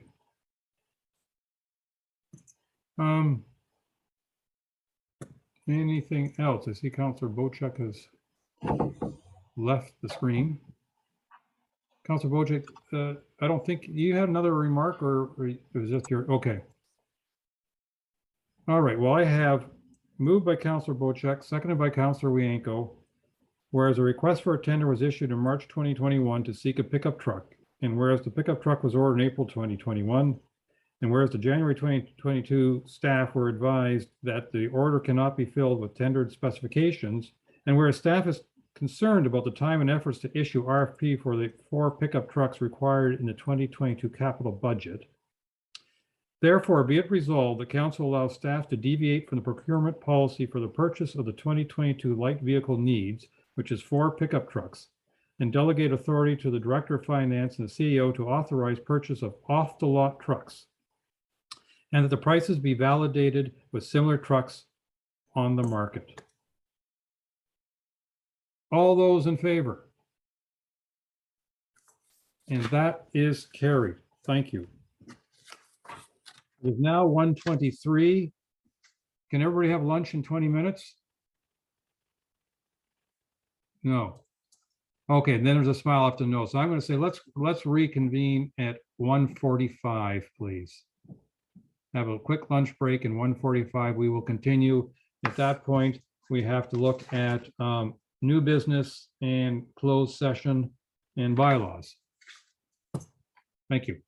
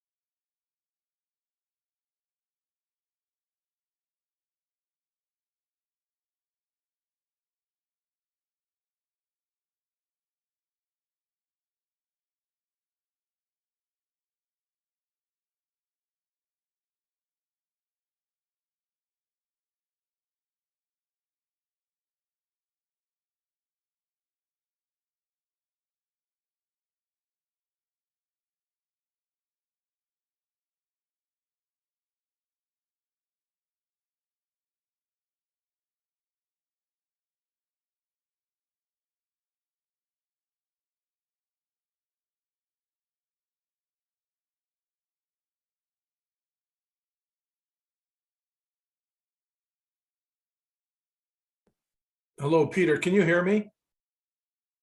Councillor Bocek here. Yes, I can, Councillor Bocek, and I recognize your voice, so you don't even have to identify yourself.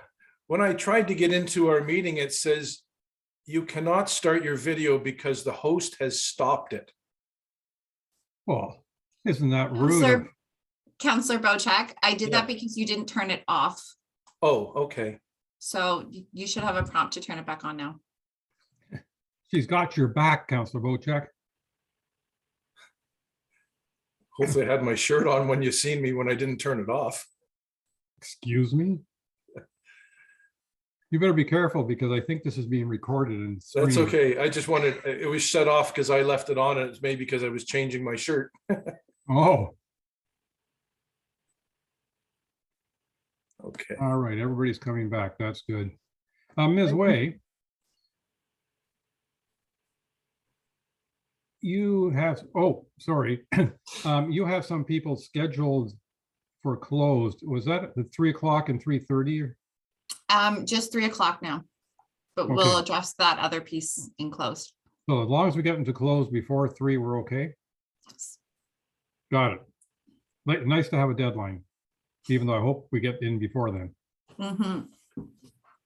I'd like to thank Councillor Bocek for leaving his video off with the changing thing. I really appreciate it. Actually, I think you have to thank Clerk Way for that.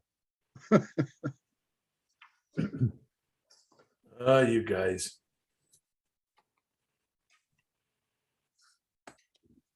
The same would apply for the rest of us, Brian. Yeah, I'm not living in a glass house here. So I think, Ms. Way, if I'm up to speed, we have about half a dozen new business items, 3 bylaws, and then closed session.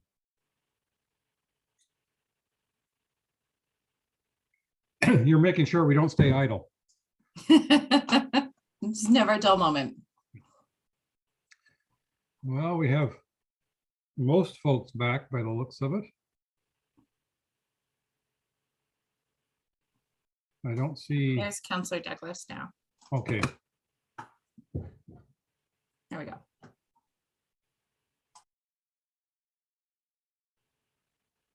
So, if I pull everything, oh, excuse me, pull everything up.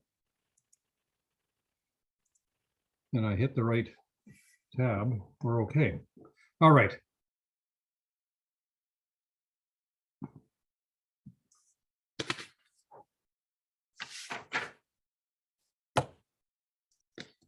So are we ready to roll on our first item?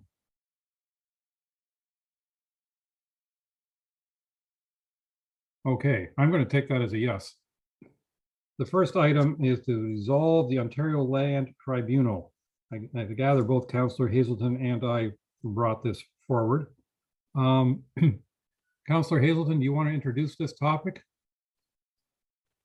Well, I thought that since your name was first, that you'd want to take the lead. Well, and presume that because everybody has read the motion as that we received from some of our neighbor municipalities, that it would be obvious that what municipalities want the province to consider is why have an Ontario Land Tribunal, and in reality, what all the land tribunals are potentially doing is questioning the decisions made by local municipalities who generally have the mandate for planning within the provincial parameters. Dr. Espilla, I venture you would have an opinion or some input to offer on this topic. Thank you, Your Worship. If you could direct me into any specific areas you'd like to explore. I'd like to explore the idea of the Ontario Land Tribunal disappearing out of our lives. Okay, thank you, Your Worship. So, I don't recommend making a decision on this today. I do urge that there be given some time for administration to look into the potential consequences of such a decision. There are some existing policies within the Planning Act that could be implemented, but it is worth more additional review. A local appeal body such as what the City of Toronto has could be a potential option. And then there's also questions of how the province would look at implementing this if they chose to remove the OLT. I've seen Councillor Hazelton and Councillor Cooper's hands up, so why don't we see what they might have to either input or ask. And so we'll go Councillor Hazelton, followed by Cooper, and then Woyenko, please. Thank you, Mayor. And my reason for sponsoring this item to be brought forward is we have suffered in our township where council and our committee of adjustment have made lots of decisions, and they are being challenged to some other body who I don't believe are making decisions in sync with the more informed, educated, and connected decisions that are being made by council and the committee of adjustment in our township. And so what we end up with is this other body is using other criteria to either allow or disallow things. And what I'm seeing is other municipalities are experiencing the same thing, where probably different than in our case. In our case, we have a lot of decisions that are being made to maintain the guidelines of the neighborhood plans and things like that. In what I'm sensing is some of these other municipalities are seeking to find ways of doing things more aggressively, perhaps, than what the OLT might provide. But I guess what I concluded here was it's going to be unlikely for the province to make a change if we all come at the province with different reasons why the OLT should be abolished.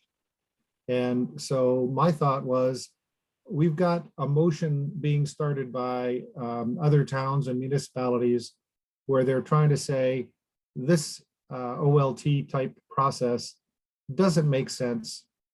Let's get rid of it.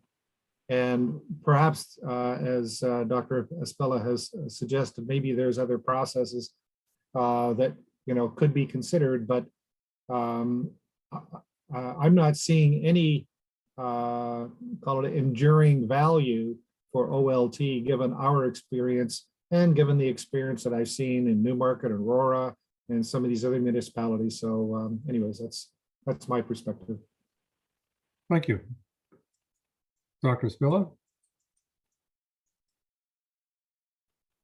You're muted, Dr. Spilla. I'm terribly sorry. I lowered my hand and I forgot to click the unmute button. Through your worship to council, I would like to raise the awareness to council that this issue has come up in a number of larger municipalities that have substantially more staff and financial resources than the Township of Georgian Bay currently has. And before the township were to make any recommendation on this, I would suggest that council ask administration and provide direction to study and report back to council. Thank you. Councillor Cooper. Thank you, Mayor and Dr. Aspala. And I think your advice, by the way, Dr. Aspala, is quite sound. I'd hate to see us throw the baby out with the bathwater.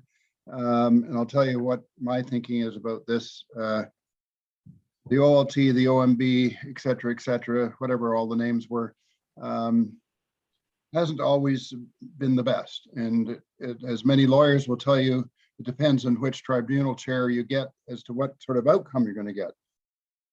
And so it strikes me that I'm not sure that we don't need a provincial body that can give us some sound oversight. The question is the kind of oversight that we've been getting. So from my perspective, as I understand it also with the OLT, OMB, et cetera, is that the chairs sometimes can be a political appointment and not necessarily fully qualified, shall we say. And I think we should be urging the province to consider the types of chairs that they use. And what I mean by that is that often we'll see people, and if they have any background, it might be, for example, in planning, but not in law. And often there are problems in law with some of the decisions that come out of the OLT. So that's been some of the things that I've experienced. So one of the things that could happen might be recommended, and Chris, this is just for you to consider. Perhaps the tribunal chairs need some training. Maybe some training around things like legal, if they have a planning background, and even if they did have a planning background, I think, or legal background, it wouldn't hurt for them to have some training on things like legal, like planning, like environmental adjudication, things like that, which are, certainly things that we consider to be very important when we make decisions in our township. So I think that's another thing that needs to be considered. And quite frankly, we as a township on a per capita basis, and maybe even not per capita basis, have had a long history with huge number of OLT appeals. And occasionally those appeals are coming in from somebody that wants what they want, and they're not going to give up and they're just going to go to court.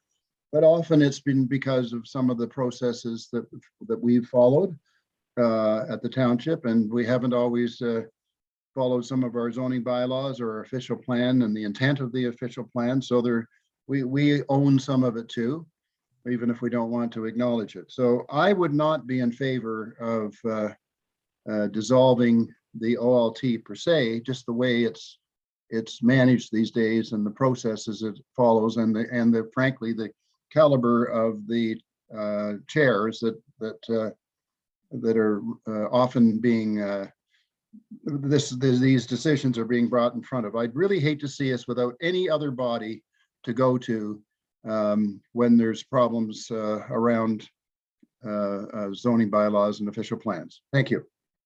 Thank you. Councilor Rienko.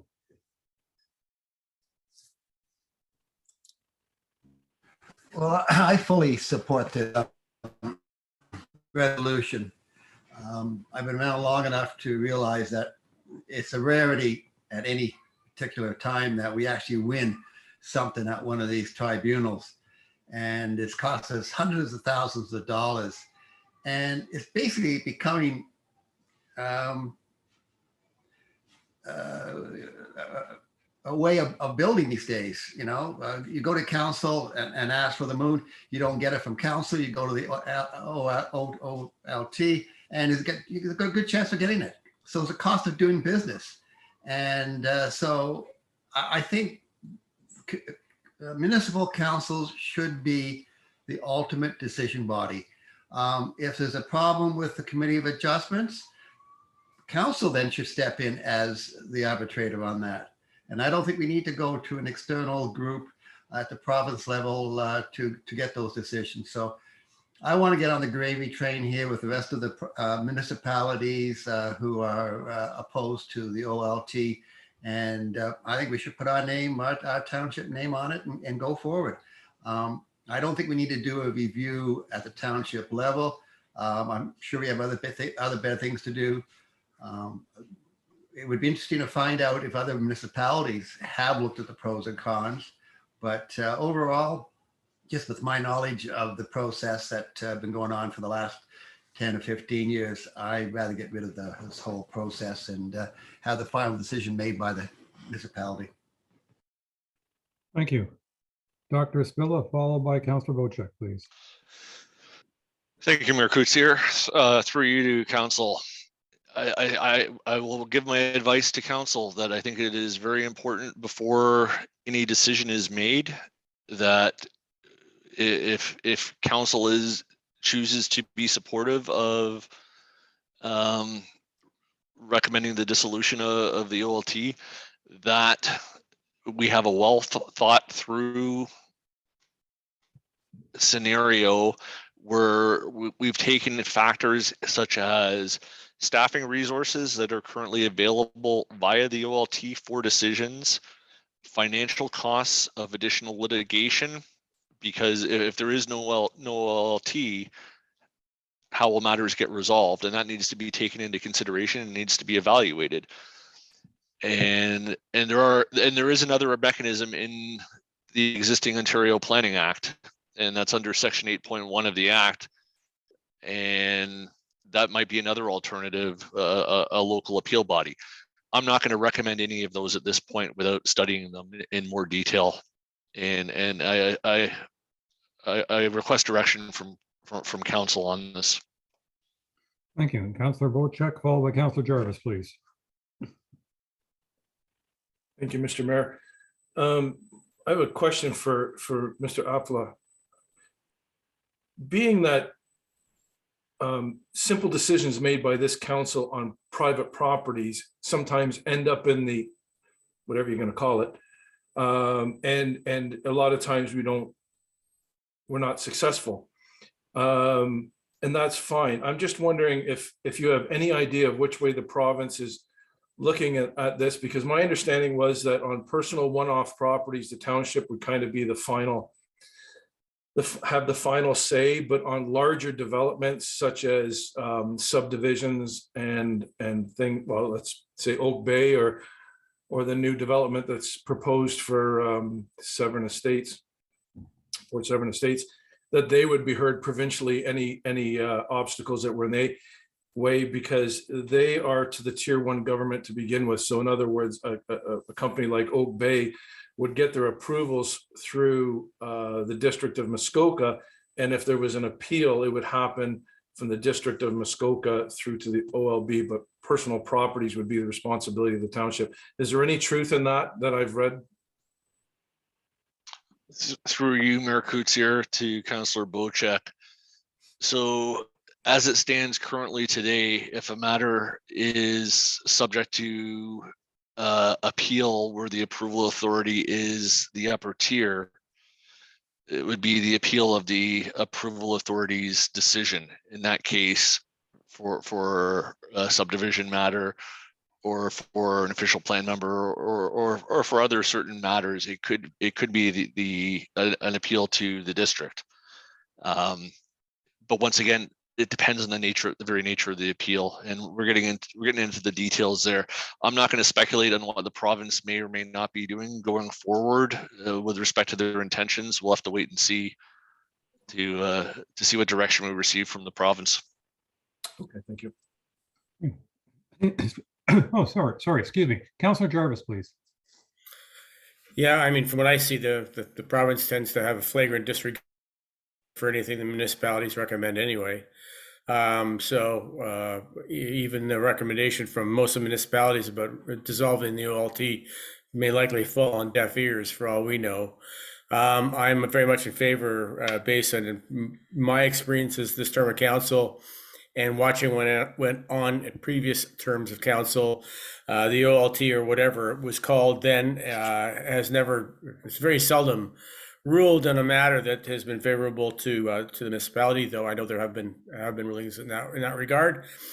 So I'd be very happy to put my name, or have our council put our names to this document, but I am prepared to accept Dr. Aspla's recommendation that we get some insights from our planning director first before we make that step. So I'm happy to hear back from the planning department after direction from us on this, but I'm very happy to see this document to begin with. And if Councillor Hazelton hadn't brought it forward, I would have.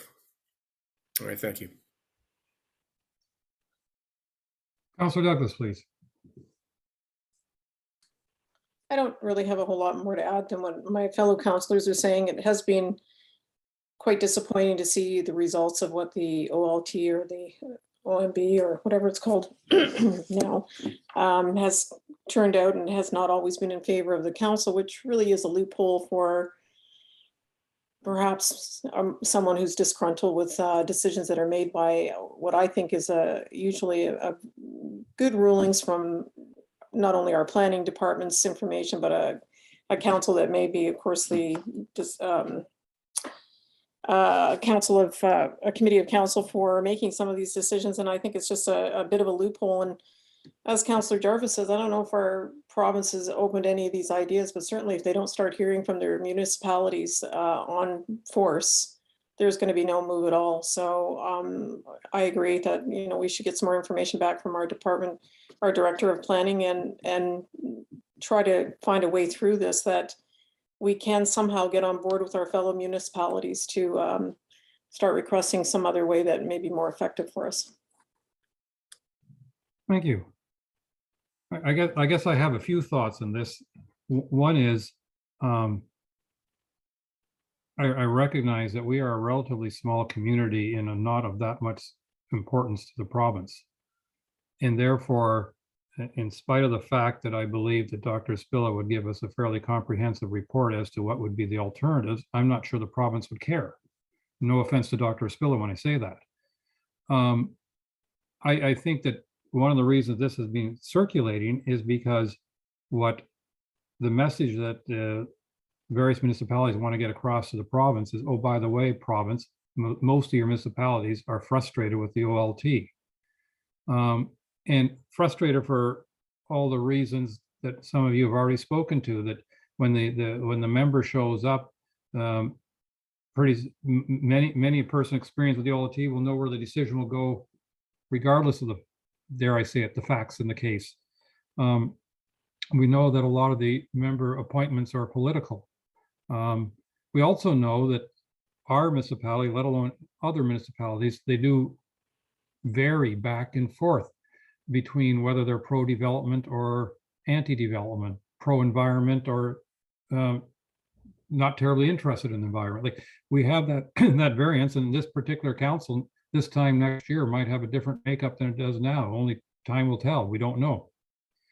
And I respect the need one way or another to have some sort of court of appeal for decisions that were made that that could be for very questionable reasons. But at the same time, I'm so frustrated when we listen to legal advice and they say, well, it's the luck of the draw. And when they're trying to give us advice on whether or not to how to respond to an OLT appeal that somebody else has launched, or whether we should launch one. And it's a very frustrating and very expensive system that they put in place that I don't believe lives up to the real intent, which is to have a reasonable, qualified individual review the circumstances to see whether some form of injustice, if I can call it that, was done. I mean, there's a definite angle in the motion that was given to us that with regards to affordable housing or attainable housing.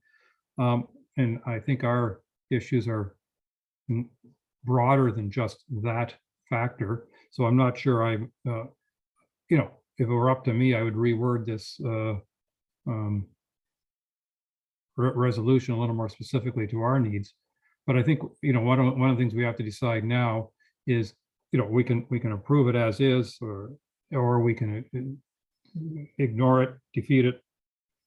But if we're giving instructions, if we choose to give instructions to staff to come up with a more Georgian Bay specific motion, how much do we actually want to invest in that, given the fact that it'll be just thrown on, and I don't mean any offense to anyone, but it'll probably just be thrown on a pile of, you know, 47 other municipalities that created a resolution saying we don't like the OLT. So one more quick round, and in this round, do you want to vote in favor or against, or do you want to give homework to our staff? Is basically the way I see it, the options. Councillor Cooper, I see your hand first. I think I see Councillor Winkel's hand second. Oh, thank you, Mayor. And I'll start with saying that I don't want to make a make work project here for Dr. Aspila, but on the other hand, I think we are shooting a little bit in the dark. I think the mayor's pointed out that maybe some of the verbiage is not exactly relevant to our situation, and I would agree with that. Some of it's just not relevant. And so that would be in addition. I also don't think that a lot of thought has been given to why our legal expenses have been as high as they have. We have had a massive number of OLT, OMB appeals. And as I said earlier, sometimes it might relate to somebody that wants what they want. But a lot of the times we've gone to the OMB, and there's statistics available if you just go to the website and sort of figure it out. But a lot of the reasons that we've had so high costs is that we've had council make a decision, or the Committee of Adjustment make a decision, and it's gone against what we had from staff. Staff were recommending something, and our council or our Committee of Adjustment didn't support it. And that really impacted, and our lawyers have told us this. This really impacted our lack of success at the OLT. So I think we need to remember that and look at the statistics, and I'm sure that Dr. Aspola can do that. If we get, by the way, if we get rid of the OLT, there may be a very good opportunity for people to take the township's decision to Superior Court, and that'll be even more expensive. So be careful what you ask for, is the expression. So I really would like to have Dr. Aspola give this some thought. I have talked to some very experienced planning consultants, and they said, you know, the OLT is not great at all, but without it, you could be in bigger trouble. So my thoughts. And so I won't support it going forward right now. I do support hearing more from Dr. Aspola. Please don't kill yourself on this, Dr. Aspola. I'm not trying to make work project. Thank you. Okay, thank you. Councilor Yanko, followed by Councilor Jarvis, please. I think the mayor hit it on the head. Basically, we're just a ticky mark in support of a much larger initiative. And no matter what we pass, no one's going to read it. We can spend all kinds of time preparing a fancy resolution, but no one's going to read it. Either you're for it or against it. So I don't think it's important, that important that we have to do our homework. Say we're going to be one of many, many municipalities that make a decision on that, and to say, well, the resolution will never be read by anybody. It just goes along with a bigger list of ticky marks. Thank you. Councilor Jarvis. Well, Councilor Cooper has given me some food for thought. I'm finding myself initially in agreement with the resolution as it stood, and was very happy to support it. However, I'm in a, you know, it's a fact. These things tend to go to the province and get buried somewhere. So I don't think anything will come of it, even if we did send along our support for the motion. However, maybe it's not a bad little exercise. Keep that as little for Dr. Aspel to just consider the implications of having the OLT no longer in existence. For our benefit, if nothing else, in light of comments made by Councilor Cooper. So right now, I'd say let's either hold on it, get some advice from our planning department, or let it lie for the time being.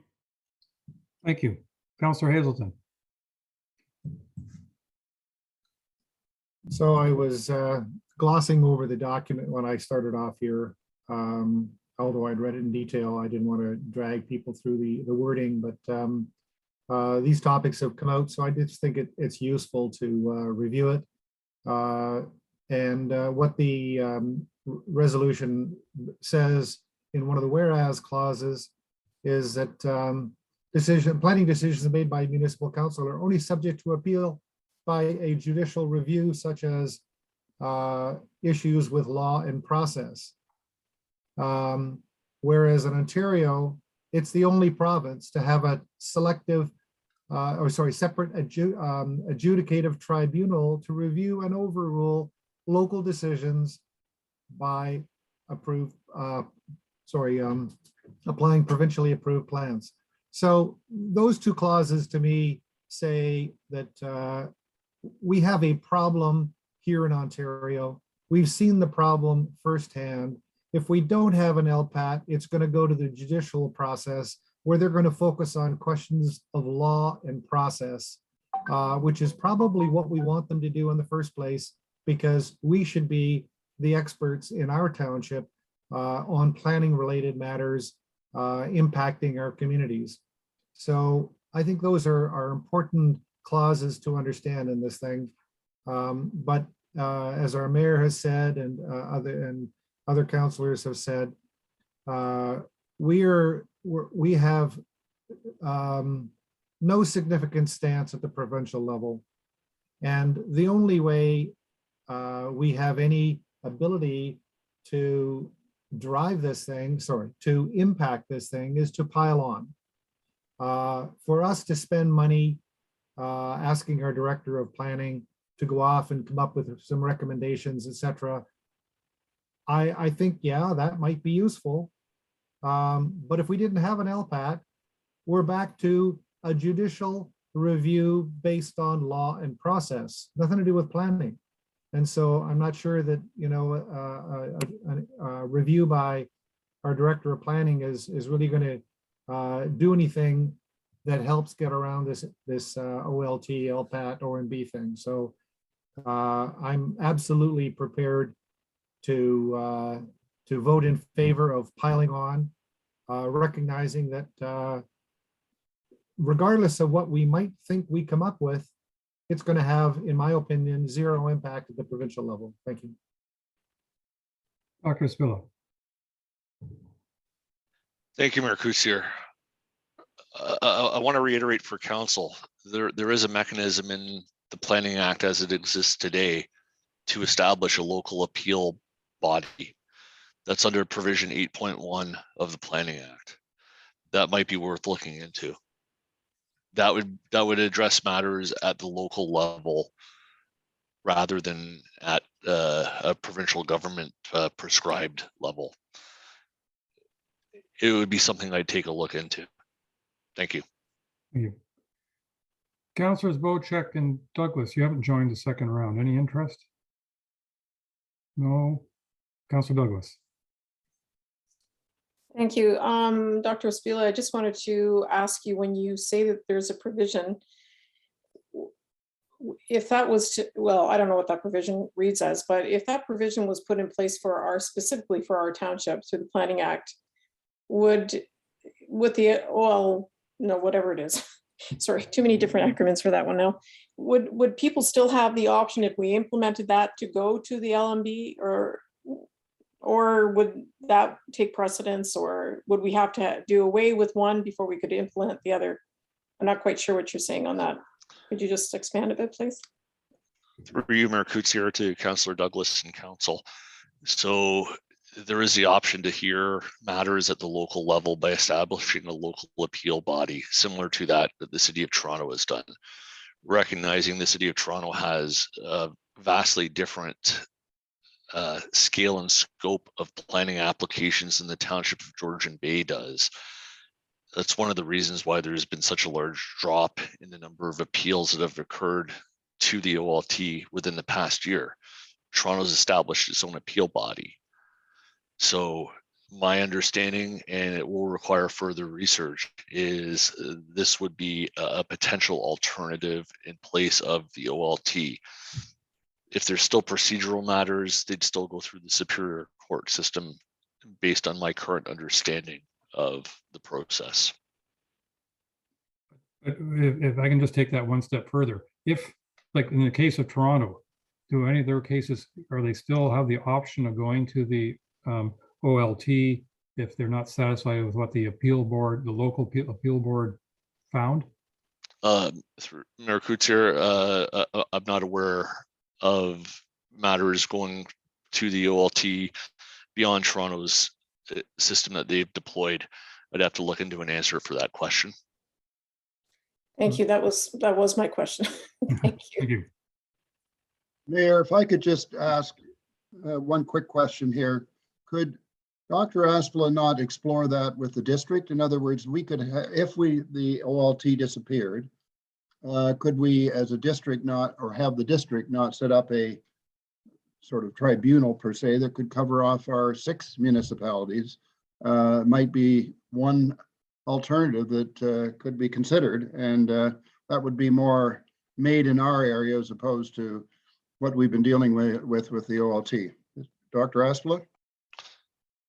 Through Mayor Coutts here to Councillor Cooper. So the wording of the legislation applies to both local tier and upper tier municipalities. That would be one potential option if we chose to explore it further. At this stage, it would be very preliminary to go into more detail on that, but there is a provision in the Planning Act for that. All right, well, thank you. What I'm hearing from all of you at this point is there seems to be a bit of a split.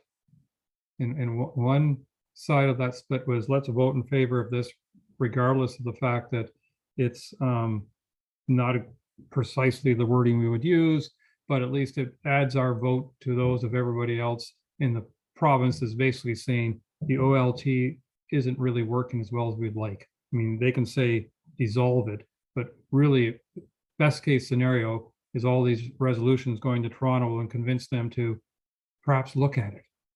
And we also know that an election's coming in a few months, so they may not look at it until after the election. The other I'm hearing is for Dr. Espilla to explore this a little, though the emphasis was on a little. In other words, we're giving you a couple of hours worth of work versus a couple of months worth of work. This is not a doctoral thesis that we're after.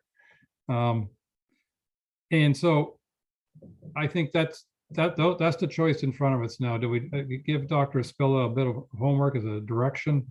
I don't know if you need a resolution to that effect. I see a nod yes from your boss, so that means yes. Mayor, the suggestion, why it doesn't necessarily have to be an either or. It could be, I'd be happy to vote for this letter to go in, even if it's quite imperfect, which I think it is, but also to ask Dr. Espilla to look into this for us. That okay. Would be, I'd go along with that. Okay. Now, would we like that in 2 resolutions or 1 resolution with an extra sentence or 2 on it? Ms. Way? 2. Okay. So we're going to have 2 resolutions. The first resolution, I'm not going to read the whole thing because it's a page and a half. But after all the whereases, it says, now therefore be it hereby resolved, the Township of Georgian Bay requests the Government of Ontario to dissolve the OLT, immediately thereby eliminating one of the most significant sources of red tape delaying the development of more attainable housing in Ontario.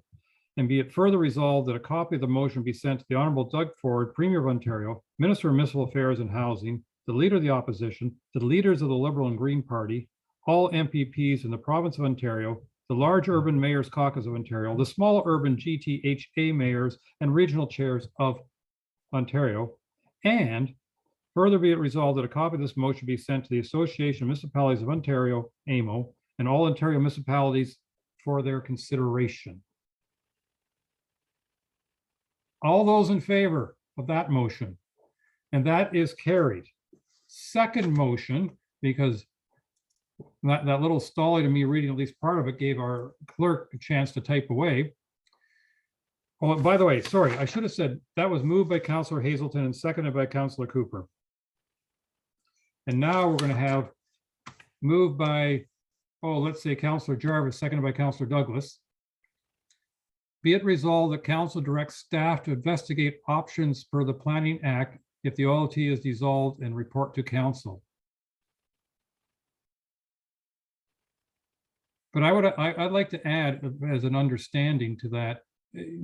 I'm wondering as part of that, even if the OLT is not dissolved, options to avoid the OLT. Because this section 8.1, I believe, is what you're referring to, Dr. Espilla. To me, that's very interesting. If we can come up with an appeal board and thereby avoid OLT, then we don't care what happens to it. So should we change the wording a little bit? Be it resolved that council directs staff to investigate options for the Planning Act to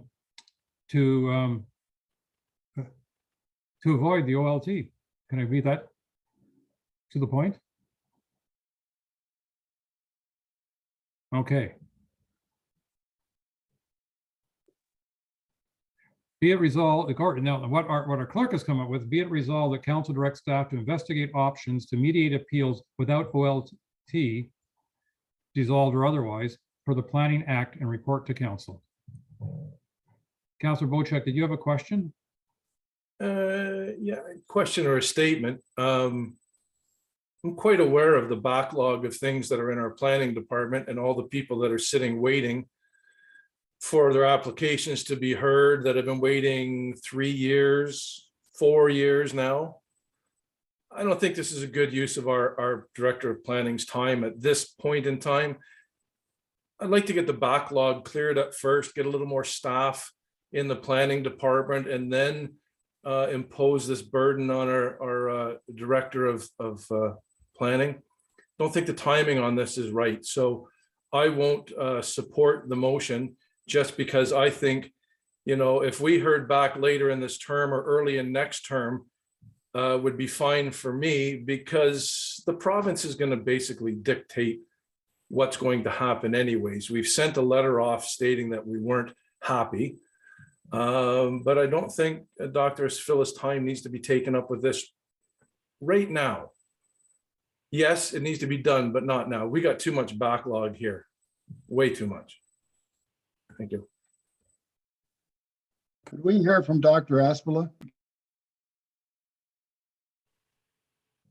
Dr. Aspila. Through your worship. So what we're talking about today is it's a very strategic discussion. Yes, there's a backlog, and we're actively working to remedy that situation. And stay tuned. As you see, the agenda tomorrow is packed in Planning Council. As I like to use the analogy, we've turned the ship, and we're getting onto the course that we want to be going with respect to our applications. It's a big ship and it takes time. With that being said, I wouldn't have to bring a report back to council right away. There's the option, bring a report back at some point in the future. So if council wanted to say bring a report back in June or some other date, that would be acceptable. Councillor Douglas. Thank you. Councillor Bocheck has a very good point, and I do think this is important, but maybe should not be put at the front of the list of things to do.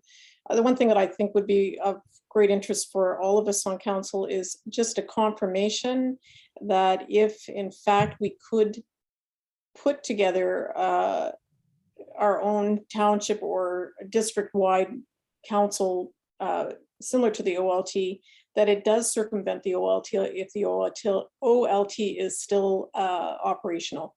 I would like to know that that's actual fact, or that if they get through our new system, perhaps we get put in place. If they can't just keep moving forward and go to the OLT as well.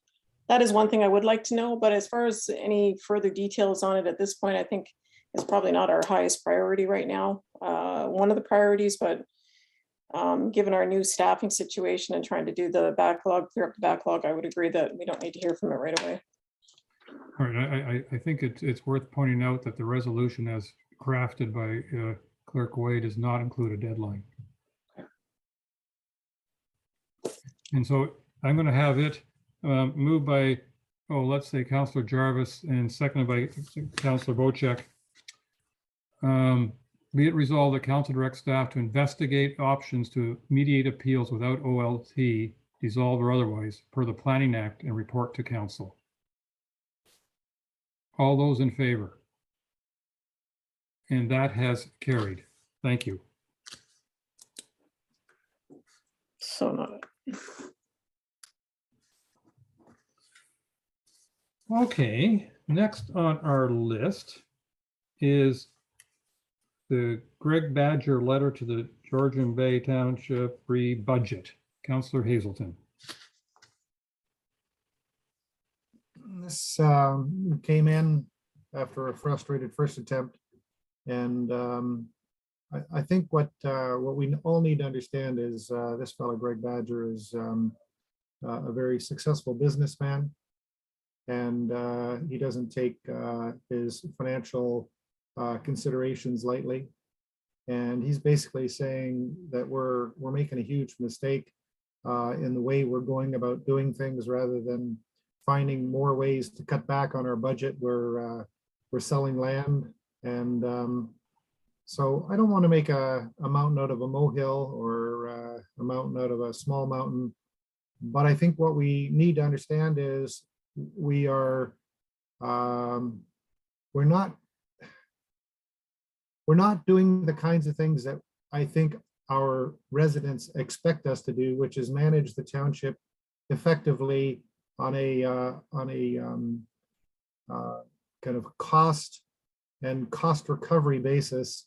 And I tended to think, maybe I'm right, maybe I'm wrong, I don't know, but I tended to think that what we have faced this year with the recent capital budgets, etc., is a one-time thing, and by selling land, we get a get out of jail for free card and we fix things next year. But I'm not sure we are doing that, and so I just think that we need to have this basically brought forward, made extremely visible, and hopefully shake us up a little bit so that any expense we have going forward is scrutinized, so that we are making sure we don't fall in the kind of doldrums that Greg is pointing out to us here.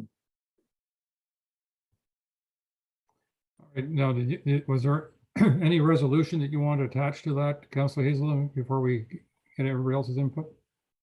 I wasn't looking so much for a resolution as I was for visibility into the nature of the problems that we have, that we are currently finding ourselves in. And I'm not sure I know what kind of resolution we could make. I mean, if you look at what Greg is saying, he's basically saying solve your problems with kind of your cash flow problems by cutting budget items.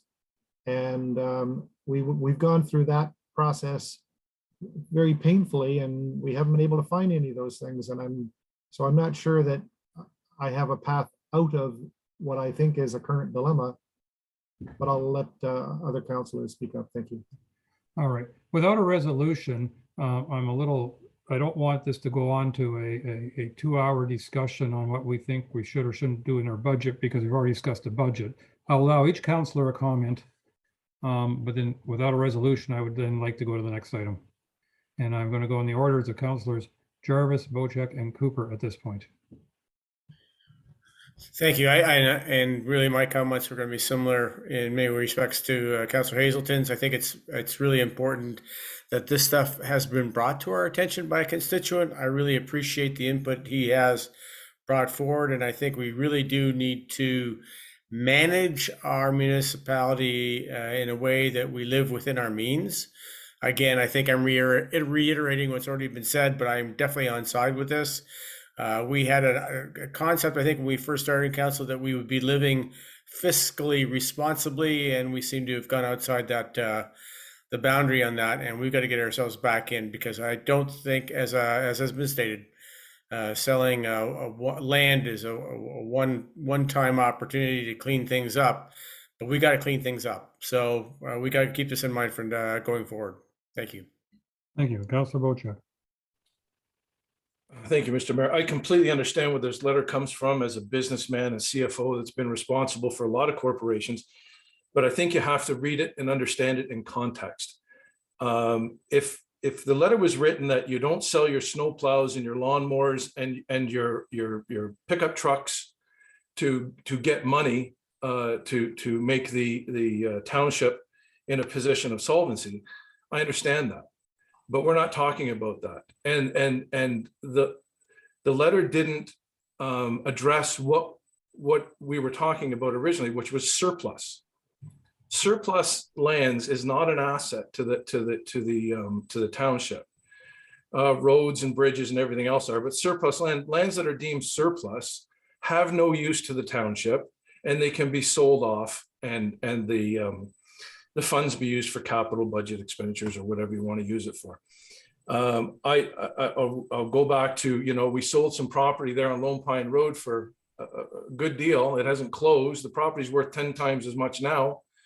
Why haven't we acted on something like that? So to take a letter like this in context and not back it up with any specifics is kind of hard to get my head around. I believe that surplus lands are exactly that. They're surplus lands. We've deemed them surplus. They're no use to us whatsoever. And we want to sell them and use that money to move things forward. So as good as the letter's written and as poignant as it is, I don't believe it to be 100% accurate.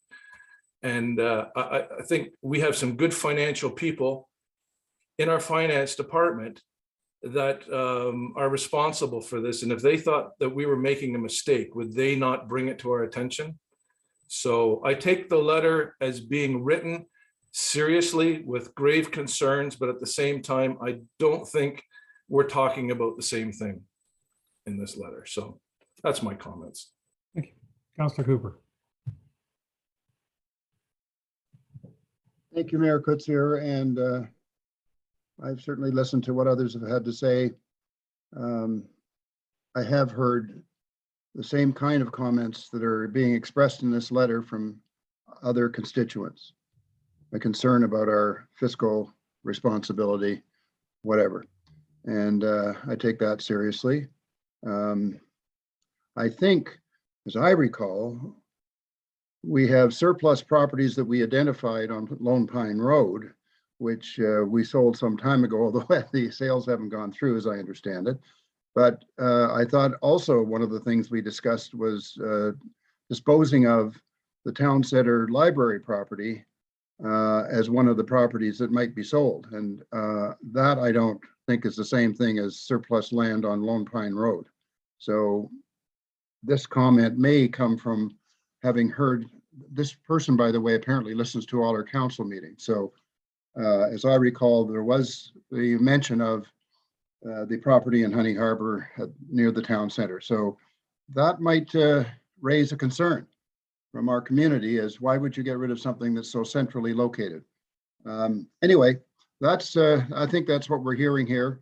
And just for the record, I didn't ask for a recorded vote and I should have, but I didn't support the budget. Thank you.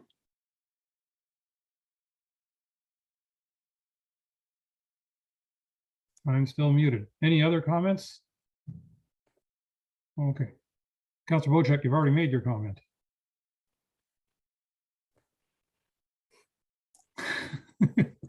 Well, then let's go on to our next topic. And that is in regard to a letter to the Georgian Bay Township Rebylaw 2021-72. Councillor Hazelton.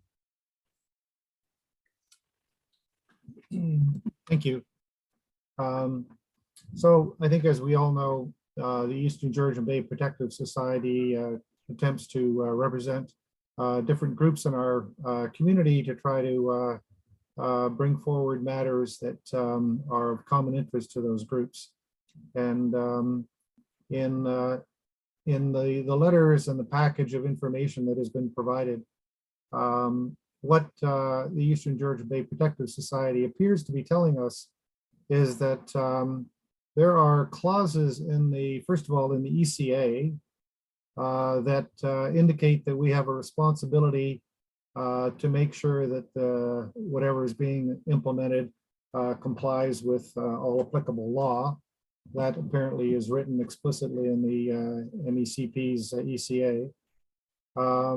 And in the decision from OLT, it also specifically calls out specific actions that are required not only by the applicant, but also by the township, where the township is responsible to have an engineer to go out and inspect and report back. And as I read the material here, I think what I'm getting at is that there may be things going on in the township that we don't know about at council, but I would have thought that given the sensitivity of this this project, that the kinds of inspections and reporting to keep the community comfortable would be there. So questions like, have we hired an engineer? Who is the engineer? What kind of reports have they made to protect the community? And then specifically in the letter here, it appears that there are a variety of things that don't comply with applicable law. And I'm wondering who at the township is responsible for kind of responding, adjudicating, commenting on that. So I'll just kind of start things off that way. Thank you. All right. I don't know if any staff member wants to comment on this before I go around the council, because a couple of observations to Councillor Hazelton were, I think, directed at staff. I mean, if I could just, comment here. We don't have an engineering group.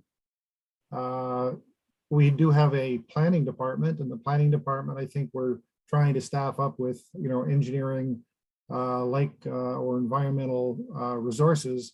But, this whole project came from the planning, through the planning department.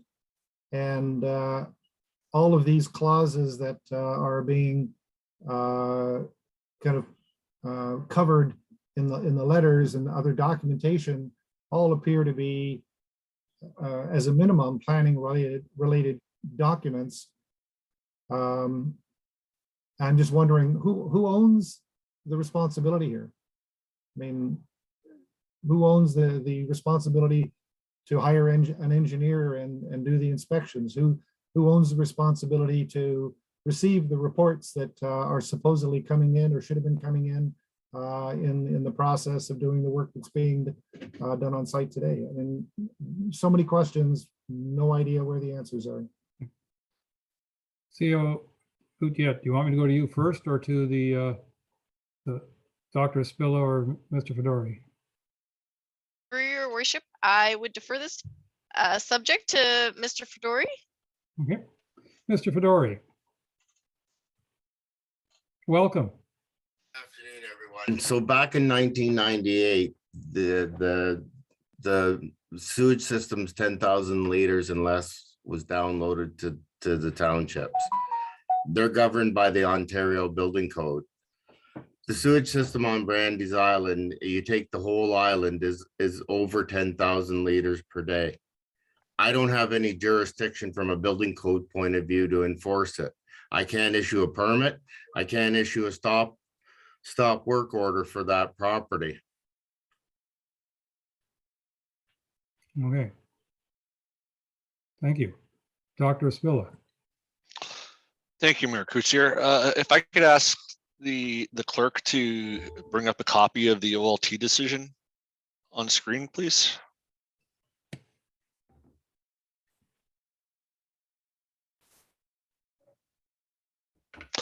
Okay, as background for council, if I can draw your attention to paragraph 13. So we're going back to September 2020 and October 2020. In both instances, the township's planning consultant recommended in favor of the application and confirmed that the proposal met applicable zoning requirements. That means the Township of Georgian Bay zoning bylaw. And if we could scroll down, please, to paragraph 21. Sorry to interrupt, but if I could, before you lose that, there is the director of planning at the time is not an expert in septic technology, and the peer review report that was written stated that it did not meet the applicable zoning requirements. So it's we have a situation here where the director of planning may be wrong, or the top-notch engineer. Actually, we had it reviewed by 2 peer reviews. So the frustration the community has is, yes. Okay, but Councillor Hazelton, at this point, I don't want to visit all the discussions of a year and a half ago. What this is showing us is what the LPAT decision said. And we already had a discussion earlier about how much we do or don't like, well, it's now OLT, but which was LPAT in the day. But so what all they're doing for now is telling, this is what the LPAT at the time found when the appeal went in front of them. Dr. Spilla, can you continue? Thank you, Mayor Kutsier. If I may continue, I'm just going to raise a few points, key points for council's benefit from the decision from the tribunal. And if I may do so, it'd be appreciated. So section 21 or section 41 of the Planning Act, as you see in para 21, specifies what the Township Planning Department is allowed to do with respect to site plan approvals. So that is clarified before the board. And if we can scroll down, please. And we're going to go through all the way, actually 22, there we go.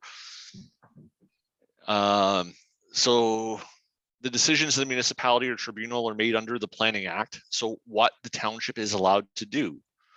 23, there is uncontested evidence who is qualified by the tribunal to give expert evidence regarding the land use planning aspects. And at this point, I'm only speaking to the land use planning aspects because that's all I have jurisdiction over as the director of planning for the township.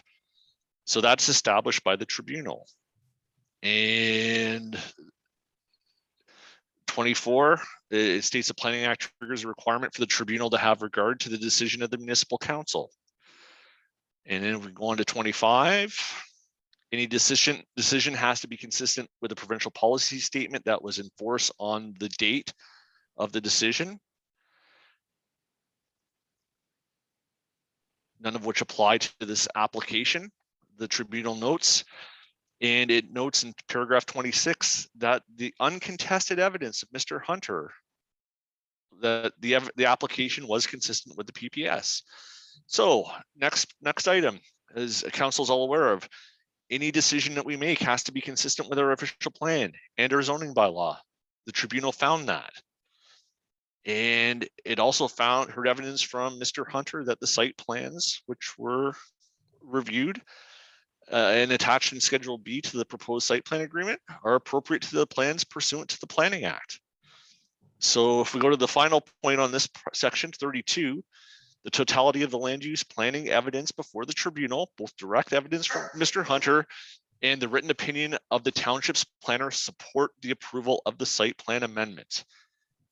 If we can scroll down to 35 and 36, please. The participant raises a concern that the site plan application does not conform with the OP. The tribunal found that the site plan does conform to the OP. The participant alleged that the site plan failed to conform with certain sections of the zoning bylaw. The tribunal found that these concerns are unfounded. On to 39, that's the order that the board or the tribunal issued. You can read it for yourself. The site plan and amending agreement meet the requirements of the Township of Georgian Bay zoning bylaw, satisfy the Planning Act, and are consistent with the provincial policy statement. They conform with the district and township's official plans, are in the public interest, and represent good planning. The tribunal orders that the proposed site plan agreement is approved and that the site plan is amended as set out in attachment 1. So that's our history of this matter with respect to any planning matters at the township or before the board. So where I have authority as a director of planning is to ensure that that site plan agreement is enforced. As matters come before the township with respect to that, they will be enforced.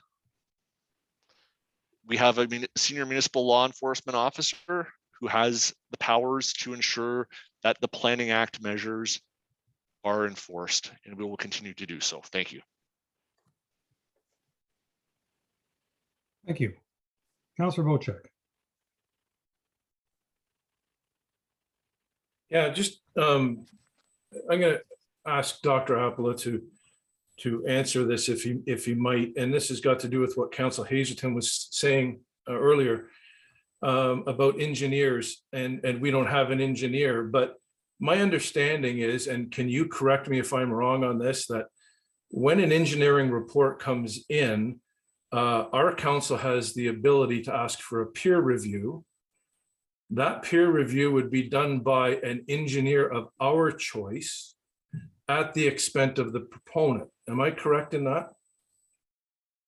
Through you, Mayor Kutsier, that would be our standard practice. So that means to me, we have checks in place to make sure that any engineering reports that are given to us are scrutinized by a peer reviewer that we have chosen at the expense of the applicant. And that should, as far as I'm concerned, satisfy everybody's concerns. So I can't really support where this is going, because I think all the measures are in place to ensure that any approval that was given by the MECP or any other provincial agency has been fact-checked by our peer review. So I'm quite fine with the way things are right now. Thank you.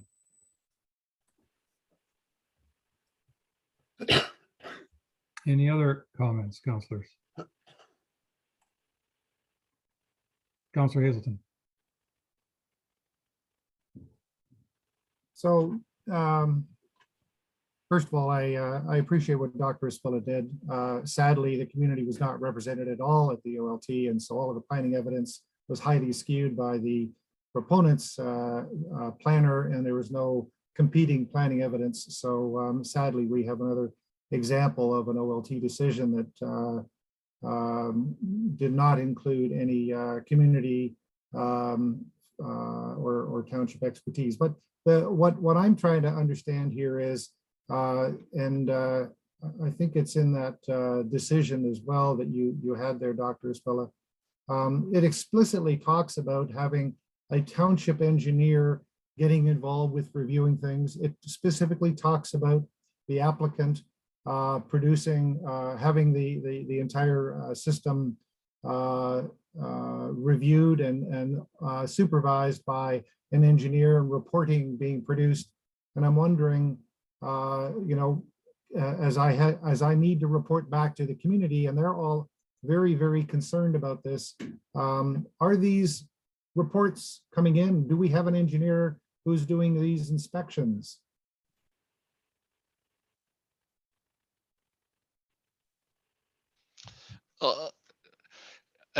Through you, your worship, with respect to the engineering matters and with respect to the septic system, I believe the chief building official's already spoken to that. Perhaps the chief building official could clarify as to which agency has jurisdiction over this matter.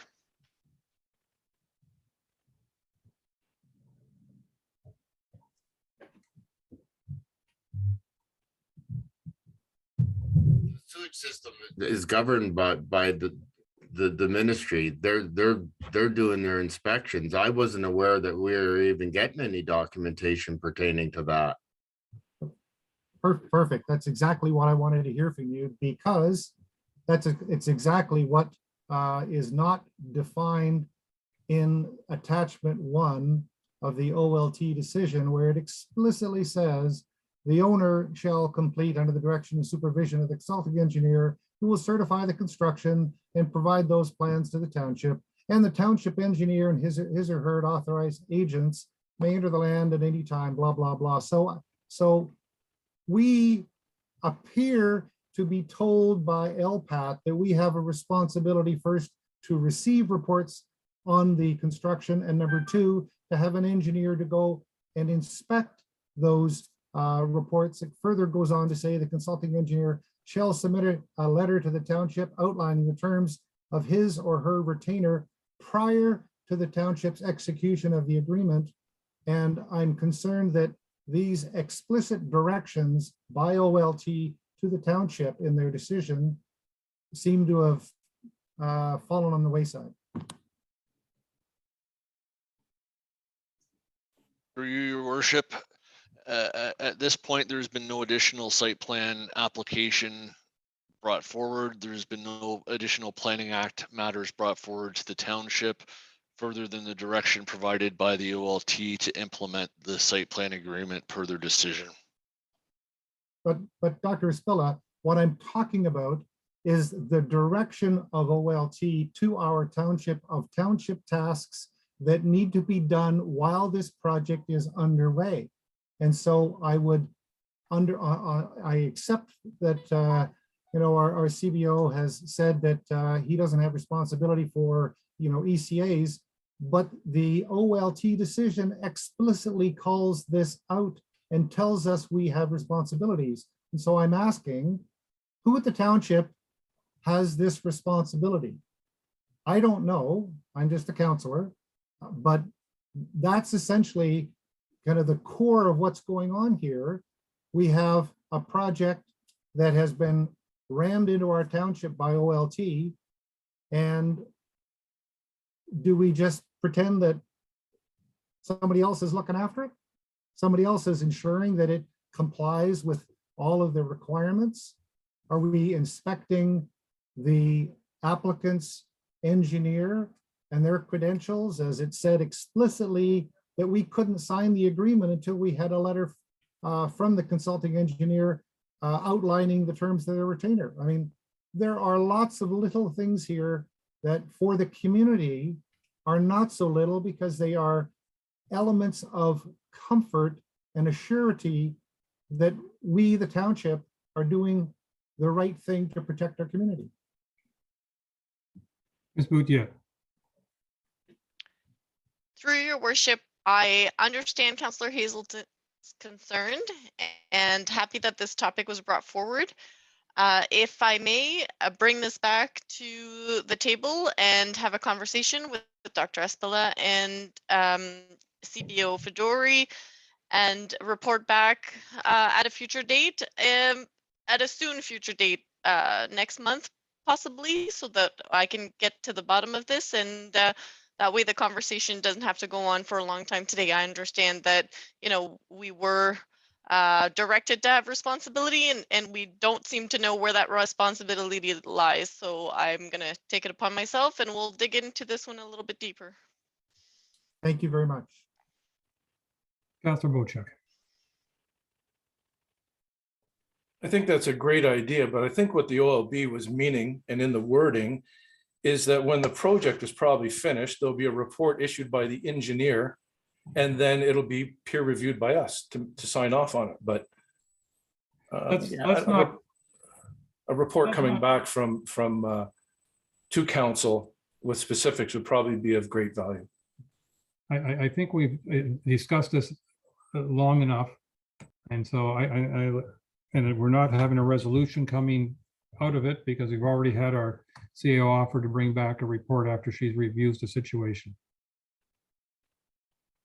All right, it is now 2 minutes to 3. Ms. Way, do we have a guest at 3 o'clock that'll be waiting for us?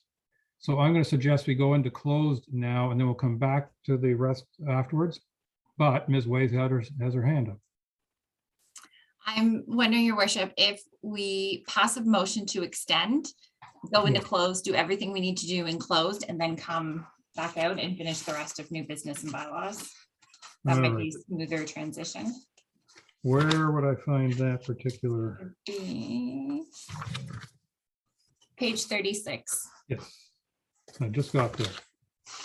Moved by Councillor Rienko, seconded by Councillor Hazelton. Be it resolved that council waives the rule of procedure in order to extend their meeting past 4:30 p.m., but no later than 6 p.m.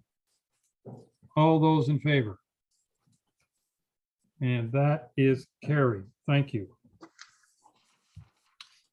Moved by Councillor Bochek, seconded by Councillor Rienko, whereas Section 239(2) of the Municipal Act 2001 as amended provides authority for councils and municipalities to close the meeting or parts of a meeting to the public if the subject matter pertains to a matter identified in Section 239(2). And whereas the Council Township of Georgian Bay deems it necessary to close this portion of the meeting in order to address matters under the following Section 239(2).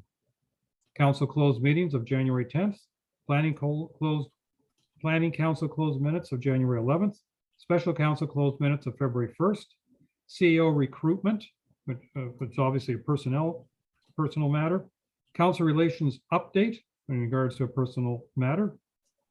Delawana, is that the one you said is no longer on the table, or is still there? It's Okay. back on. Delawana, litigation, potential litigation. 10540 Georgian Bay Shore, a proposed or pending acquisition or disposition of land. And Planning Committee appointment, which is a personnel matter. Now be it resolved that the Council of the Township of Georgian Bay moves into closed session of council at 3 o'clock or 3 p.m. All those in favor? And that is carried. And so now you want us to get off of this and sign on with our other link? Yes, please. The